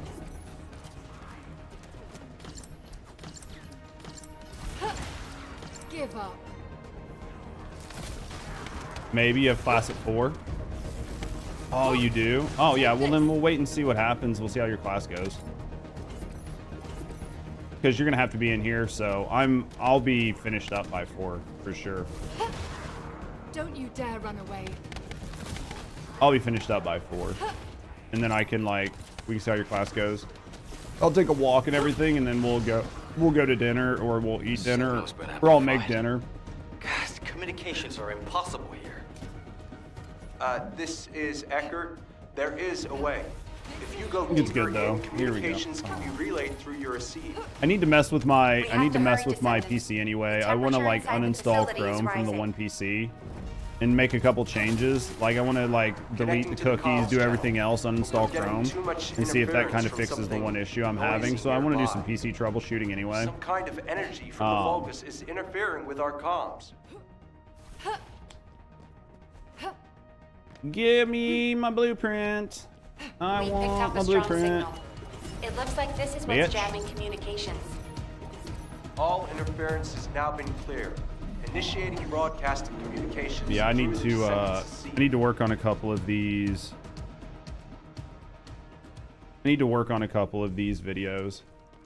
Most of them will be pretty quick. Like the Borderlands video will be pretty quick. The rest of that Rav video, like if I'm lazy on the videos, then they're almost done. But I like where I call out chatters. Like I think the calling out chatters thing is like a nice, fun like thing to do, especially with stream rips.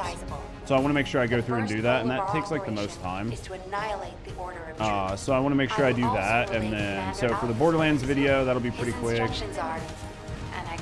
I don't think I can get the Borderlands video out tonight, but I would have to look. I doubt it.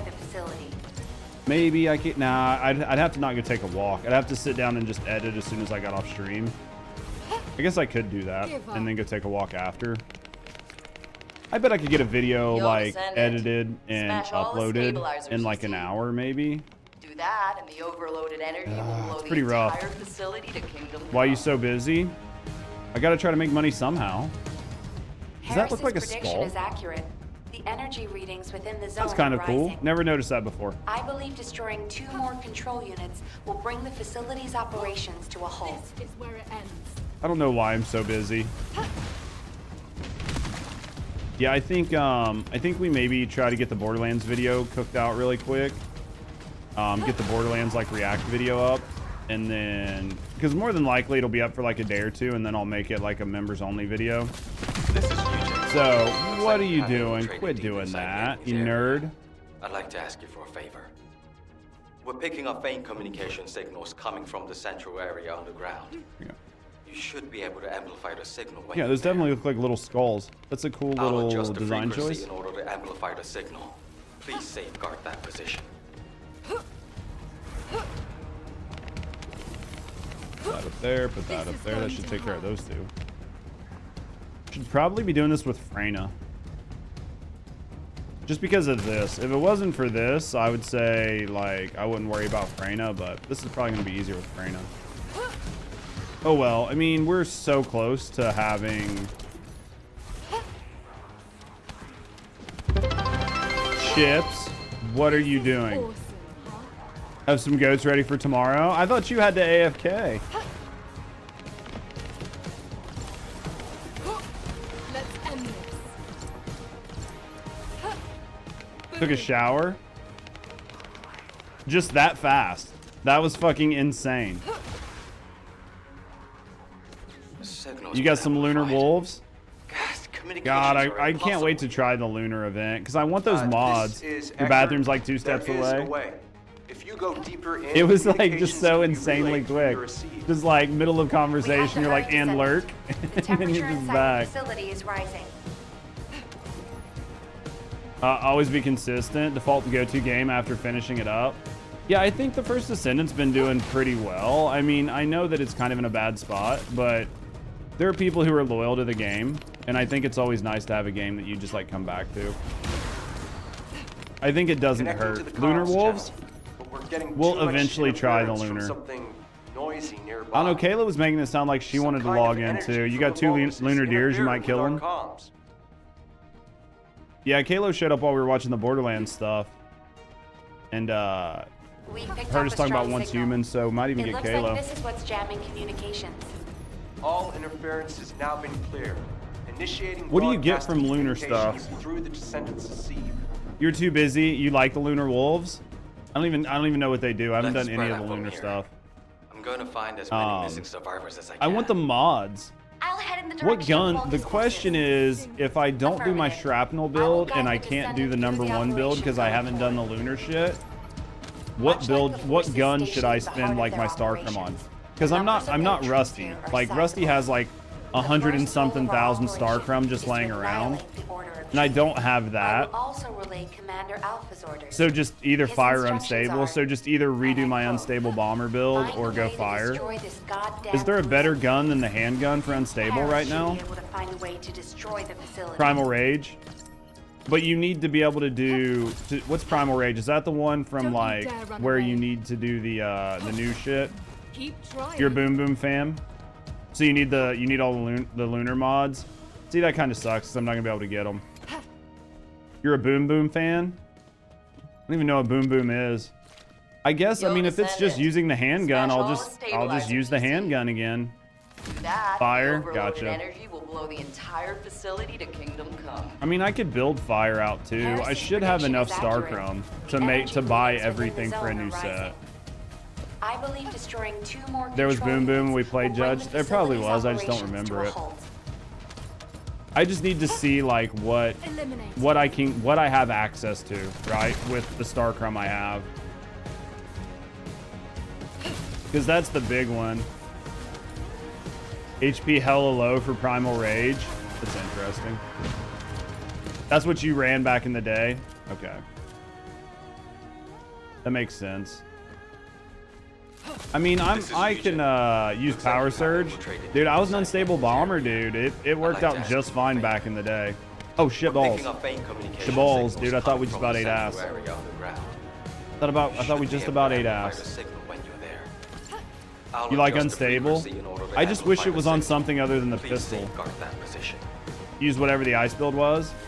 If they made something better than the pistol, then I'd be happy. Not that the pistol was bad.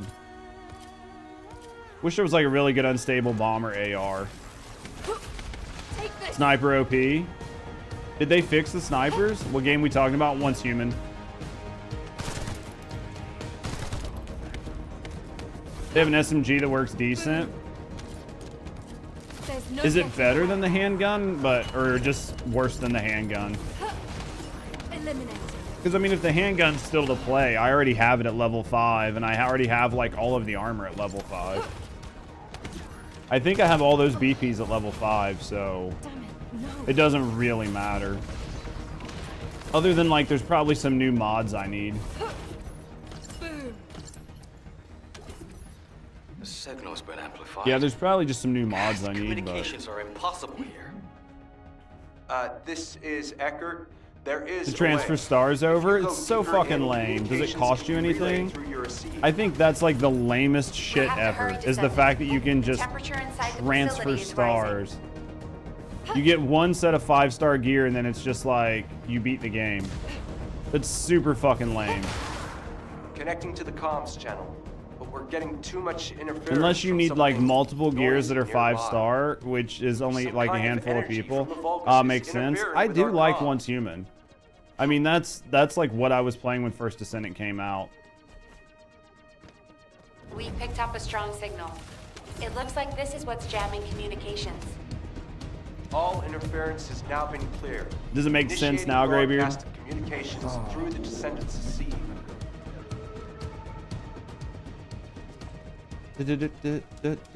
Where am I going? Let's spread out from here. I don't know. Depending on when I finish the stream, I might be able to go take a walk before I work on YouTube. I'll head in the videos. I don't direction of the Vulgus forces. Wait, do I have a video schedule? I think I have a video scheduled to come out tonight through the anyway. operation going forward. Did I have a video come out at 3 Much o'clock, like the chat? forces Does anybody stationed at the know? heart of their I'm operation, pretty sure I had a video the come out numbers today of at 3 entrants o'clock. here are sizable. The first I'm pretty goal sure I had of our one at 11 operation and one at is to 3. annihilate the corner of truth. So I don't think I also actually relay need a video to Commander come out Alpha's tonight. orders. His instructions are, and I quote, "Find a I way did? to Okay. destroy this goddamn gruesome place." Yeah, so I might be able to just do the Paris Borderlands should in be the able to find morning. a way to destroy the facility. Like have the Borderlands video ready for in the morning, and then work on the Once Human build, like whatever guide I want to do for Once Human, or not Once Human, for first Descendant, and get that to come out tomorrow night. Descendant. Smash all the stabilizers you see. I think that I think that I energy need will blow the to entire do a facility couple to different videos. I think I need to do one on the new sets, and I think I need to do one on like understanding sort of how things work. That way people understand why the new sets are good, right? Will bring the facility's I think that's what we operations need to a to do. I'll just have to script it. I hate scripting videos like that though, even though you have to. I don't know, I've gotten a lot better at YouTube. I might be able to find a way to make it not sound so fucking shitty and robotic. I've infiltrated deep inside the enemy's area. I'd like to ask you for a favor.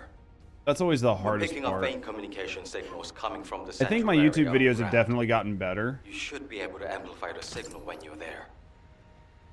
I'll adjust the frequency in order to amplify the signal. Please But- safeguard that position. You know what sounds really good right now? Pizza and beer.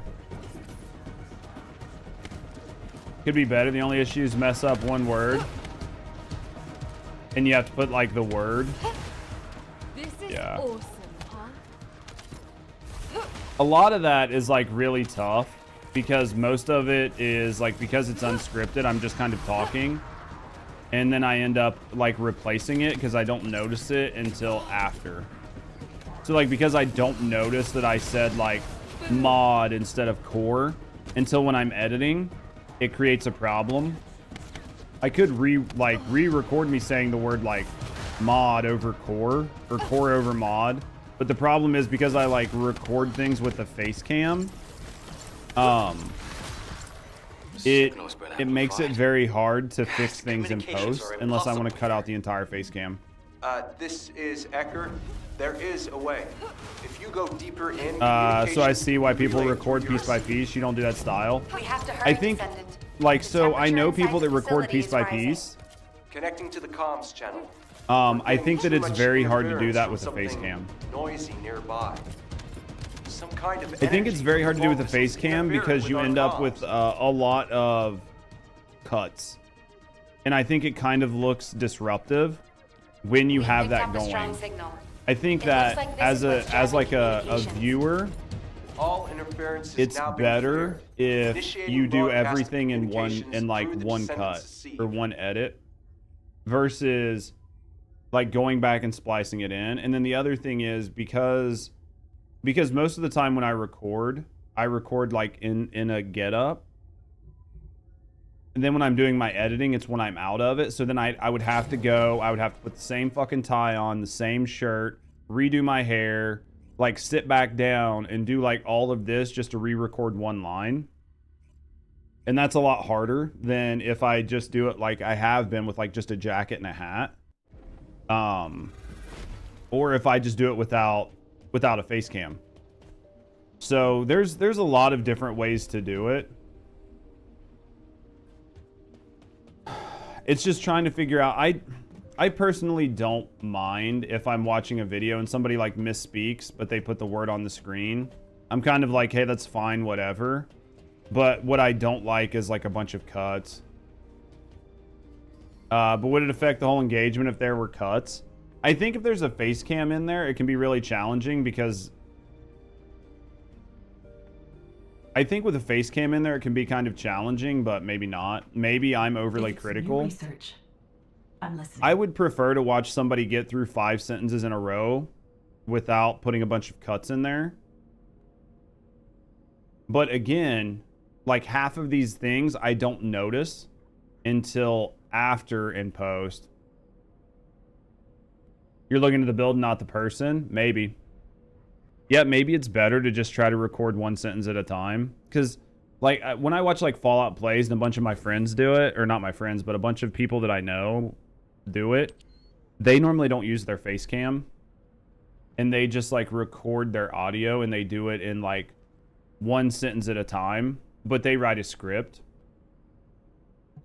And I think writing a script and reading off a script makes things sound more robotic.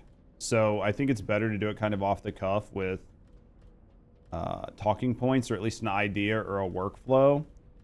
But I can definitely understand it.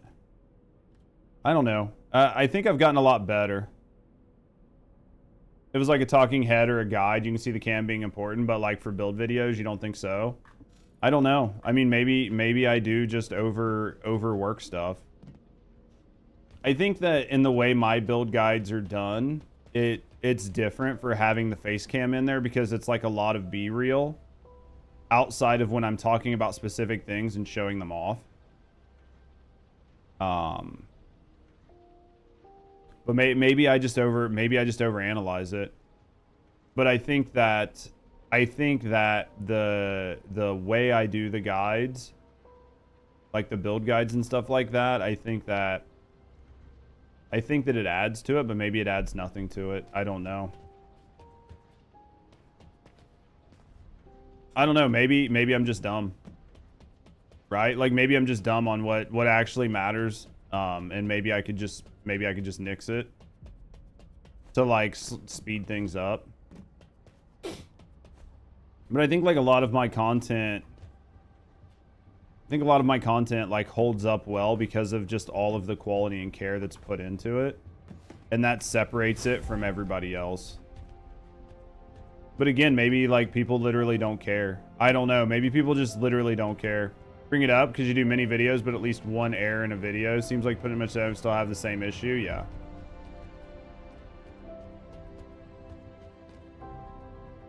Still have the same issue.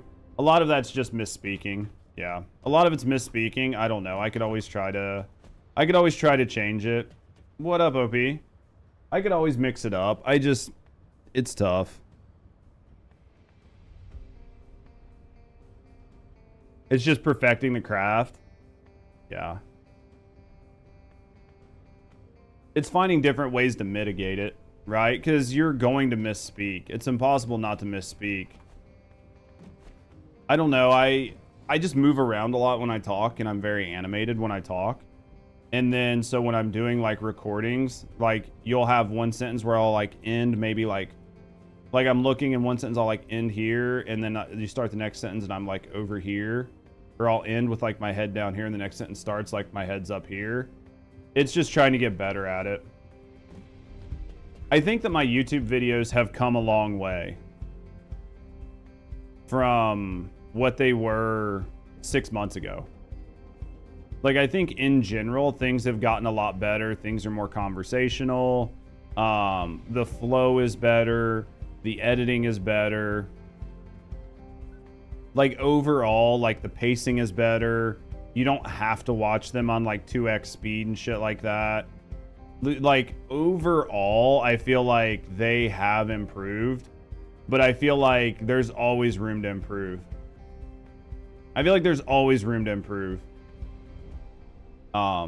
Because like I hate watching guides that are stream rips. I absolutely hate watching guides that are stream rips. But that's me. I know most people don't give a shit. But like for me, it's just one of those things where it's like the effort and the quality that's put into the content gives me like a view of the caliber of the person that I'm like watching. And if I'm watching YouTube content, I want something that's YouTube quality. And I know not everybody's that way. It's just the way I am. And I can't let the way I am sort of like cloud my judgment on the type of content I make. But I do think it's going to affect it some. He just doesn't care for the cam or use people like constantly cutting. I don't think you notice it as much as a viewer than as somebody who is sitting there editing. Oh yeah, who watches you say otherwise? Oh yeah, no, I think it's fine. Because I think that as an editor, where I am sitting there, like looking at every frame, like I'm going like frame by frame by frame. You never notice it. We even talk about Shoe on Head. She cuts after every sentence. She does a really good job of staying centered in her frame, though. Like, Shoe does a really good job of staying centered. Maybe I just need to work on staying centered. Thanks for the follow. Like, maybe I just need to work really hard on staying centered in my frame when I talk. Or like starting and ending centered or something. Like that could be a thing on me. But I don't want to be stiff. Yo, thanks for the follow, by the way. You keep anonymous. If you're hanging out, chilling, and relaxing, no, I appreciate you. It is true though. Like when we watch like Shoe on Head and stuff, like you don't even notice unless you're actively paying attention, and her whole, like her entire video is just a full-size head cam on her. So like, does it really matter where you record? Did I say everything I wanted to say? Yeah. Even if you notice you don't care. Yeah, I think that maybe I just try to do sentence, like just do sentence recordings. Like pause after every sentence, and then if something's fucked up, because I do like do a big piece, and then if I catch that I fuck up, I go back and just re-say that like if I showed you my raws, you'd be like, okay, he does what he says he's supposed to do to like try to get it fixed. But the big issue is like if it's in post and I fucking say mod instead of core, and I didn't catch it while I was recording, then to go back and do it is a problem because of the fact that I use the face cam, and I cannot, like, it's, you would see me change clothes. Right? Like you would see a change, and that's where it's like a problem.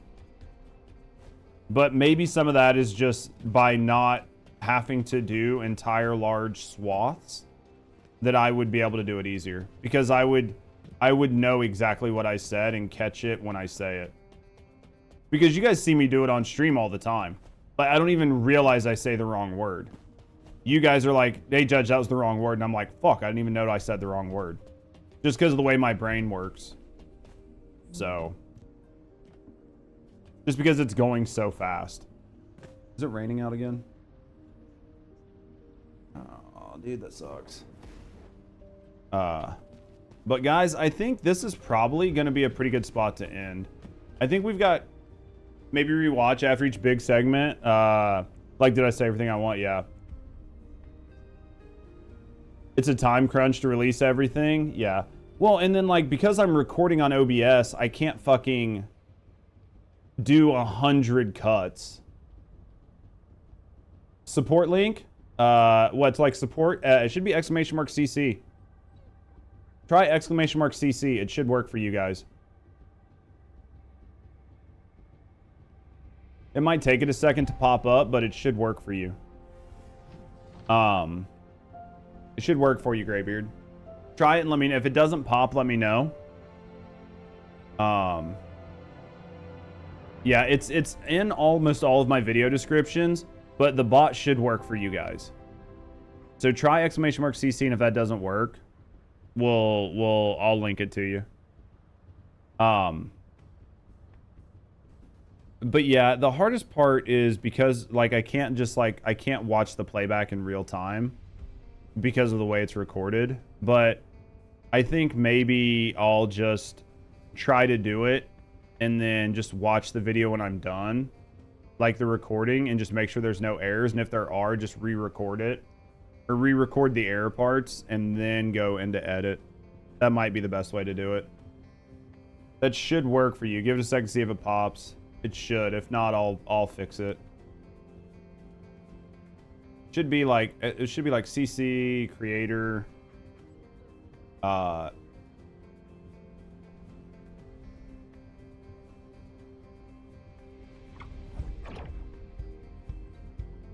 don't know. It should work. Interesting. Here, I'll bring it to you this way. I'll do it that way. I don't know why it didn't work over there for you, but that should put it on YouTube. There you go. There you go, Graybeard.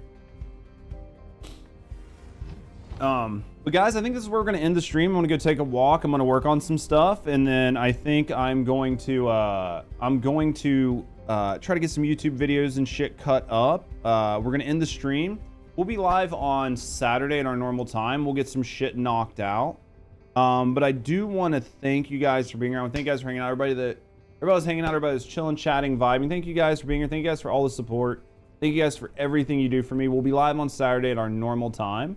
But until then, guys, have a great morning, noon, or night, wherever you are. Take care of yourself. Know somebody loves you, and I will see you guys all on Saturday. Take care. See you guys. See you, Graybeard. COP.